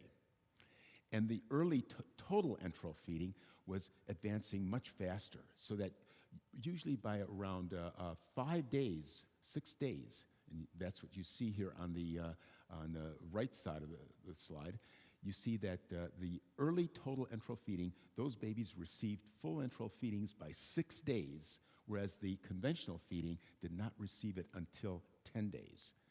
And she found that this was actually beneficial in many ways. secondary outcomes, showed some benefits, including getting these babies off of the IV much faster. Using this technique, many babies did not even require an IV, if they didn't have hypoglycemia, because they were able to get the feedings up to full feedings so quickly. Well, I was initially skeptical when I saw these studies. And you have to remember that these were babies with an average gestational age of 31 weeks, 31, 32 weeks gestation. Okay, so these were bigger premature babies. But I was initially skeptical because I thought that in India, babies tend to be more small for gestational age, more IUGR than we would have in the United States and many other places. But then some others repeated these studies. And this is one of the couple of studies now from the United States done by Dr. Ariel Salas. And the title of this was Early and Exclusive Enteral Nutrition in Infants Born Very Preterm. And they found the same thing in the US population, that they could get these babies up to full enteral feedings if they were more like 31, 32 weeks gestation without even starting total parenteral nutrition. And many of these babies didn't even need an IV. So very interesting. So that's one end of the spectrum. What about the other end of the spectrum? What about babies like this, our little 25, 26 weekers that we put on CPAP or NIPPV? We see this kind of a thing. We see CPAP bellies. We see this distension of the abdomen. And if you see this, you may be a little bit reluctant to increase these babies at 30 milliliters per kilo per day of feeding. I would not feed a baby like this that rapidly. I would go much more slowly, okay? That's the other end of the spectrum. So even though the SIFT study showed that it is okay to feed these babies more rapidly than we originally thought, that's a Gaussian distribution that aims toward the average, but we still have to use clinical judgment to be able to appropriately provide more precision nutrition to these infants. Okay, so here's this little premature baby, and let's assume you're on call at 2 o'clock in the morning, and the nurse calls you and says that this baby who is being fed 2 milliliters of breast milk every 3 hours is having 4 cc's yellow gastric residuals. What do you do? Okay, now let's think about gastric residuals. Are any of you still measuring gastric residuals? No more. Thank you. That's wonderful. What about 10 years ago? How many of you were measuring gastric residuals 10 years ago? Everybody. Okay. Okay. So what happens when the nurses measure gastric residuals? Okay. So if you're feeding a baby 8 times a day and the nurse measures the gastric residual before each feeding, that nurse pulls back. And if there's some food there that might look, some material there that might look a little bit yellowish, maybe a little bit green, she throws that away. Guess what? That baby has been working very hard to secrete acid and to secrete pepsin to try to digest that. And the nurse throws that away. That's not necessarily the best thing to do, right?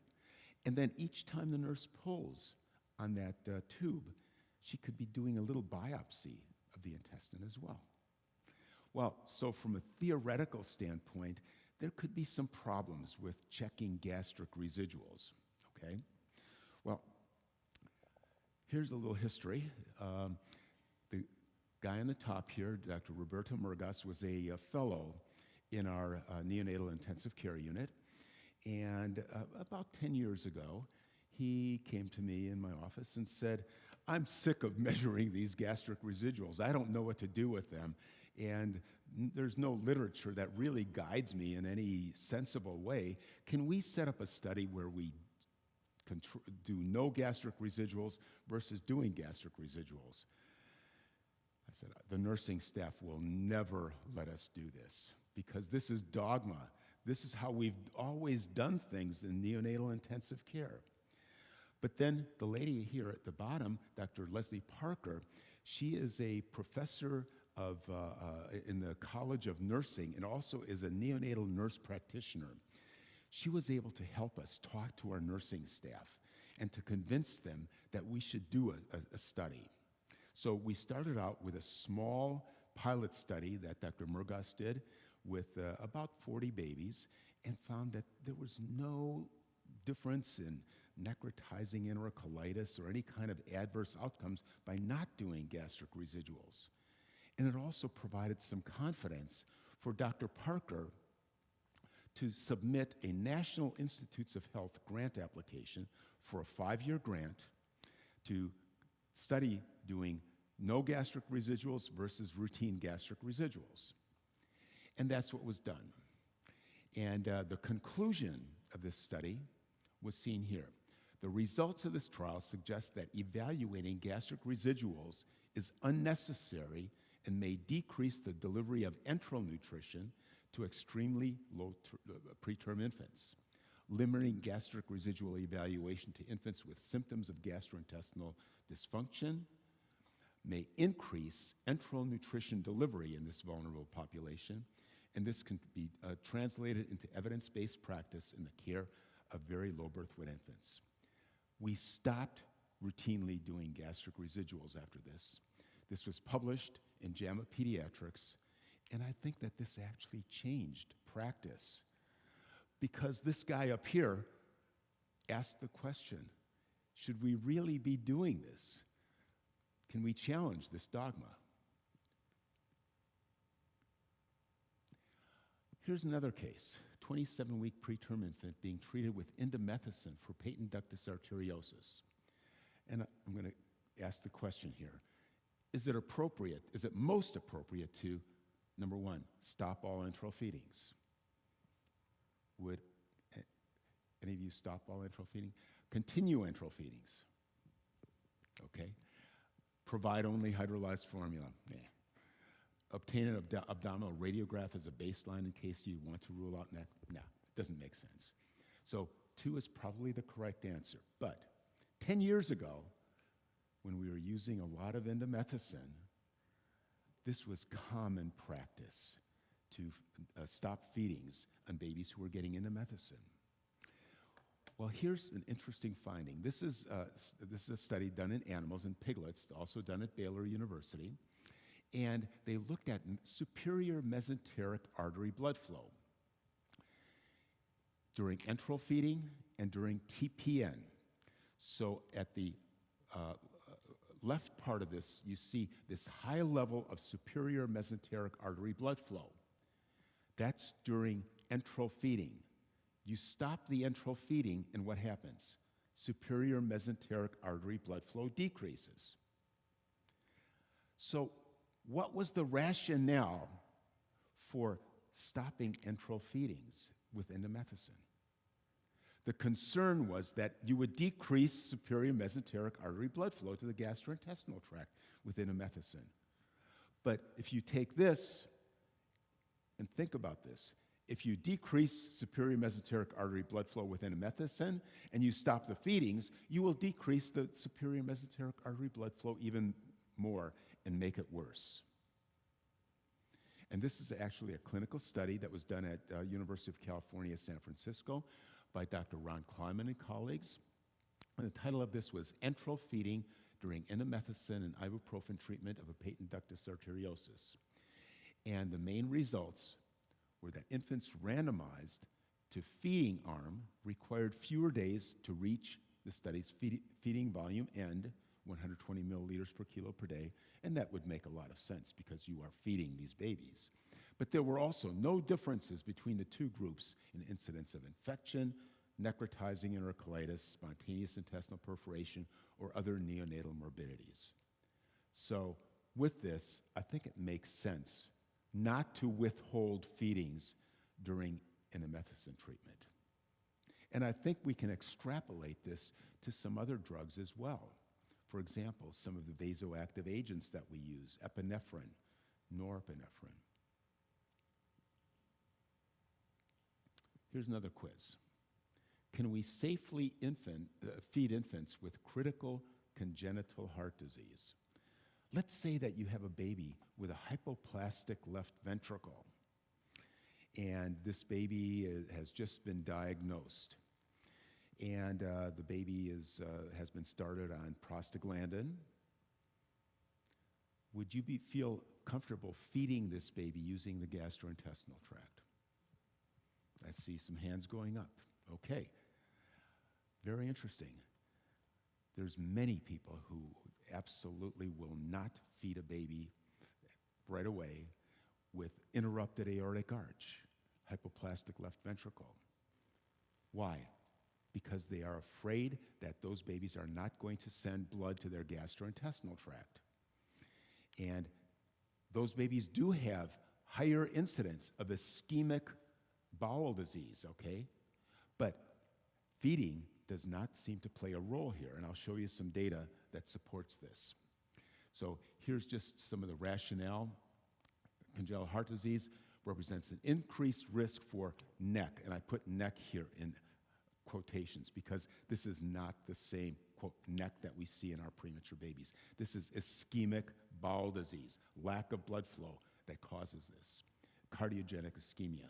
There's diastolic steal. There's decreased mesenteric oxygenation, and there's also PGE effects that could affect the bowel. So there's wide variations in practice. So here's one study that was done in Scandinavia, and the title of this was Low Risk of Necrotizing Enterocolitis in Enterally Fed Neonates with Critical Heart Disease, and this was an observational study. This is very difficult to do doing a prospective randomized trial, so I think we have to rely on some of these observational studies. But this study showed no increase in adverse outcomes if they fed these babies using the gastrointestinal tract. And here's another one, and title of this is Feeding Neonates and Infants Prior to Surgery for Congenital Heart Defects, Systematic Review and Meta-Analyses. And the conclusion of this study was very similar. No association between neck and preoperative feeding status in neonates awaiting cardiac surgery. So I think we should begin to feel a little bit more comfortable in putting food into the gastrointestinal tract of these babies with congenital heart disease, even hypoplastic left ventricle, coarctation of the aorta, and interrupted aortic arch. What about during blood transfusions? I see one thumb going up. Do you feed babies during blood transfusions? Okay, good. Well, what happened a few years ago? This study came out in 2012, Transfusion-Associated Necrotizing Enterocolitis, Evidence and Uncertainty. Well, there were a few studies that showed that with transfusions, the rate of necrotizing enterocolitis was significantly increased, and it was thought that this was causal, that the transfusions actually caused the necrotizing enterocolitis. And so with this, and with this fear of necrotizing enterocolitis, if you are feeding babies, many neonatologists stopped feeding babies during transfusions, before, during, and after transfusions. Well, this is some work that was done a few years later. One of these studies came from our group at University of Florida. The other group came from Stanford, Dr. Bennett's group. And the title of these is very interesting. Packed red cell transfusion is not associated with increased risk of necrotizing enterocolitis in premature infants, and red blood cell transfusions is not associated with necrotizing enterocolitis. This actually began to refute the original 2012 information that suggests that it was caused by these transfusions. So that's one point to remember, is that it may not be causal. And then we had Ravi Patel's studies that showed that red blood cell transfusion, this was a large study, in a given week was not significantly related to the rate of neck. More likely, these neck incidents were associated more with the anemic component, the babies being anemic rather than the transfusion itself. So Feeding during transfusion and the risk of necrotizing enterocolitis. There have been now a few studies looking at this more systematically. This happens to be one small study, and the conclusion of this study was no significant decrease was noted in the rates of transfusion-associated GI problems after feeds were withheld during transfusion.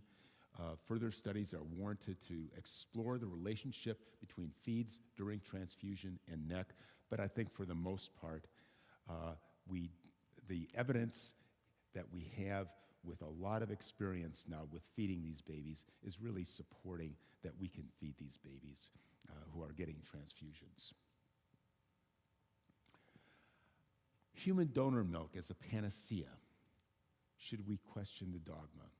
I know here in Saudi Arabia we don't have human milk banks per se, but this is something that is very common now across much of the world. I know that Brazil, India, very large countries have now developed human milk banks.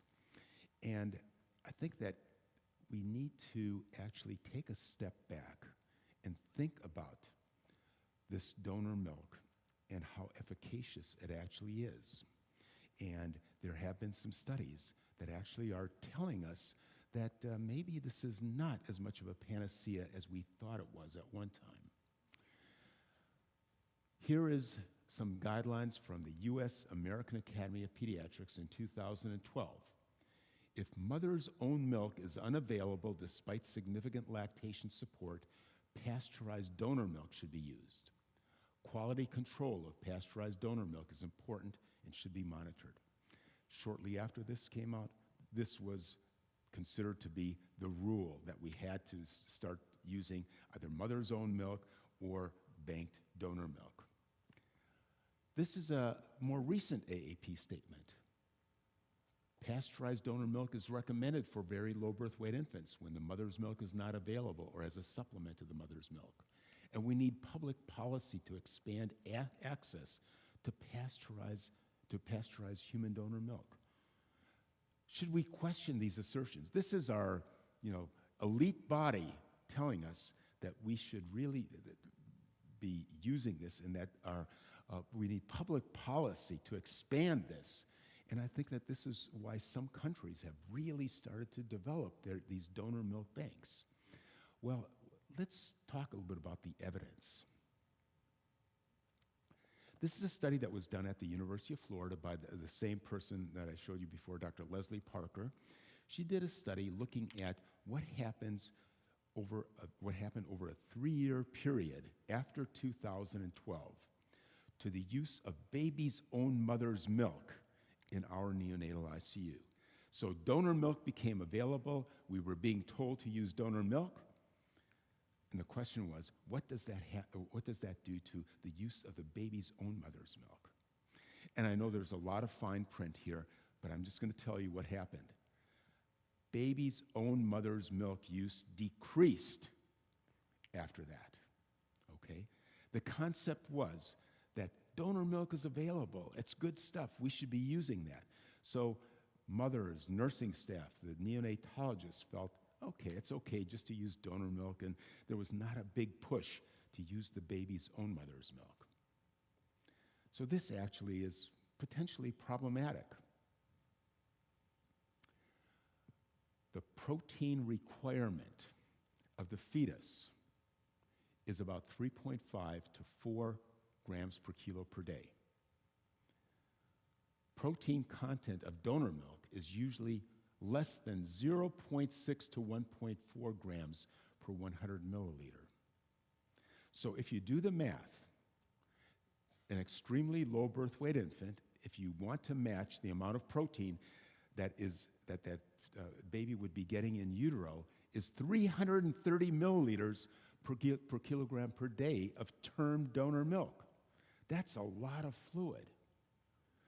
So one of the things we have to do is then supplement this donor milk, this bank donor milk, with some form of supplement, cow's milk supplement, for example. But even with supplementation, we still have some problems with donor milk. This is a Meta-Cochrane review that looked at weight, length, and head circumference of babies getting donor milk versus formula. And we see that the growth with weight, length, and head circumference actually favored formula over the fortified donor milk.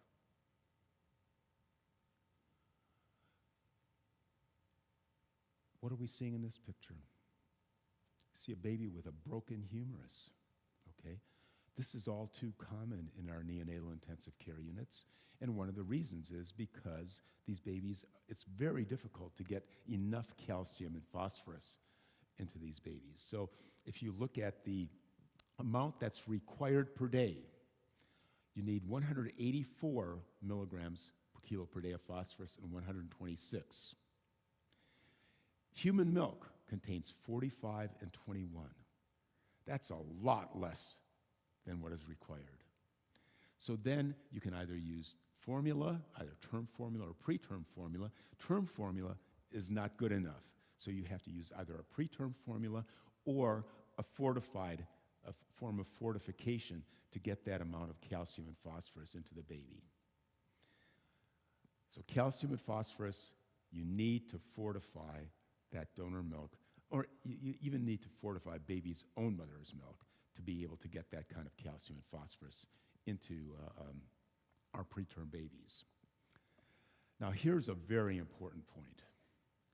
The macronutrients, the type of macronutrient, even though the quantity may be low, but the type of macronutrient in human milk, the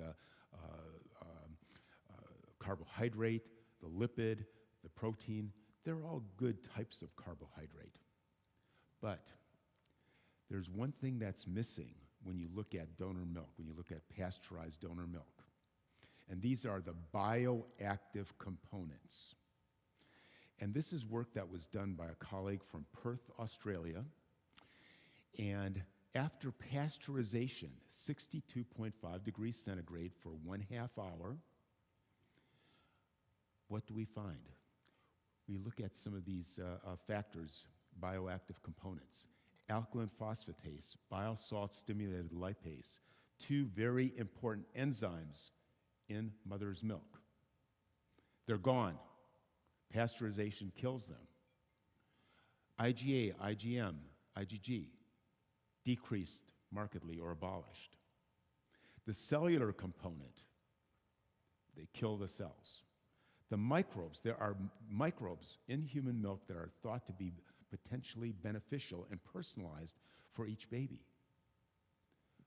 Pasteurization gets rid of that too. So what you are actually doing is really, really getting rid of many of the bioactive components with the pasteurization process.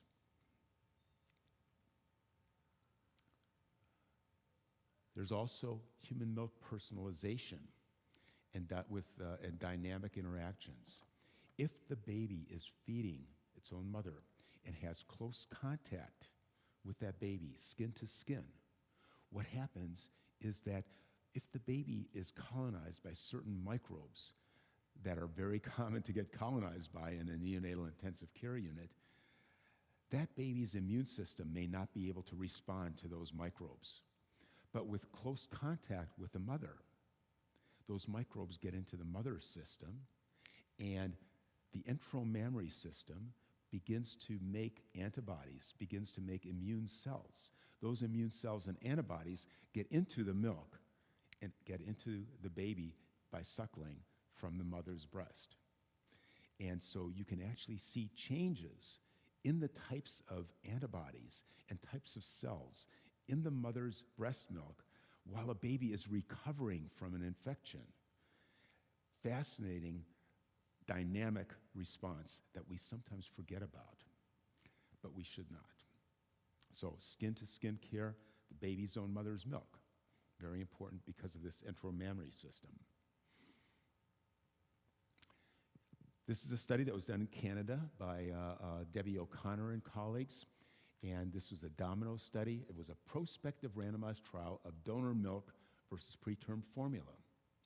The primary outcome is seen here. and I quote, among very low birth weight infants, use of supplemented donor milk compared with formula did not improve neurodevelopment at 18 months corrected age. If donor milk is used in settings with high provision of mother's milk, this outcome should not be considered a treatment goal. And secondary outcomes, donor milk-fed babies compared to formula-fed babies showed statistically significant and highly clinically relevant 10.6 lower language and motor development receiving the pasteurized donor milk supplements compared to formula. However, fewer infants in the donor milk group had necrotizing enterocolitis stage 2 or greater than the formula group. But there was no evidence of a difference in surgical NEC. Now, I could talk for a couple of hours about this, but I can tell you that stage 2 necrotizing enterocolitis, the radiologic diagnosis of necrotizing enterocolitis, is a mess. When you ask different radiologists to look at the same x-ray, there's something called a kappa value. If they all agree, the kappa value is 1. A recent study that I've been involved with 2,200 babies showed a kappa value of 0.38.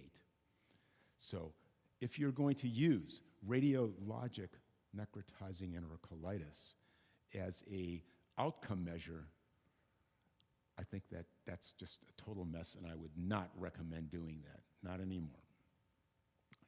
So these studies that we have of donor milk decreasing necrotizing enterocolitis should be taken with some skepticism. Now here's some other studies. I'm sure many of you have heard of Prolacta. Okay, this is a human milk fortifier, and this is now commonly used in many babies. And the story in our neonatal intensive care unit was we have two groups, support groups. One is a nutrition support group, the other is a tiny baby support group. 5 years ago, we looked at the evidence in the nutrition support group, and we did not think that there was enough evidence to begin using Prolacta. But the tiny baby support group felt that that we should probably start using it. So tiny baby support group won that argument, and we started using it in our neonatal ICU at the University of Florida. Saw no real difference in the development of NEC. And then these two studies came out. One study from Canada, Debbie O'Connor's study, and the other study was from Jensen. And both of these studies showed no improvement in morbidity, mortality, or feeding tolerance with the human milk fortifier. We took that very seriously, and we stopped using the Prolacta in our neonatal ICU about 1.5 years ago, and it is saving us $500,000 a year not using prolactin. Association of enteral feed type with neurodevelopment and neonatal outcomes in infants born preterm. This is another interesting study that showed that donor milk in place of mother's milk was associated with poorer cognitive and language development. Again, this was a retrospective, not a prospective randomized trial. And finally, this is just a quote from my colleague Nina Modi from UK. Milk from a baby's own mother is not the same as that from other women, and feeding breast milk is not the same as breastfeeding. These points are of crucial importance, and they're obscured by the term human milk. Okay? So I think that this is still an area that requires further analysis and certainly further studies. But I know that what I just told you is very unpopular in many places, but this is the evidence that we have, and I think that we should begin to look at this evidence very carefully before we think that this dogma is something that should be perpetuated. So human milk is not a panacea. And just a repeat of the work that I just went through. So here's another feeding dogma. What about during hypothermia for HIE? Do you feed your babies while they're on hypothermia during? I see I see one hand going up. Okay, two hands. I see. Oh, good. Okay. Well, this has been dogma in the past. There's been concern, and this is theoretical concern, that because these babies are getting this low temperature exposure, that you may actually be causing injury to the gastrointestinal tract by feeding them. Well, very interestingly, some people started to look at the data from Scandinavia and from UK. In Scandinavia, they were feeding these babies. In UK, they were not feeding these babies, and the results in the two countries were the same. So in our neonatal ICU, we started to look at this. We had some babies who were being enterally fed, some babies who were not, depending on the neonatologist. When I was on, I would feed these babies. When other neonatologists were on, they would not feed the babies. But we looked at some of the data, and we saw that at the bottom here, the graph that you see, the day of life upon which enteral feeding was initiated was different between the two groups. And then the full oral feeds were started, and the time of parenteral nutrition was different, and the length of hospital stay actually differed between the groups of babies who were enterally fed versus not enterally fed. One interesting finding that we saw, we looked at some of the pro-inflammatory mediators in these babies, and one pro-inflammatory mediator was IL-12P70, and at 24 hours and at 96 hours, this pro-inflammatory mediator was higher in those babies who were not being enterally fed. So the enteral feeding actually decreased the level of this pro-inflammatory mediator. I don't know what that necessarily means for brain development or anything else, but it blunted the inflammatory response, which we do want to see in most of our babies.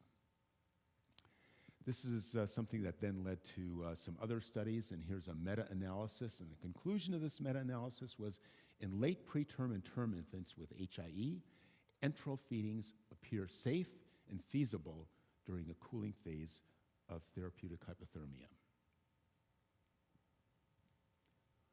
What about evacuating the rectum and colon with suppositories or enemas?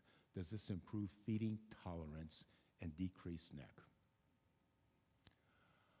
Well, there's several studies that have been done to look at this, and this is a meta-analysis. And some of the individual studies that have looked at this are very interesting. One of the studies actually shows a slight, not significant, increase in NEC in those babies who get routine glycerin suppositories and enemas.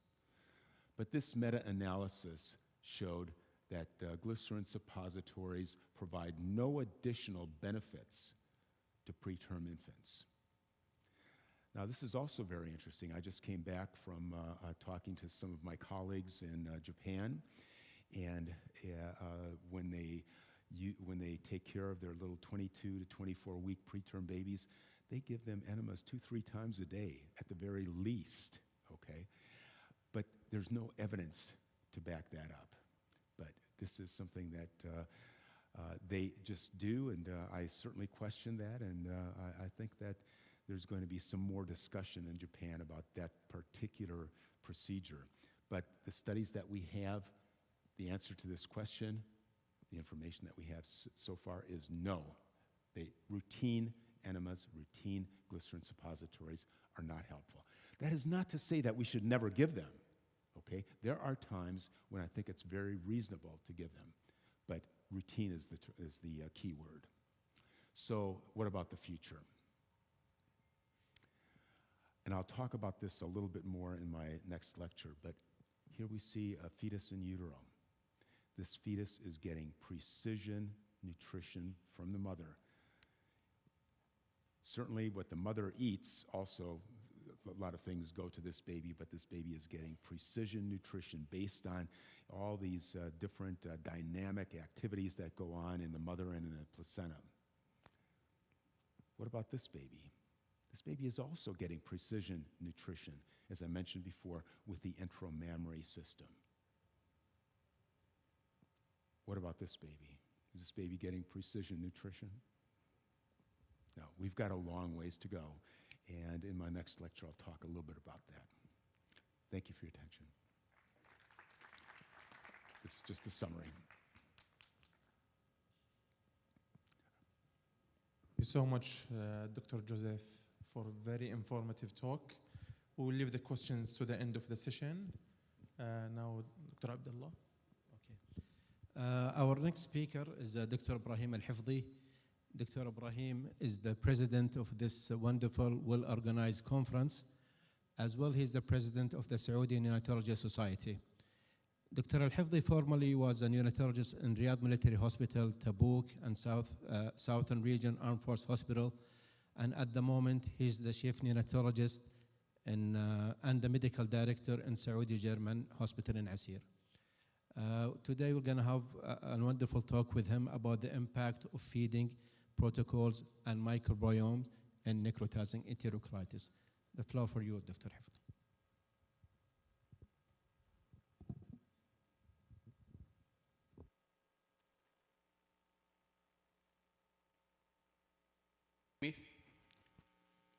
Thank you very much, Dr. Abdullah, and Chairman, colleagues, ladies and gentlemen, good afternoon.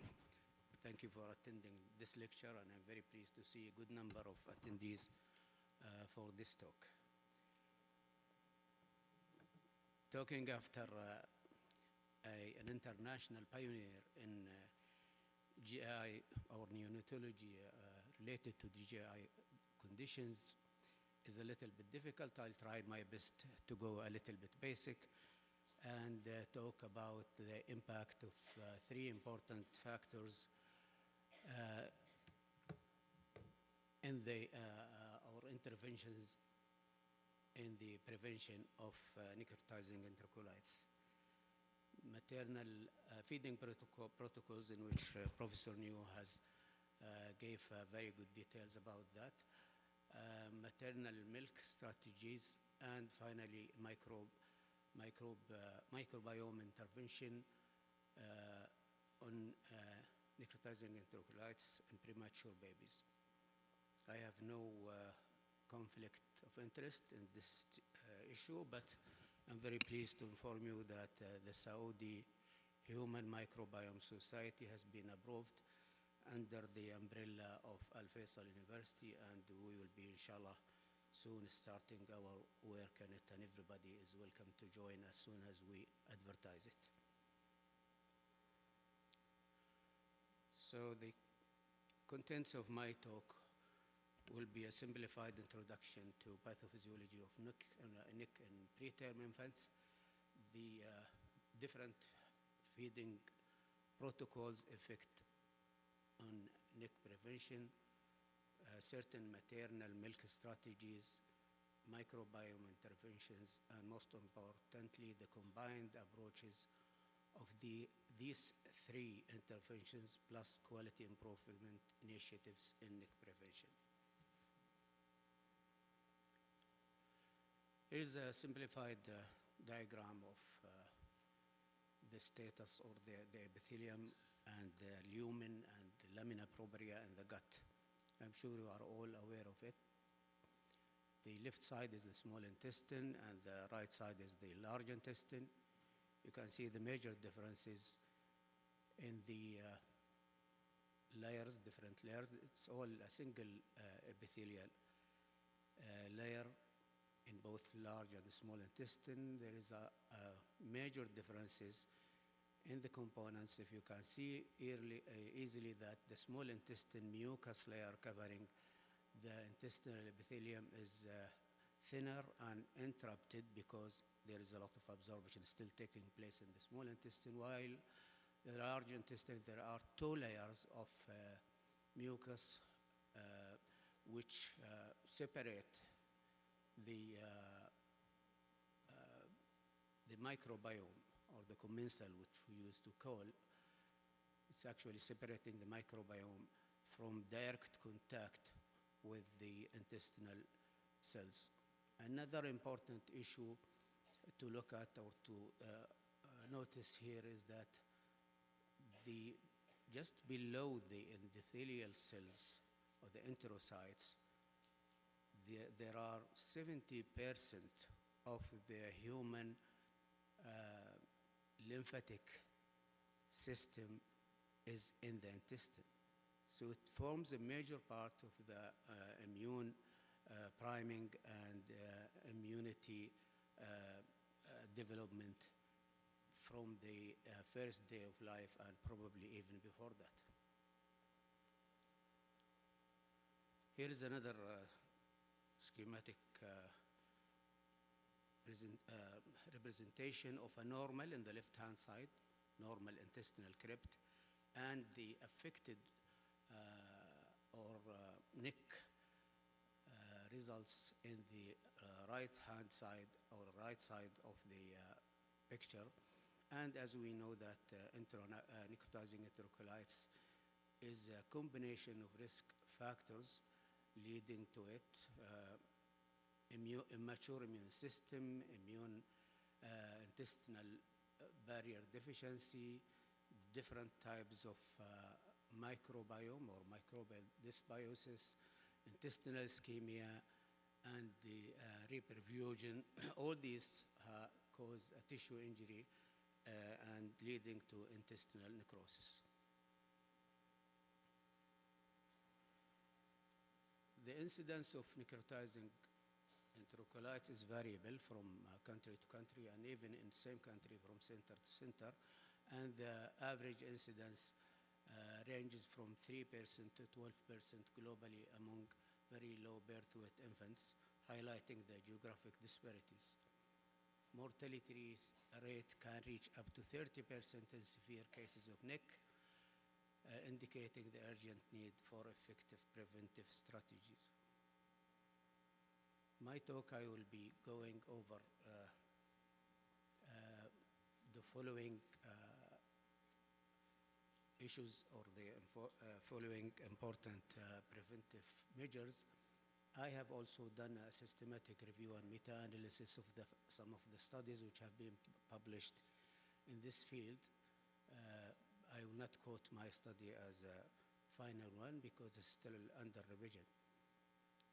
The aim of the systematic review I did was to assess the effectiveness of 4 interventions: feeding protocol, maternal milk strategies, microbiome interventions, and quality improvement initiatives.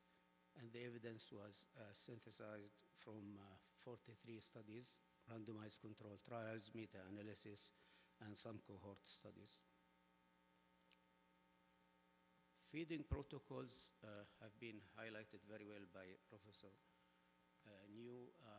I will just highlight 3 or 4 studies in this field. The feeding protocols that regulate the timing and volume of enteral feeds play a crucial role in preventing NEC. This is very well established.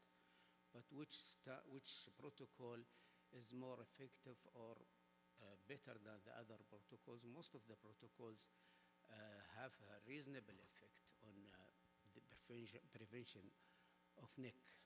And I will go over 3 studies which looked into details of these protocols. The first one was the slow advancement protocol, which have shown the reduction of NEC from 16.2 to 1.1. That was published in 2017. The summary of the study is that it's still probably following the very slow type of feeding. The babies were stratified according to the birth weight for less than 750 and 750 to 1,000 gram.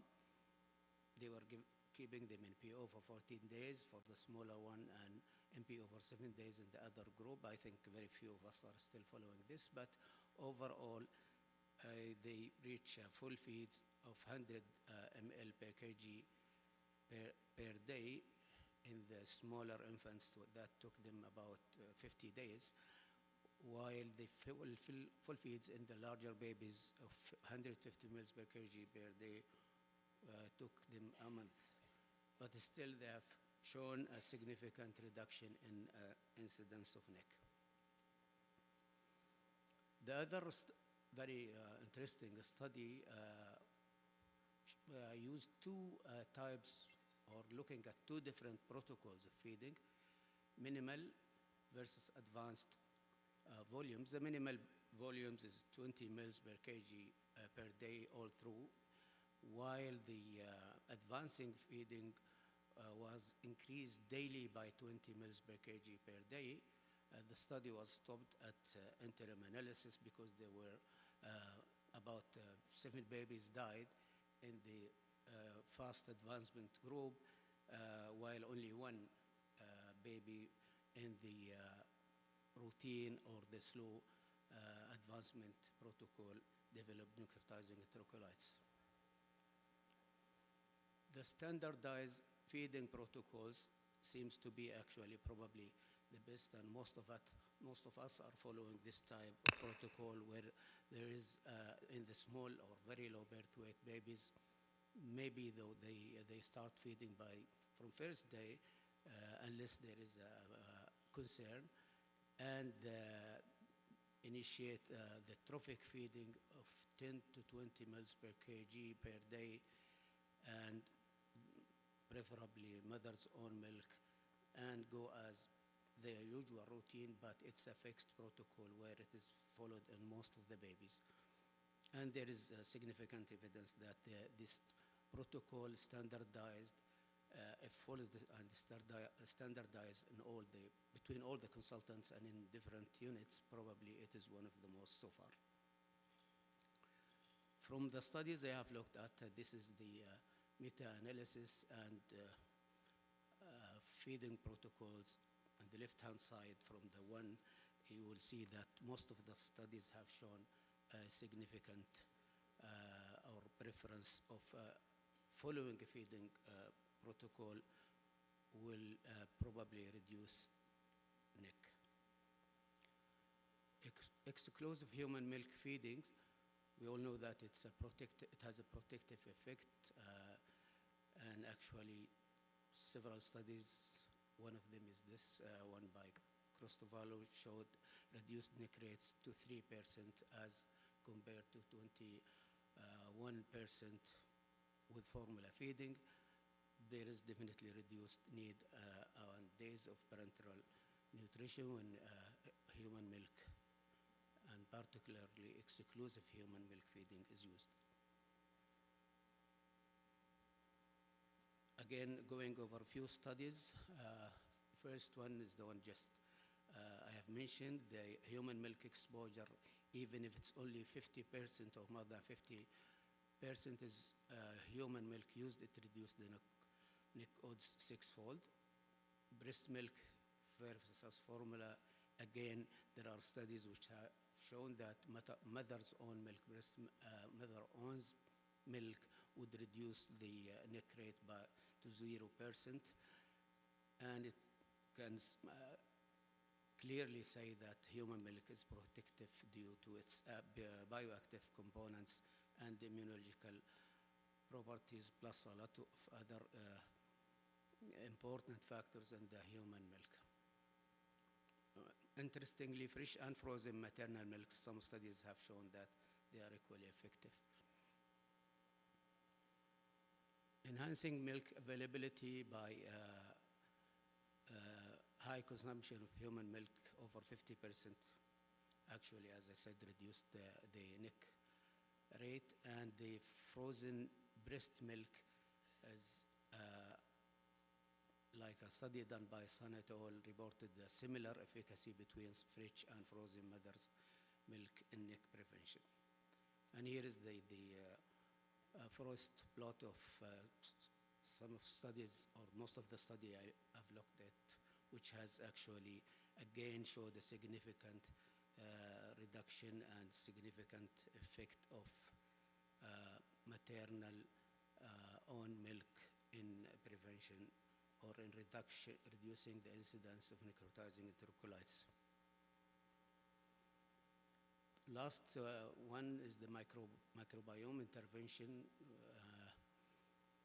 Several studies, a lot of controversies still going on. More and more studies are proving its efficacy. And here's one of the example studies which was published in 2017 by Chang et al. And it says that, or they concluded that they looked at actually systematic review and meta-analysis, and they combined the trials with all probiotics using multiple strains, particularly lactobacilli, bifidobacterium, and Saccharomyces. A total of 25 trials with 7,345 infants, and they have proven that the incidence of stage 2 NIC was 3.9% in the probiotic group, whereas it was 6.3% in the placebo group. Unfortunately, they are using NIC stage, radiological stage 2, which Prof. New doesn't like that.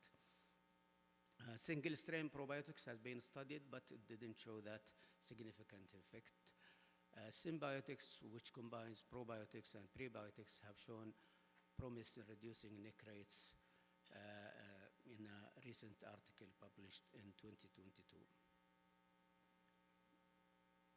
The meta-analysis again shows a significant effect of using probiotics in reducing necrotizing enterocolitis. The best way is to combine all these three modes of intervention plus using quality intervention, and this way you will get the best results. And the conclusion is that a holistic approach integrating multiple strategies yield the most significant benefits. And here's the forest plot meta-analysis of the studies I've looked at, and again, all actually proving that combining the 3 or 4 interventions will reduce NIC significantly. The quality improvement initiatives, I will just highlight 2 studies. First one is by Sheikh et al. Implemented a quality improvement initiative that combined mother's own milk use with standardized feeding protocols and probiotic that have resulted in reducing the NIC rate to 1.9% compared to 5.6% in the controls. The study is a little bit details, and here is the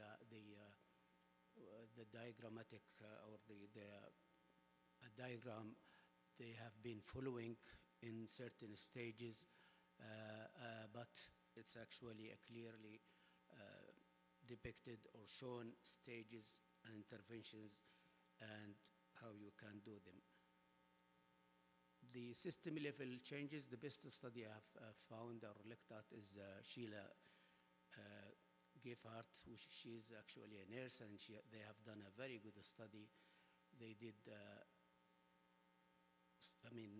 the initiatives they used as a system level change is staff education, parent engagement, and protocol standardization are crucial for sustained improvements.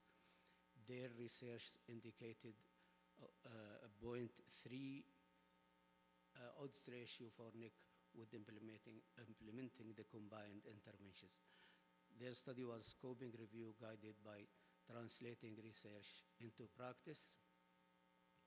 They made a framework and stakeholders engagement, and they assessed the evidence related to human milk feeding, standardized feeding protocols, medication stewardship, and prompt recognition of necrotizing enterocolitis strategies. They did not use the probiotics in this study because they were still questioning its efficiency. They found that implementation of these strategies which actually concentrate or emphasize parents' engagement through early education on NIC prevention and the benefits of human milk alongside multidisciplinary collaboration involving all NICU staff and the use of audit and feedback mechanisms. Their key recommendations include that prioritizing mother's own milk or donor human milk if mother's milk is not available over formula, adopting unit-approved feeding protocols, limiting antibiotics to less than 4 days for culture-negative cases, and avoiding H2 blockers because they increase the risk of necrotizing enterocolitis and sepsis. The conclusion is that feeding protocols, maternal milk strategies, and microbiome intervention effectively reduce incidence of NIC. Combined interventions achieve rates below 2%. Quality improvement initiatives are the best, and actually more and more of these studies will be coming up, proving that it's the best way to tackle NIC and reduce its risk and incidence. The future directions in this field are still to optimize strategies for long-term outcomes, such as growth and neurodevelopmental outcome, and to close gaps in evidence related to secondary outcomes. Thank you.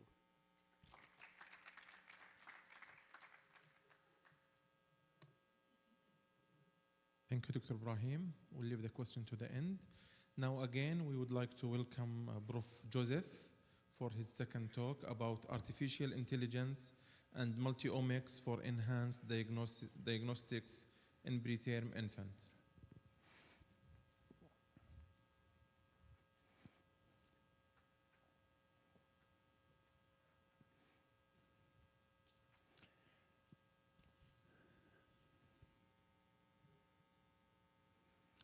So good afternoon.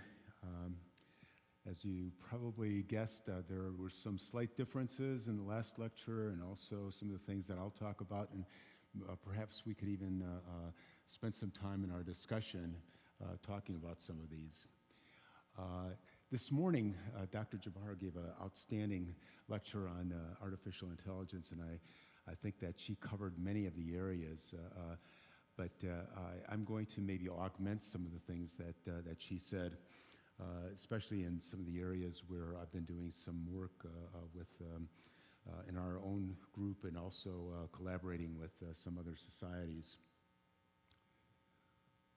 So the agenda here, I'll talk a little bit about the definitions and types of artificial intelligence and machine learning, and also a brief background on multi-omics and multi-omics integration and how we can mesh AI with multi-omics to improve pre, peri, and neonatal care.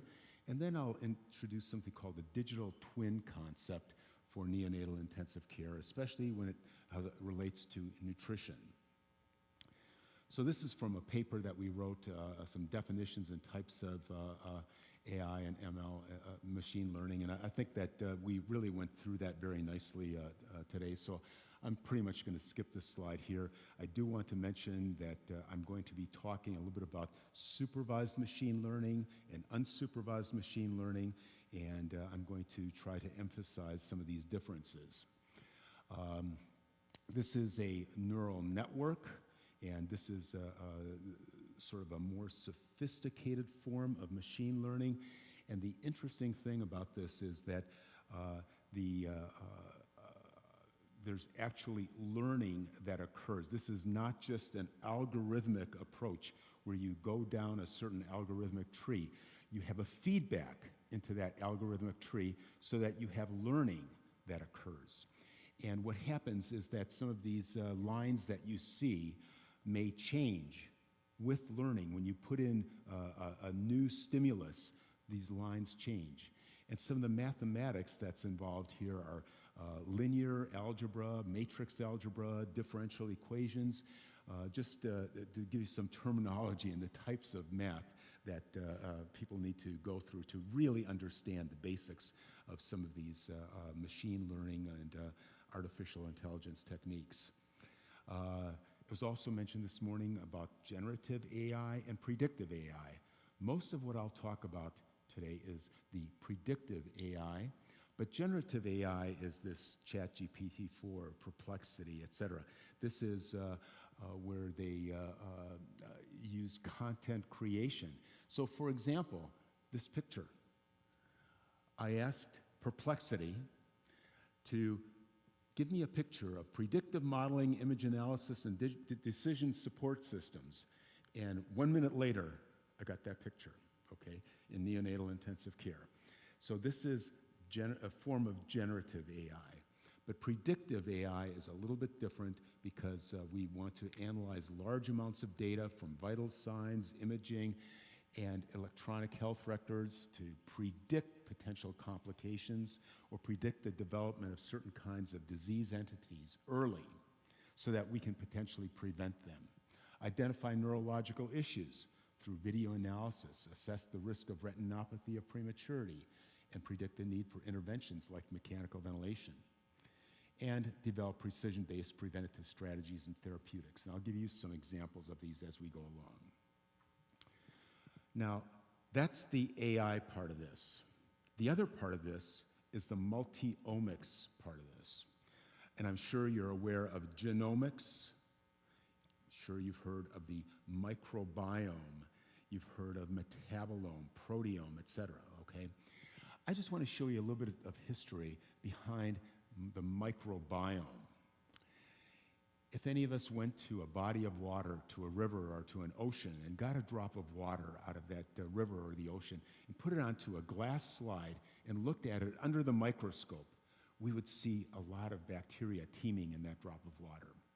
If we took that same drop of water and put it onto a regular Petri dish with an agar plate, regular agar, very little would grow. You'd probably see some growth, but you would not get a full representation of all the types of bacteria there. You might get maybe 5% at the most, okay? And this is something called the Great Plate Count anomaly.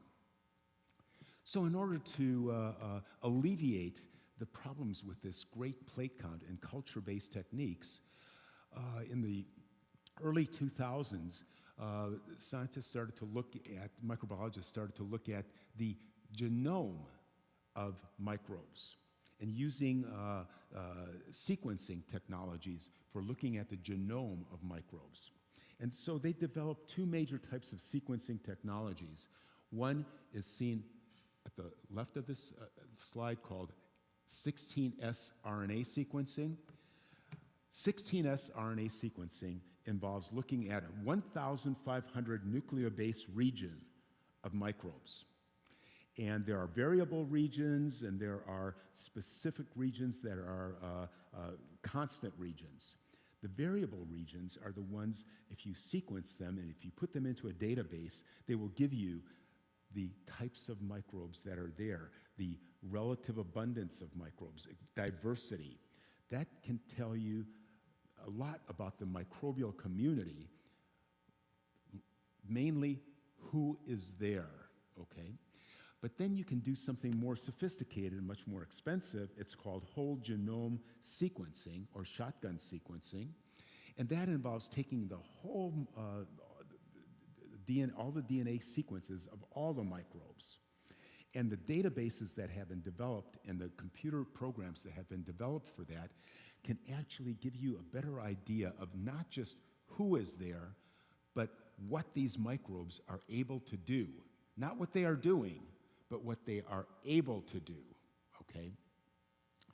So we've been able to harness this technique, and this is a paper that I published with Dr. Mohan Pami from Baylor in 2017 in Microbiome.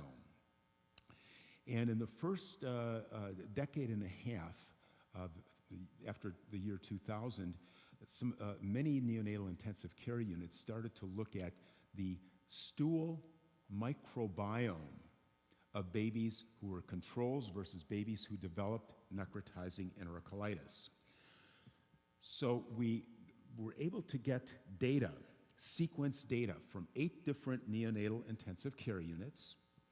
And with that sequence data, we were able to develop these two graphs.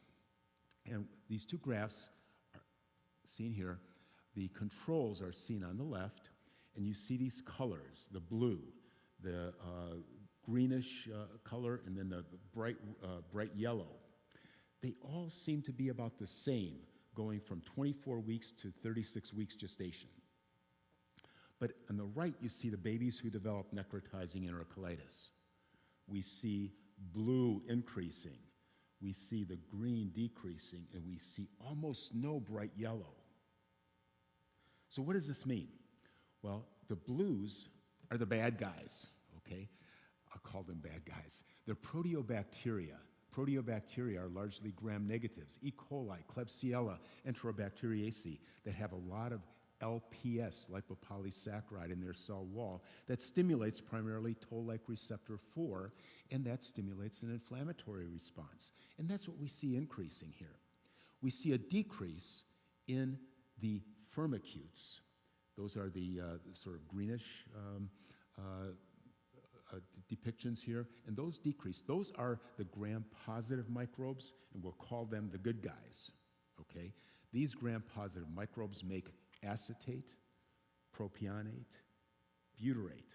Those are short-chain fatty acids, and they're good short-chain fatty acids. Butyrate, for example, as I mentioned in the last lecture, is the most important fuel for the colonocyte, and it also is very important in maintaining intestinal junctional integrity. So what we're seeing, very interestingly here, is in the neck babies, we see this increase in the bad guy to good guy ratio, which we don't see in the control babies. Now, this is an association. This is an association. This doesn't prove that what we saw in that slide was causing necrotizing enterocolitis. So there are some things that we can do that can give us more evidence for causality. And that's seen here on this slide. In the middle, you see these different plates,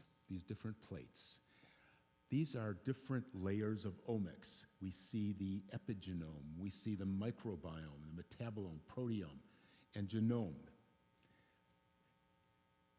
If you only use one of those, you get an association. But if you put them together and integrate them in an intelligent way, then you can get mechanisms using systems biology approaches, okay? And the analogy I like to use here is seen on the very left here. This is the parable of the 6 blind men of Hindustan. Each one of these 6 blind men was asked to feel this structure that you see here. One went to the side of the structure and said, "This feels like a wall." The other one went to the back of the structure and said, "This feels like a rope." The other one went to the front of the structure and said, "This feels like a spear." They got together. They were adamant in what they felt, and they could never figure out that this was an elephant because they didn't integrate their thoughts adequately. Had they integrated their thoughts adequately, they would have figured out that this was an elephant. That's what holds for integrated multiomics and systems biology. And the systems biology can give us an idea of a mechanism that is going on in a certain type of environment. For example, in a stool sample or in a saliva sample, etc. In addition to the mechanisms, if you have large nodes, if those circles are large, they could be utilized as biomarkers, early biomarkers to detect which kind of a mechanism is going on in that particular sample. So I'll get to that a little bit more later. So in this lecture, there's some areas of emphasis that I want to go through that relate to machine learning and also to this integrated multiomics. Preterm birth, respiratory distress syndrome, and bronchopulmonary dysplasia, intestinal injuries such as neck, retinopathy of prematurity, and precision nutrition. I think you've seen this graph earlier this morning. And this is what's called a Sankar curve and at the top. And what is done here is that you look at age, ethnicity, trimester, and you look at various features that are happening in the first trimester, second trimester, and third trimester of pregnancy. And you see what is happening during different periods of time in terms of the features that you plug into this particular program. And that can actually help you determine the likelihood of preterm birth versus term birth. In addition, if you use the microbiome, you can plug that into that formula as well. And at the bottom, you see something called a Shapley graph. And in this Shapley graph, it tells you those microbes that are at the greatest concentration or at the greatest amount in certain babies who develop preterm birth versus babies who develop term birth, okay? So for example, Lactobacillus inners versus Lactobacillus crispatus. One is highly associated with preterm birth, the other one is highly associated with term birth.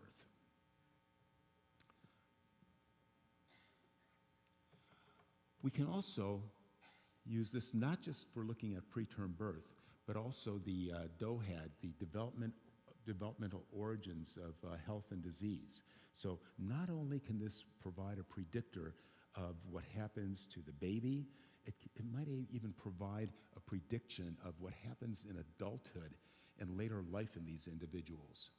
I'm not going to get into this in a lot of detail, but it involves putting a lot of features into these programs, and I think that this is something that we still haven't fully worked out, but we are making a lot of progress in this particular area as well. Now here's a relatively simple project that was done by the Korean Neonatal Network. And in this project, they wanted to be able to predict RDS development shortly after birth. And why does this matter? Because there's widespread use of routine surfactant administration to preterm infants younger than a certain gestational age.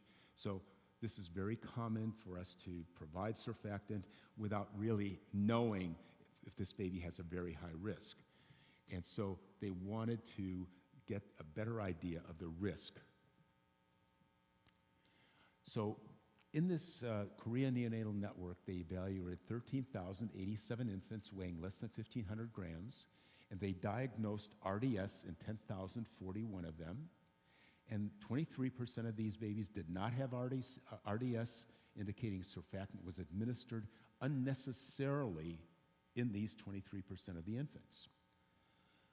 So what they did was they selected some perinatal and prenatal information from the Korean Neonatal Network database and used this as input data for an AI model.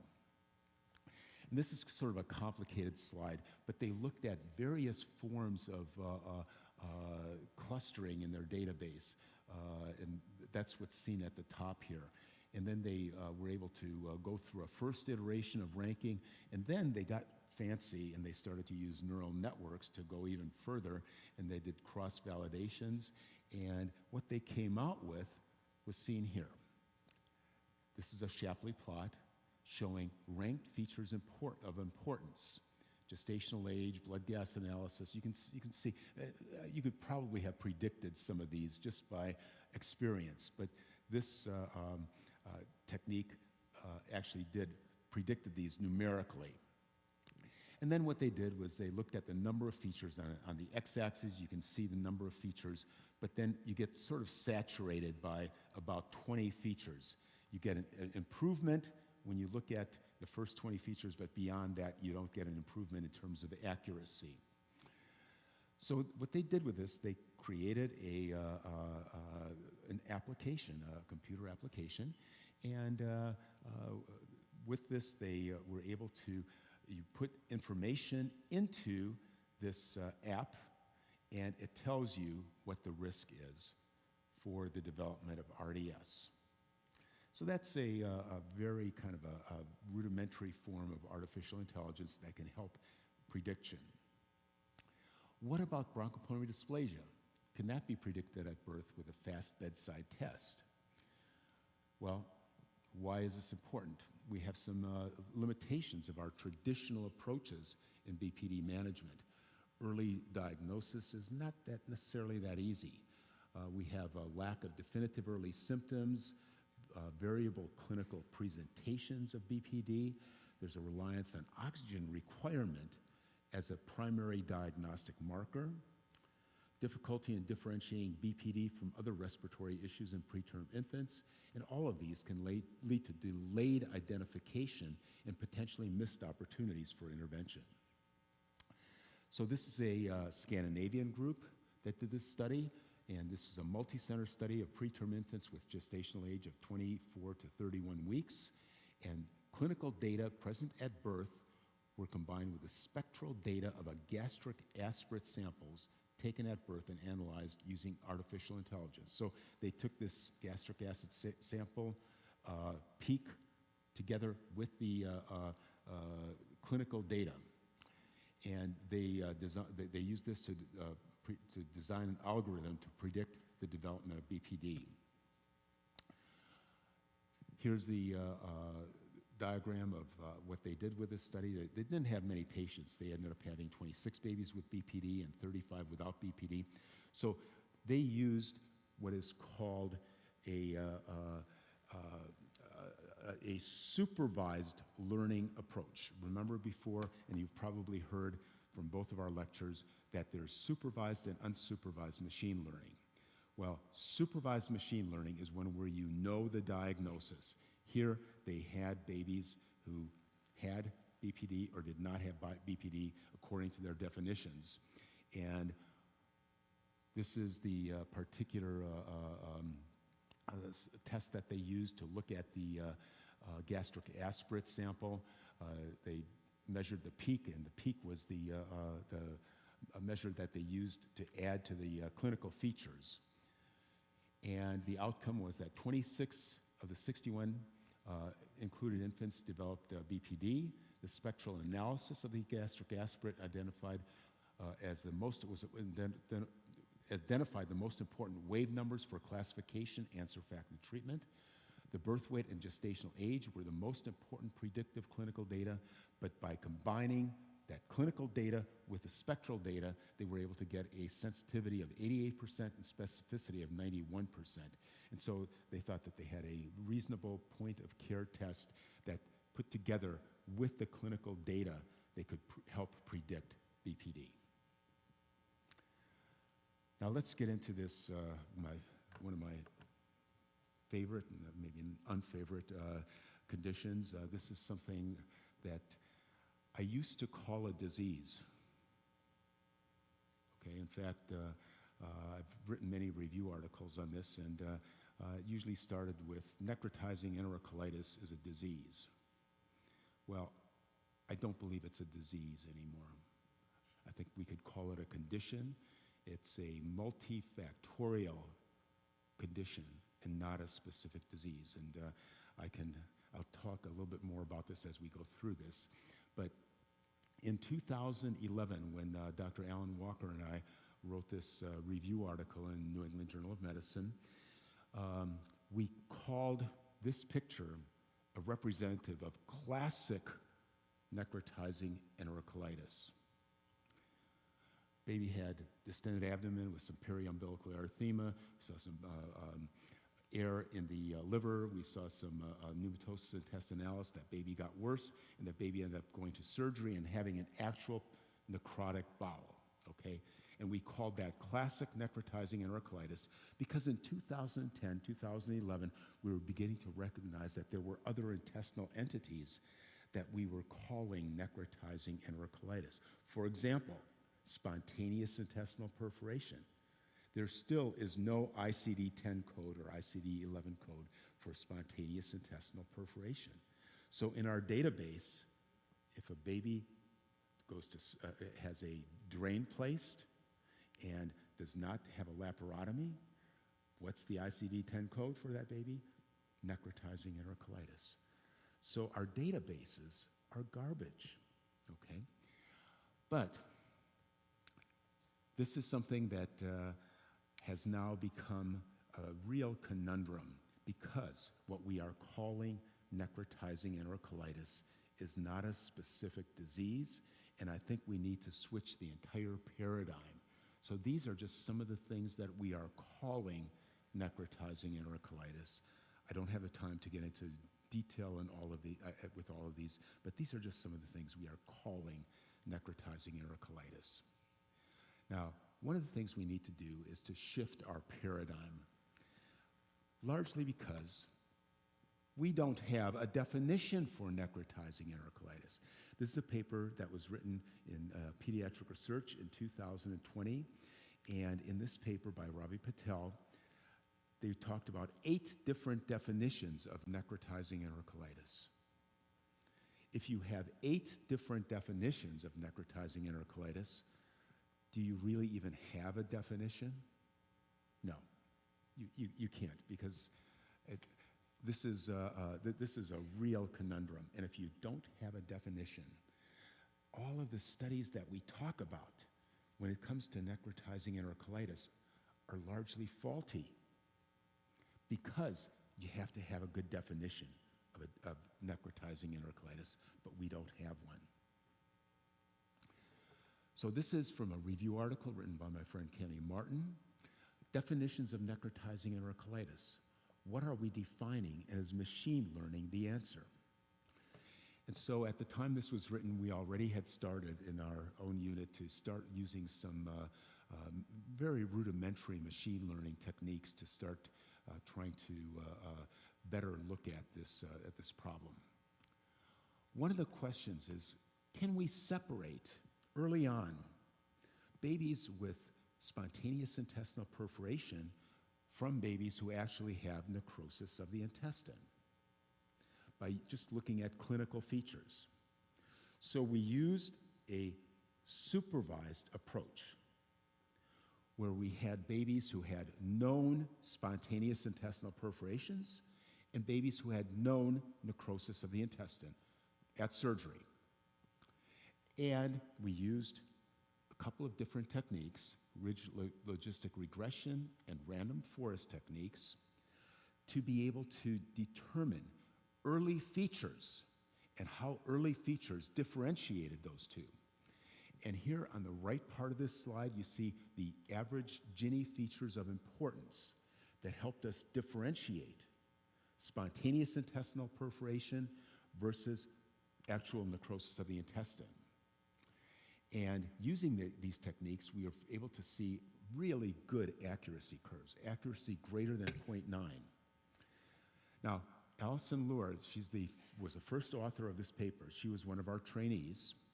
She went on to another university, Ohio State University, to do additional training, and she repeated this study. And in a different setting, she got a area under the curve of 0.7. So not as good as this. And this depends then on what neonatal intensive care unit that you are working in. So this may not be specific for a particular neonatal intensive care unit, but it is an interesting technique that might help us separate features that help us with these. Then there's something called supervised machine learning. And how does supervised machine learning work? Well, let's say you have a bushel of different vegetables, and that's the raw data, and you want to separate those vegetables into onions, into cucumbers, into peppers, okay? And what supervised machine learning does, it allows that separation to occur. Well, we did this with babies in our neonatal intensive care unit who had some form of intestinal injury, but we didn't label the form of intestinal injury in this study. There was no label, but we had 200 babies with some form of intestinal injury or dysfunction, babies who were having a lot of distended abdomens, etc. And then on the x-axis, you see the number of babies. On the y-axis, you see features. And this is what's called a heat map. And from this heat map, my colleagues at Stanford were able to use hierarchical clustering to develop 5 different clusters. We are not labeling these clusters, by necrotizing enterocolitis or anything like that, but one was a surgical cluster, and one was a non-surgical cluster. One was a leukocytosis cluster. So this helped us separate these babies into different forms of clusters. And that's very important, and this is a beginning that I think is going to be very helpful for us. This is a commentary that was written by other authors about our paper. And the title of that was Artificial Intelligence to Classify Acquired Intestinal Injury in Preterm Neonates, A New Perspective. And what they said in this commentary was, first, this can't be done in just one neonatal intensive care unit. This has to be done in many neonatal intensive care units. You have to do this type of clustering to see if this is something that is repeatable in a larger population. And then number two, they said that we have to look at pathophysiologic mechanisms, and one way to do that is to use the multi-omic kinds of technologies that I talked about before. Well, we're starting to make progress in this area.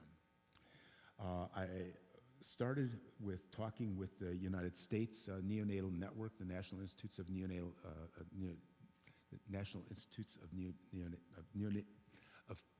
National Institutes of Health Neonatology Group.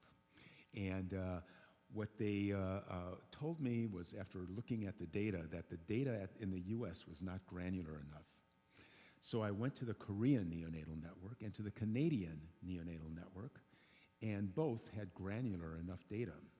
And the Korean Neonatal Network has jumped on this, and we have some very interesting data. I can't, it's very preliminary, but it's very interesting, where they find clusters using unsupervised machine learning. Now they're going back using supervised approaches and going back and forth using supervised versus unsupervised approaches, and finding certain clusters where the necrotizing enterocolitis, as we classically have described it, very high in some of these clusters. So I think that this is potentially going to be a new paradigm. And then once we have these clusters, we can then begin to look at them, each cluster individually, using multi-omic integration and finding out what's actually going on mechanistically within each one of those clusters, and find biomarkers that I mentioned before that we can apply early to tell us which type of intestinal injury this is. So we may, 10 years from now, no longer even be using the term necrotizing enterocolitis. Okay? I want to make that prediction. I'm not sure if it's going to happen, but it could very well be the case. Anybody know who this is? Stevie Wonder, okay? He's blind, okay? And he developed retinopathy of prematurity as a baby. And here we have pictures of a couple of babies, and you see a baby getting an eye examination. Does that baby look like he or she is having fun? No, no. This is a brutal, brutal procedure.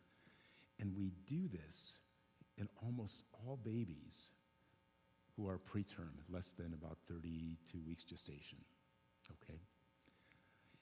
Well, the problem is we do this in so many of these babies, but very few of them actually have something that we end up treating, okay? So these eye examinations are invasive, they're painful, and they have known physiologic effects on the babies. And less than 10% of these infants that are screened require treatment, Avastin or laser, under the current criteria. 80% of the mydriatic treatments enters the nasolacrimal duct and has the potential for systemic absorption. And there's many feared complications, such as cardiovascular, respiratory, central nervous system, and gastrointestinal system problems. Many of these babies just don't feed very well for a day or two after their eye exam. So this is something that it would be really nice if we could eliminate a certain percentage of these. We don't have the answer yet, but we are beginning to work on this with early detection of ROP risk, and this is very important. So what we are doing in a study that is currently ongoing is we are applying unsupervised machine learning with and without neural networks, starting with the first week after birth to predict preterm infants at risk for the development of ROP, to decrease the rate of routine ophthalmologic examinations. That's one of the goals. And determine prospectively whether this predictive tool can be validated and used to select those infants most likely to benefit from early nutritional or pharmacologic interventions that might decrease the risk for interventions with Avastin or laser and/or surgery. So, for example, let's say that someone wanted to do a study on these premature babies, and they wanted to do a prospective randomized controlled trial.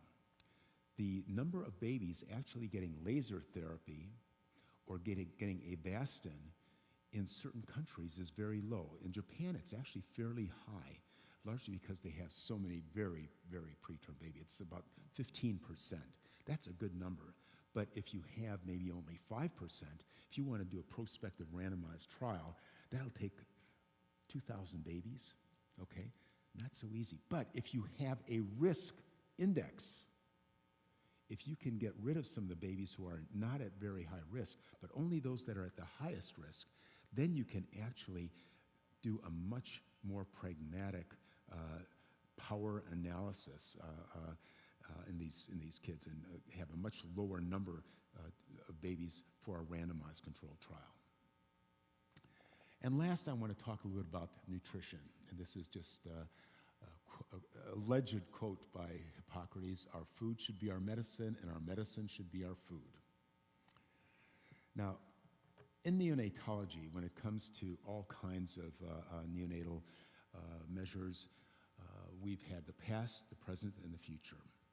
In terms of nutrition, in the past, we used largely intuition-based medicine, looking at signs and symptoms, and these provide the best guess of what is best. So, for example, slow introduction of TPN and enteral feedings. The early days of TPN, we would start no TPN in the first day or two after birth. Then we would start with maybe 0.5 grams of amino acids, then 1. I think we've begun to change from that. Same thing with lipids. We've started to change into more of an evidence-based approach. Okay, that's the present. And some of that has been based on clinical trials.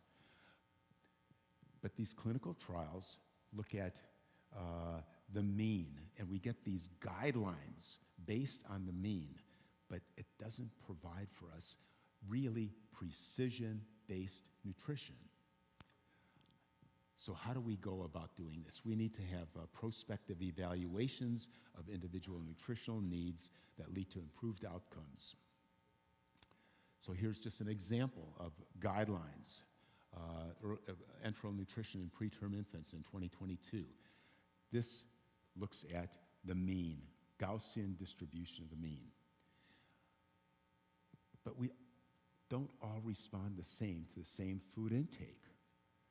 One size does not fit all. How do we currently monitor nutrition? Well, with growth curves, right? So here's an example of a growth curve where you see growth faltering. And we respond to this growth faltering. The problem with responding to growth faltering is that a lot of damage may have already occurred. These are highly susceptible infants who, even just a week of undernutrition or malnutrition can have a major effect on their developing brain. Do we need indicators that help prevent this, or should we just stick to the old Gaussian statistics? And can we actually predict this growth faltering before it occurs? Well, we've been doing some studies on this, and when it comes to personalized nutrition, this 23-week baby, preterm, versus a 29-week preterm, really are very different little people in terms of their nutritional needs. And if we use these ESPGHAN guidelines for both of these babies, you're probably not going to provide their needs the way that we should. We can do better than that. So one size does not fit all. This is a paper that was published just a couple of years ago, and this was in adults. And the title was Effects of a Personalized Nutrition Program on Cardiometabolic Health, a randomized controlled trial. They had two groups. One group received the usual pyramid type of nutrition, recommendations due to the My Plate type of guidelines.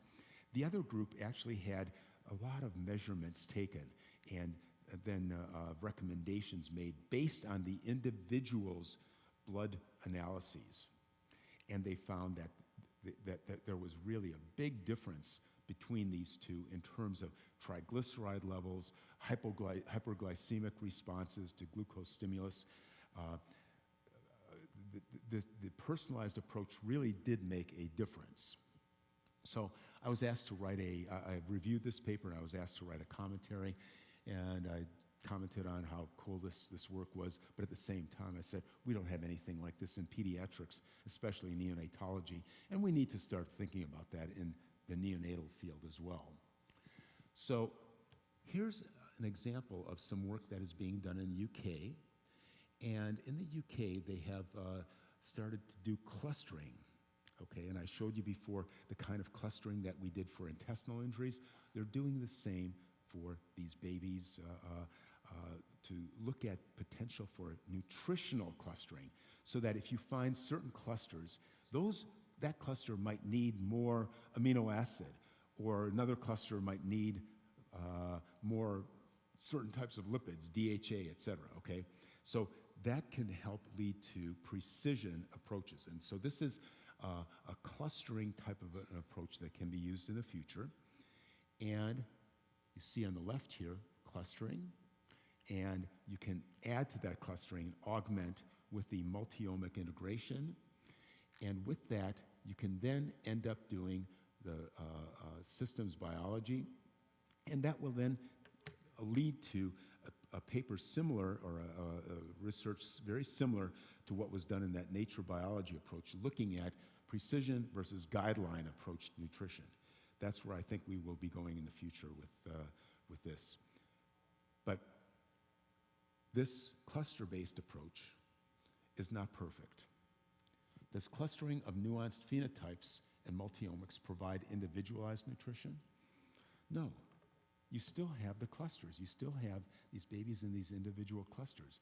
That doesn't tell what we should be giving to each individual baby, and each individual baby is still different. Now, we're getting into something that is potentially very, very complex, but something called the digital twin approach. Now, I want to just give you a little history of where digital twins come from. These are three astronauts, and these three astronauts were on outer space in the early 1970s, and something was going wrong with their spaceship. They called back to Houston. They said, okay, Houston, we have a problem here. And here's Houston. And this is a bunch of computers in Houston.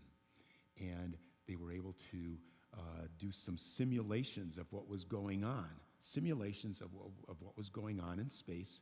And then they were able to send messages back to the spaceship and tell them what they needed to do to fix that. And so these astronauts were able to come back to Earth alive and safe. So this is sort of the early digital twin approach. And this is sort of a simulation type of an approach. It integrates ultra high fidelity simulation, this is something that can be done with humans and also our babies. And this is the way that I envision the digital twin application in the future. We have this AI trained model on the right of the slide. Huge amounts of data goes into this, all types of premature babies, all types of situations. Very, very large database. Then we have an individual baby with certain kinds of features. Those features get fed into the AI trained model. And the AI trained model comes back and says, increase the amount of amino acid or decrease the amount of lipid that you're getting. You need to increase the calcium. This is the digital twin approach of the future. We're far from it, but I think that this is something that will help us with truly individualized nutrition. So I'd like to summarize here. AI, machine learning, multi-omic integrations are some of the new technologies when augmented by our clinical judgment provide avenues for improved future neonatal care. The areas presented in this lecture are only a small part of where we are heading. These technologies will not replace good clinical judgment. And we will need to be very careful with ethical considerations as we move forward in these exciting new eras. Thank you. Should we stay here or for questions and answers? Okay, one more.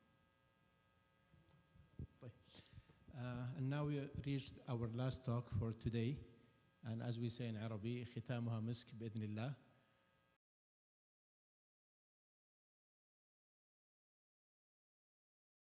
In Saudi Arabia. Prof. Nemri, he's a professor and pediatric and consultant neonatologist at King Saud University Medical City. And he also serves as the vice president of the Saudi Neonatology Society. He has a major neonatal programs across the kingdom, and most notably, he was the head of neonatal ICU, he was the director of pediatric residency program, and the director of neonatology perinatal fellowship program at King Khalid University Hospital. His contribution extended beyond clinical care to research, education, and national health policy. Prof. Nemri has authored and co-authored around more than 40 peer-reviewed publications, including pioneering work on neonatal outcome, congenital anomalies, and quality improvement in ICU systems.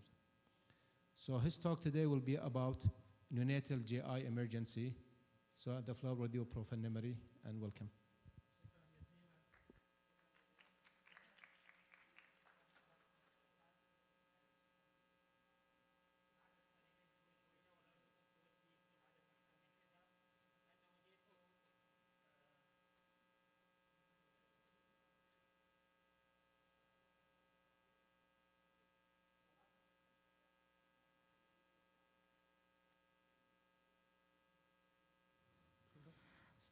السلام عليكم. صوتي واضح من غير كركم. طيب. We need to say thanks not only for the chairman and for the speakers. We need to say thanks for the two doctors who make organize all this prestigious conference. Dr. Amjad Al-Attas is the chairman of the organizing committee. Stand up so the people they can see you and greet him for the great effort that he had. And on my right side, Dr. Talal Al-Tamimi is the chairman committee of scientific committee who arranged for you all the speakers, including myself. شكرا جزيلا. شكرا.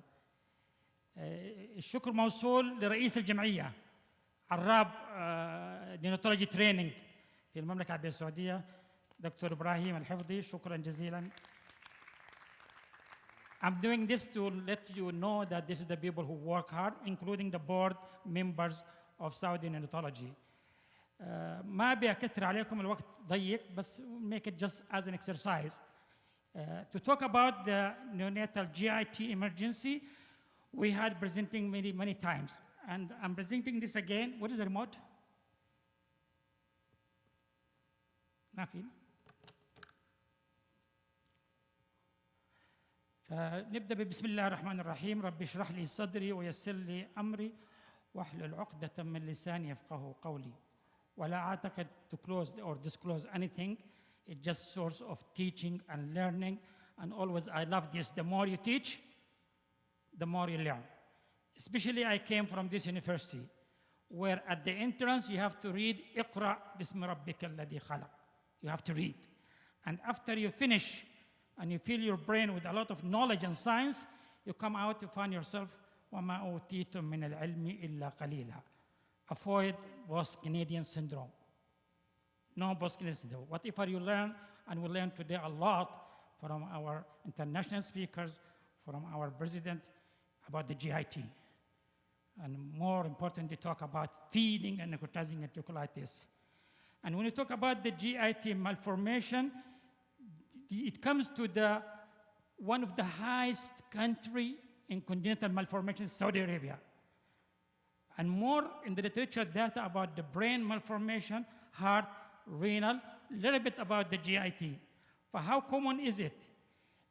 Malformation in Saudi Arabia is more common than any Arab country. The incidence is almost reaching to 1.3 per 1,000 lab birth. So if we look to the literatures in the surrounding Gulf CC, almost the same, 13, 12, 15 per 10,000. Saudi Arabia, 13. Lower than that in Yemen is only 7.7 per 1,000. And when you look to the types of the GIT in the international, small GIT problems. Small GIT from the atresia to esophageal fistula. But when you look for it in Saudi Arabia, mainly is a large intestine, anorectal malformation and down. And when you look to this, you find the anorectal malformation, Hirschsprung disease, anal stenosis, and all the lower. So what is the relation? Why in Arab babies, more of lower GIT, in the Western, more of the upper GIT malformation? Any idea? Why it's more common in Saudi Arabia than the Western? And why our babies have more of lower GIT anomaly? So I looked at this question in the literatures, and I found it is related to the genetics. The same thing also in Yemen. Upper GIT is more common. So all are related to the consanguinity.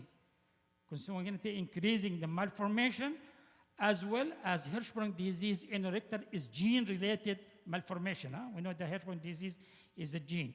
In addition to the maternal obesity, maternal diabetic. This two risk factor was there in all the literatures. So why we are presenting it? Because it requires immediate suspicion, early diagnosis, and intervention. Otherwise, it will end up with very high mortality and morbidity.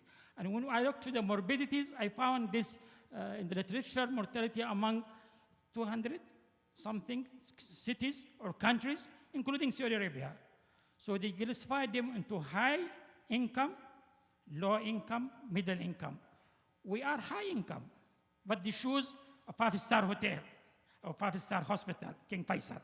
They are high income hospital. But if you look to the periphery, you may find the same finding. I will show it to you. So what they found that they involve all these countries, and according to their classification, the high income, only United States, Canada, Japan, Australia. What? Saudi is the highest. Why not including? I don't know why. They put us in the middle income country. And when you look to the outcomes from the intestinal atresia to the lower GIT, more mortality in the low and middle income compared to the high income country. So our baby die more if they have a GIT anomalies compared to the Western countries. In all the aspects, from the lower and more, it is at gastrous cases, more of esophageal atresia, and that's attributed to more genetics, more other congenital anomalies. So why is that? When I asked, I found the answer in the published paper that the high-income country, they have overall mortality is 5 to 6 because of good access to the care, early diagnosis, and I'm impressed on the early diagnosis, and advance in ICU. Our in ICU more advanced than America. I have no problem with that. But you know what's our problems? Our problems we have in the low income, overall mortality is very high. And simply because we have poor access, especially to the pediatric surgeon, poor facilities to diagnose, and then the in-ICU intensive care. Maybe this is the difference. So the more important one is when you have a late diagnosis and we have very late access to the tertiary center to do the operation and the diagnosis. So that's why I'm presenting it. For the people, I will show you some cases of upper GIT or lower GIT missed cases. And misdiagnosis in the literature, 5 to 10%. In Arab and Saudi, we don't have any data, but I think it's going to be higher than that. So what's the presentation? The early presentation is antenatal. And that's why the people in the Western, because they have good antenatal care, they picked up all these cases early. When the baby born, they will just go and take care of him. But in ours, not that much. And then the late presentation, especially when the patient got home, he may come with the bilious vomiting, abdominal distension, or maybe delay in passing meconium or stool. So this is late presentation also make you suspicion. Is it a sepsis? Is it intestinal? Some other metabolic? So that will lead to late on the diagnosis. All of this can be, in some cases, I'm going to present it. This is a full-term, good Apgar score. No postpartum complication, went with the mother to the nursery, normal nursery. He started to vomit bilious. And when we did the X-ray like this. So our fellows, our junior, do we have a resident here? No more resident, no fellows. Any fellows?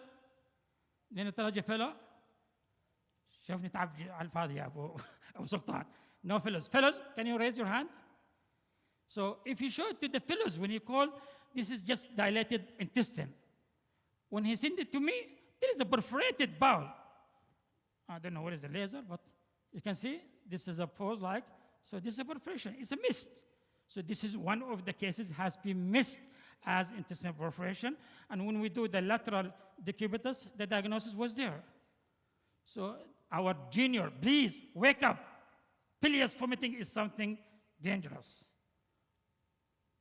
So we went to the OR and it was diagnosed as ileoatresia. And you know this baby, when they go back to the mother report, the baby has already been diagnosed in utero to have dilated loops. So if the people in the OB-GYN, pediatrician in the antenatal, if nobody, just go and see what is the report in the antenatal ultrasound, you may find the diagnosis in the majority of these cases. Although the false positive may be found, but that's only 15 to 30%.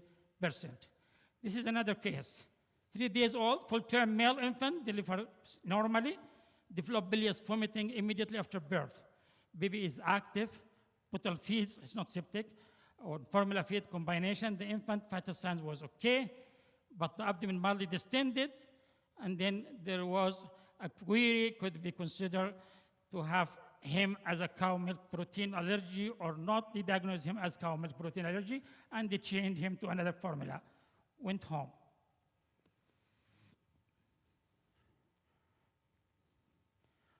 So after he has passed through different hospital with the same problem, bilious vomiting, abdominal distension, and everybody said this is just gastritis, cow milk protein allergy, change the formula from one form to another.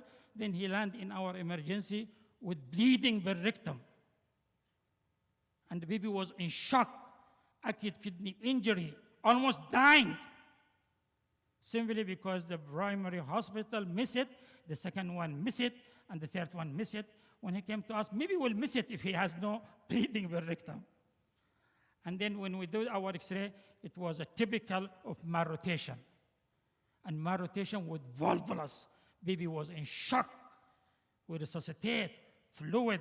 We had hard time to stabilize him until he got to OR, and the diagnosis was malrotation and has been fixed. So this is the cases of the low income. We are in high income. Wake up, our junior. Wake up. Bilious vomiting, yes, it can be normal in 20 to 30% of full-term baby, but majorities of them are surgical. Don't reassure and send them home. Call your senior, call your surgeon until you have an explanation why this baby has no bilious. So this is the bilious vomiting. I will not go to. So how we can approach them? What is the simple way? We hear from the artificial intelligence, algorithm. You need to have an algorithm. You need to have a protocol to tackle these cases. So after the baby came to you, what if the cause of intestinal obstruction? If he's in shock, resuscitate. Start fluid replacement. Start to stabilize him from the hemodynamic as well as the respiratory. Then think about where could be the obstruction by calling somebody else, surgeon or the radiological study. Place the nasogastric tube is another step. Deflate all the stomach.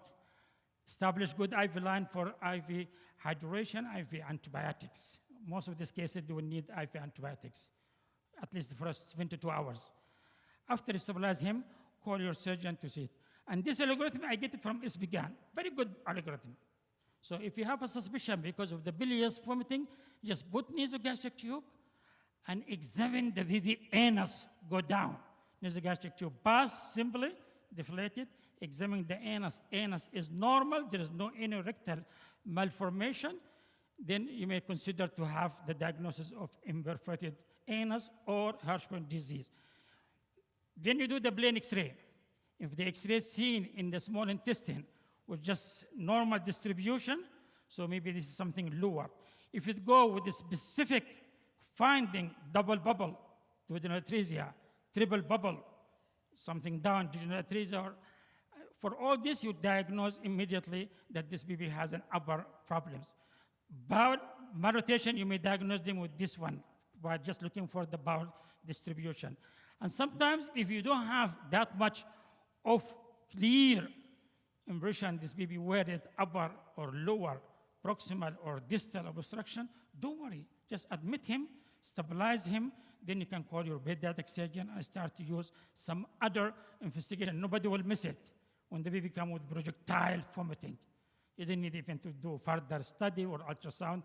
Just call the surgeon. This is pyloric stenosis, but if you want to confirm it, you can do the ultrasound. And ultrasound, most of the time, you just look to the measurement of this pylorus. This is another case, has been missed. This is the abdominal X-ray, how I can interpret it. You remember that case which is missed as perforated? Sometimes we miss even the porta hepatis, our junior. So to look for the X-ray and get the better approach, first of things, first evaluation, rule out any life-threatening condition, like perforated bowel with a pneumoperitoneum, or maybe intestinal porta hepatis, that's advanced necrotizing enterocolitis. If these two are not present, look for other classical signs. Other classical sign, easy to diagnose duodenal atresia, or nasogastric tube cannot be passed, recoil, esophageal atresia. The third thing, decide whether the bowel gas pattern is normal, is it high or low. Don't say small intestine, large intestine, say high or low. In this situation, we need to go and consult your senior, consult your pediatric surgeon. You may go to do the barium study. This is a simple approach not to miss any cases. Ultrasound, sometimes it is very helpful, especially nowadays with the focus and point of care ultrasound. We start to use ultrasound and diagnose neck only with ultrasound, Professor Joseph. We don't need to have the X-ray. And sometimes we may miss pneumoperitoneum, pneumatosis intestinalis by the plain X-ray, but we pick it up by ultrasound. In 2 cases, we have them recently. So sometimes the X-ray and ultrasound may add to you another tool to diagnose necrotizing enterocolitis. Do we need further? As I told you, we don't need further, but sometimes you need to have small or upper GIT study to rule out any malrotation or large intestinal obstruction.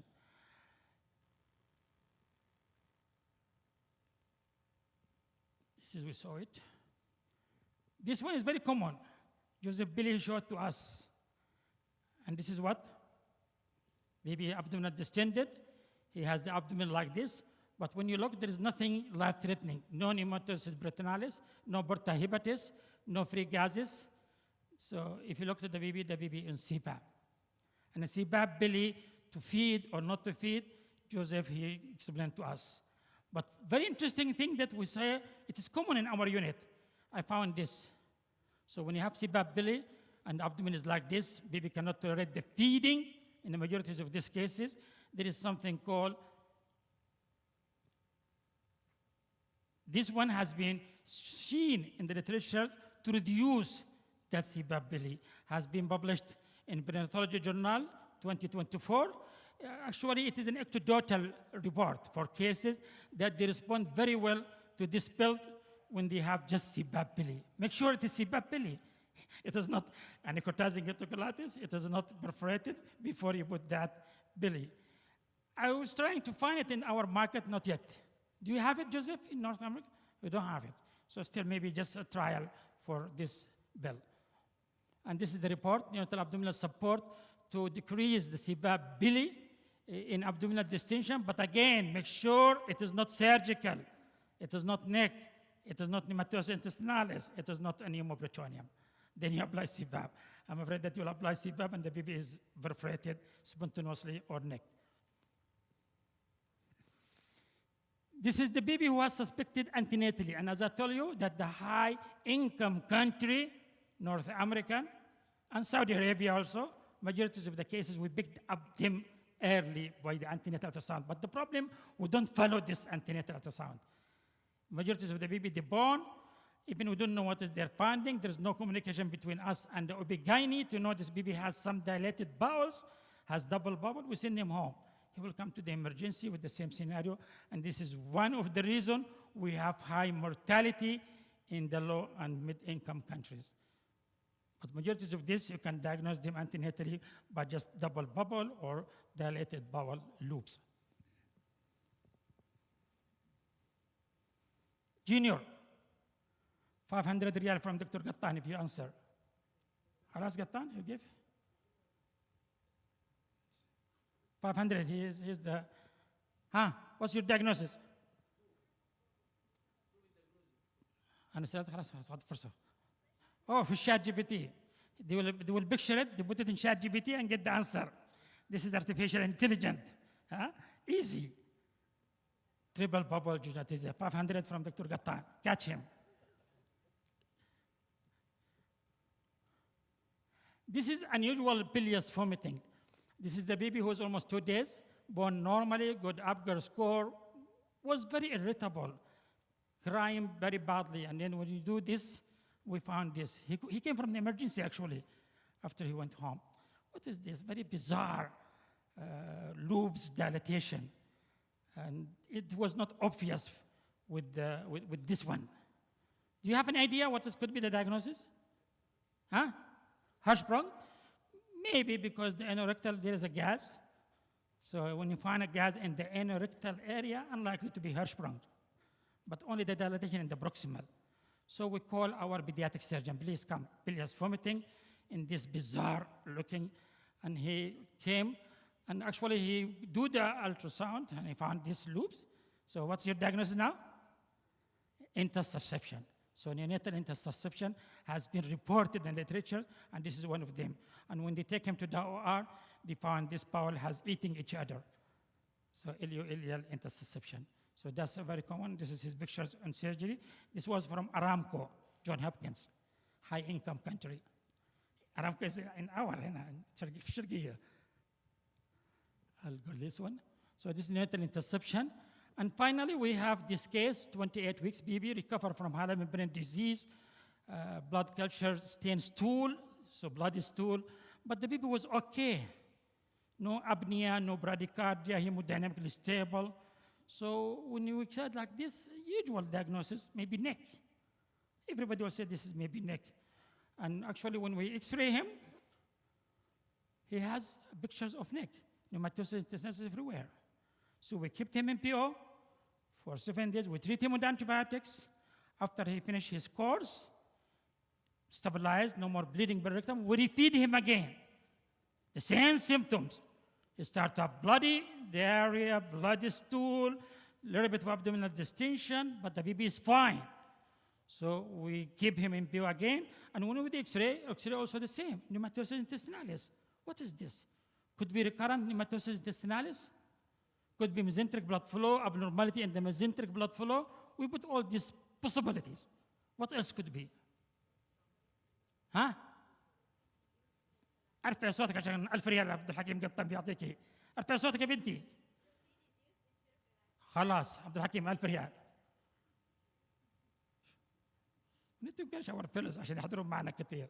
So we put the possibility this baby maybe he has some intolerance or what we call it enterocolitis from the protein, cow milk protein allergy. And cow milk protein allergy can mimic our necrotizing enterocolitis. Yes, you can have recurrent necrotizing enterocolitis, 1 or 2, but not 3. But when you have a recurrent necrotizing enterocolitis, think about cow milk protein allergy if the baby on formula or he is getting HMF. Actually, this baby was getting HMF breast milk. So it is from the HMF, which contain cow milk proteins, high proteins. So cow milk protein allergy. If this is not a cow milk protein allergy, you need to look for the mesenteric blood flow. Do you still have time, Mr. Chairman? You are enjoying, we'll have to stop because Salah. So this is cow milk protein intolerance. You know what, the terminology is just simple cow milk protein allergy intolerance, or maybe an inflammatory marker, an inflammatory of the bowel, skin inflammation, give a picture like a volvulus, or give a lecture like necrotizing enterocolitis with a lot of the inflamed bowel. Simply just hold the protein and label him as cow milk protein allergy. Let him go to the formula, which is the hydrolyzed formula, or breast milk. Or breast milk sometimes may comes as a cross if the mother is getting daily product. So this is the last, in conclusion, it is challenging for us, especially in very high income, with the outcome of the low income. That's what burned my heart. So we are in high income, but still, this after yesterday, I hear from one of my colleagues, somewhere here in Riyadh, they have no pediatric surgeon.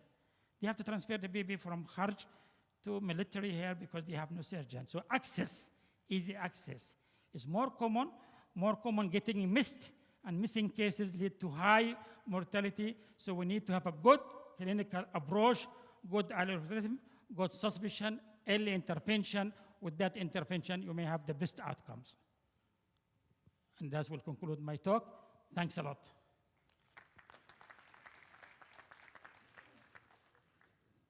شكرا. اعتذر سجلتكم بصوتي. عبد الحكيم ألف ريال للبنت. Thank you so much, Dr. Abdurrahman. We would like to invite all speakers to the stage, please. أبو مندر شوي أبو مندر في جيبك ترى لسه.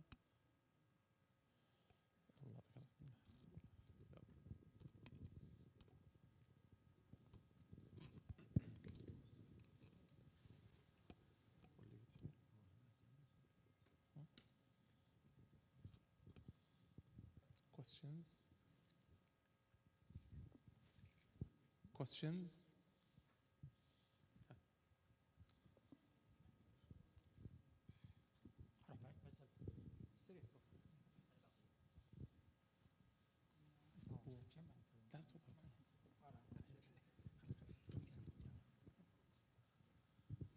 Thank you all for a beautiful presentation, and I don't think anybody is sleeping after you, Abdurrahman. And mashallah. And that was not CPAP Billy. There, the baby was intubated. I saw the AT tube. Correct your X-ray. I have a question specifically for Professor Neo. I'm interested in the AI for some time now, and taking some courses as well. I've been speaking about that, and I've been advocate for it. And Jubara, I don't know if he's still here.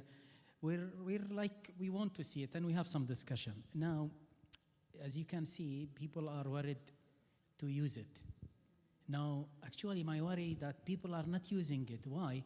Because if you look at the diagnosis or the prediction, we are seeing now more and more evidence that the prediction and diagnosis is more accurate using the AI because of multiple things we are using to reach a diagnosis, right? Now, I came across a study when I was preparing one of my talks, which was published just in March in Nature Medicine from Stanford University about the use of TPN using the model. And they trained just to let everybody knows what I'm talking about, they trained the AI on 80,000 prescription, and then they verify it for in another hospital, over 80,000 prescription. And what scares me now here, that if we deviate from the recommendation from the AI, the mortality and necrotizing and cholestasis and other complications will increase. Now, is that going to put the people who are not going to use a validated AI model at risk of medical legal litigation or no? That's what we should worry about, not to use it. I mean, whether we use it or not, we should worry about if we don't use it, what will be the sequelae, what will be the consequences. I would like to hear your wisdom. I think that we are in a phase of AI similar to what we were in the early 1900s with airplanes and cars, and people who just saw airplanes and cars, they would look at them and say, oh my gosh, You know, this is, people are going to be falling out of the sky, they're going to be dying. Well, you know, certainly it has happened, but it's extremely rare. And certainly there are problems with driving cars. But I think that that has helped us tremendously with, you know, augmenting our mobility to be able to get around. So I think that this is still in the phase that we are. It has its certain limitations, obviously, but we have to use our human judgment, and I think that that's really important, to continue to use our judgment. And I don't think that AI, at least not in the very near future, is going to replace any of our human judgments. So it's interesting that you bring up the Stanford paper. I worked very closely with a group that published that paper. And what they did was, and I didn't talk about it in my lecture, but they did clustering using different TPN requirements. And they have 15 different TPNs for babies now. But the problem is that they never even took enteral nutrition into account with this. So in reality, I don't think that that is going to have as strong of a clinical implication directly, but it does show that you can cluster these babies into different requirements for TPN. So it's very valuable in one way, but taking it to the actual neonatal intensive care setting, where we are now enterally feeding most of these babies anyway, I think that too, it's not going to be very practical. Thank you very much for all speakers. Excellent talk, everyone. I just have a couple of questions for Dr. Nu and a question for Dr. Ibrahim. So I'm a bit confused about probiotics. The FDA issued a warning, and everybody got scared after that. And then we got from the CNN data that it actually shows reduction in sepsis and everything. So I'm wondering, as expert opinion, what should we do at this point? Where are we going? That's number one. Number two, about the SIFT trial. So they were comparing 20 or 18 ml versus 30 ml. Would we go that fast in a country where we still rely mostly on formula? Is that a rate limiting step? Is that something that should make us worry and go a little bit slower? And also something interesting, when I speak to colleagues about the SIFT trial, we get a lot of pushback looking at the secondary outcomes. The neurodevelopmental outcomes were actually worse in babies that had higher or faster feeds. I can't find an explanation in the paper, so I would like to hear about it from you. For Dr. Ibrahim, my question is about not donor breast milk, but we had the situation, and I don't know, honestly, if there is a policy somewhere in Saudi Arabia. If we get a mother from a relative or somebody like a wet nurse, are we able to use it? Is there any precautions about using it? Is there a pathway around this, or should we just lie to everyone and say, as long as you tell me it's mom, it's mom? What should we do? Thank you. So, you want me to start? Okay, you had two questions. The first one was about probiotics, and the other one was the SIFT trial. So, the whole issue of probiotics is very interesting, and in 2010, a meta-analysis came out by Deshpande and colleagues, which I think really changed a lot of the emphasis and use of probiotics. This was a meta-analysis with 10 different probiotics done in 11 different neonatal intensive care units. And along with that meta-analysis, which looked very favorable for probiotics, there was a commentary that said it is now unethical not to use probiotics. There's a commentary telling us that we... From company or from? No. Not from the company? No, not from a company. This was from a well-established, I'm not going to mention the name, but a neonatologist. And so I think that when you have that kind of a commentary on a paper, then whole countries started changing their practice. Canada, Australia, Japan. many countries, whole countries, started to use probiotics routinely. And there was a meta-analysis that seemed to come out every year with more and more of these trials. But one thing to remember is, in that meta-analysis, there were 10 different probiotics. Which one do you use? One of those probiotics, if you look closely at the secondary analyses, showed, this was the one from Taiwan, showed 4 times as many deaths, or many more deaths in the probiotic group than in the non-probiotic group. But that was never even mentioned in the meta-analysis. So I think that which probiotic do you use? What dose do you use? And these are foods. These are not made by standards, drug standards. And when you look at the actual studies that were adequately powered for necrotizing enterocolitis, one that comes close was the ProPrem study that was done in Australia, but necrotizing enterocolitis was not the primary outcome. Sepsis was the primary outcome, no difference. Slight increase in, slight improvement in the secondary outcome in neck. Then another trial was done with 1,400 babies in the UK. No difference in sepsis, no difference in neck. It was powered for necrotizing enterocolitis. Another trial, the one that I was most recently involved in, and this is not yet published, the Connection study, 2,200 babies, 95 different neonatal intensive care units using Lactobacillus reuteri, and very, very well done prospective randomized trial.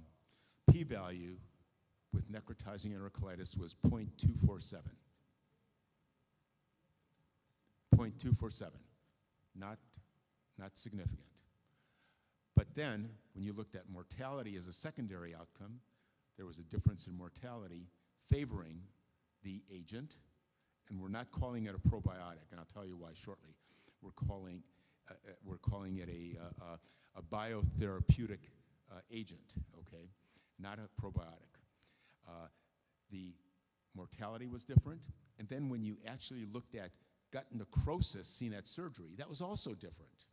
And if you looked at what was diagnosed as neck after 14 days, there was also a trend toward being different.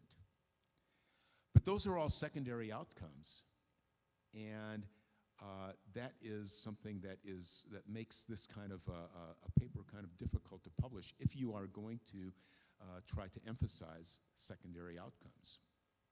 So this is problematic. Now, why are we not calling this a probiotic?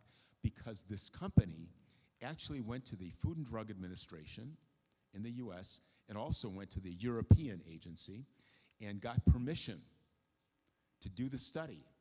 And so they went through the process of putting this together as a drug. So they did the secondary, the secondary analysis outcome for safety, then they did the efficacy analysis.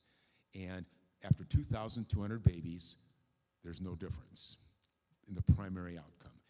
But one of the reasons I don't think that there was a difference is because what I was talking about before. About 85% of the babies were diagnosed as having neck by radiologic criteria. And radiologic criteria stink, okay? They're not very good measures. And I think that whenever any kind of a future trial that is going to use radiologic criteria is going to be potentially flawed. And this is one of the problems that we have with studies with neck. So I'll stop there with the neck question and then go on to the SIFT trial.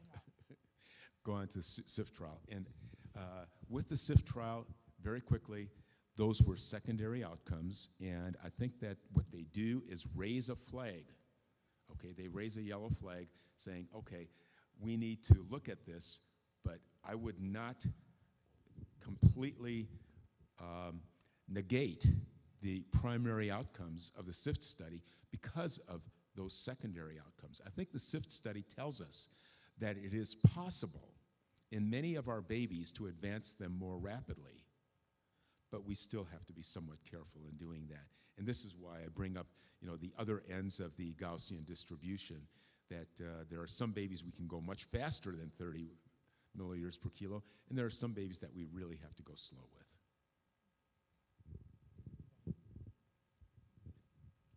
Thank you, Dr. Talal. Regarding the breast milk, I'm not aware of national clear guidelines to be has been established. There are different guidelines from different hospitals. Probably Dr. Jubara knows more about it. If I understand your other question is that if they bring breast milk from a relative, whether we give it or not, again, there is no clear or no definite guidelines have been established in that, but at least it has to be, the mother is screened for CMV, supposedly, so before giving it, I think we have to screen it for viruses.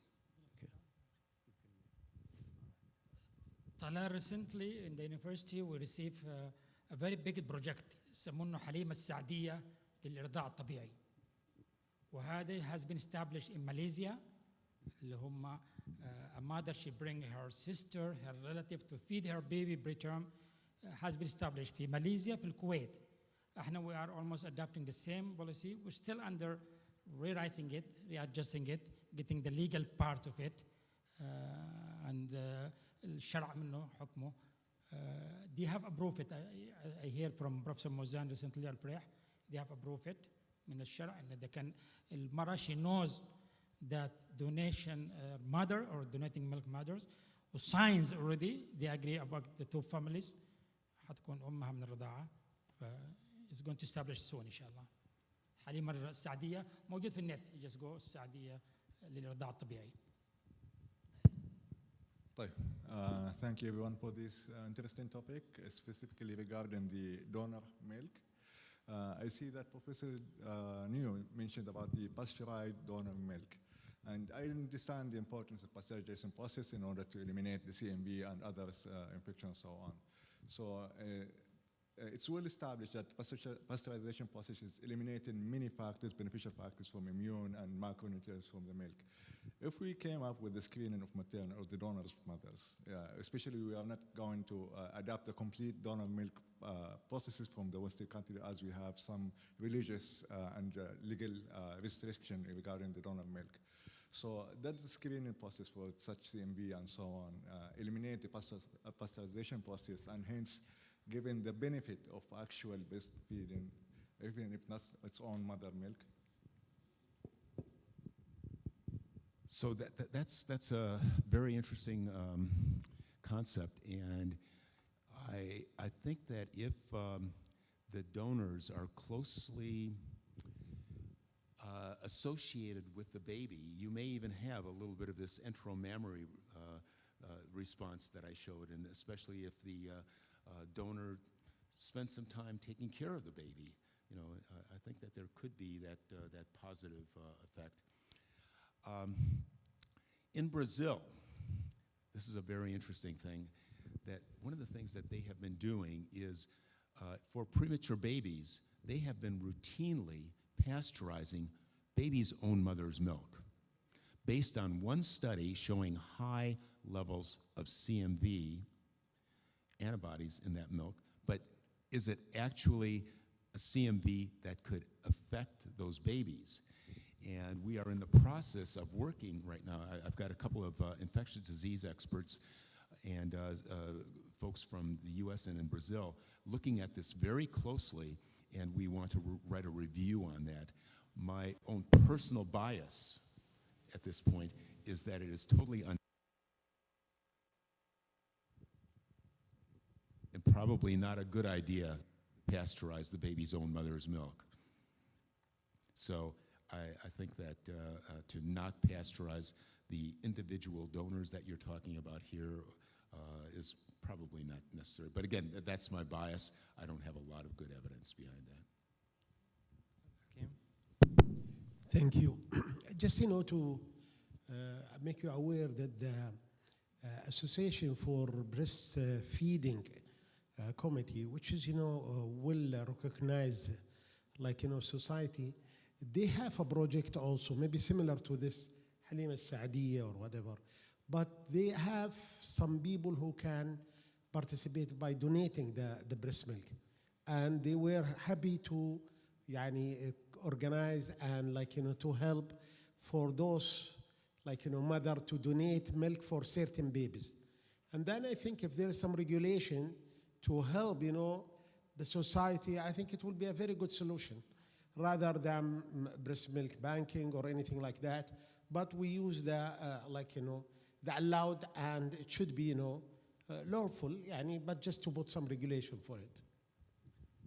I think also should be governance for this issue. I think should be registered in NAJs also for the future. اتفضل.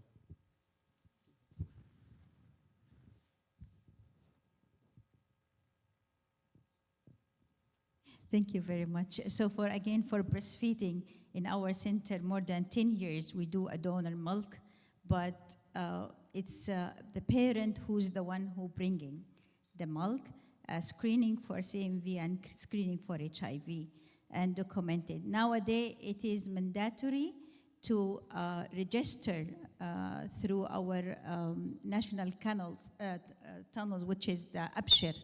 So they call توثيق الرضاعة.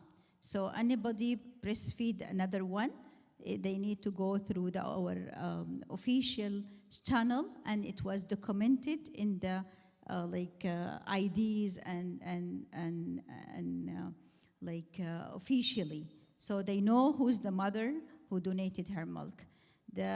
My question to Professor New, simple question, when we can have a definition, a true definition of NIC, because it takes very long time to have a definition of necrotizing enterocolitis. The definition we use, the radiological and the clinical, it's both stages, it's since 1970s. And so can we have a consensus nowadays about how we can define necrotizing enterocolitis? So I have been asked to be on a Delphi panel to do exactly that, and my comment to them was, no, we're not going to be able to get a definition of necrotizing enterocolitis.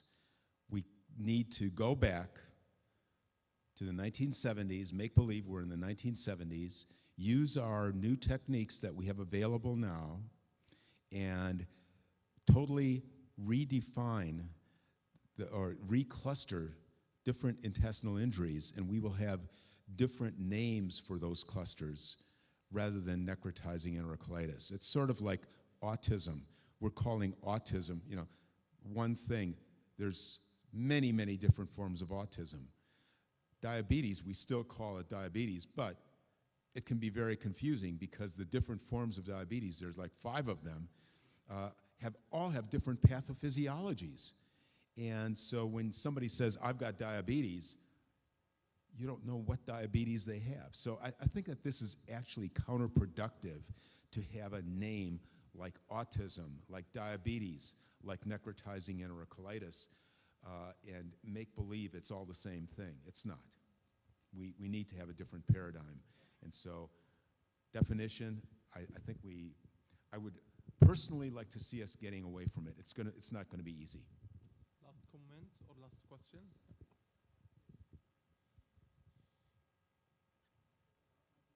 Have one question. So nutritionally, we're having a huge debate in our unit whilst we're making our small baby protocol with regards to weighing babies, the extreme micropremies, because nutritionally, a wrong weight can have significant nutritional implications. You lose the first 7 days, and you might never catch up with that nutrition for months. But that balances against the risk of handling, weighing, risk of IVH. And I'm just curious, what's your practice? At the moment, the recommendation coming from our nutrition group is that we weigh these babies every day for the first 10 days, which is something that I'm going to really struggle with, considering I'm a heavy advocate of don't touch them. So I'm just curious what your practice is and what consensus is followed. Unfortunately, our practice is just like yours, to weigh them every day. But your point is well taken. I think that especially in those first 10 days in those babies, they are going to change their weight. And usually we don't do much based on weight anyway. We certainly don't change their nutrition based on weight. If anything, we may alter their fluid balance or do something differently with their fluids. But do we do anything nutritionally that's different? No. So your point is well taken. I don't think it's very useful.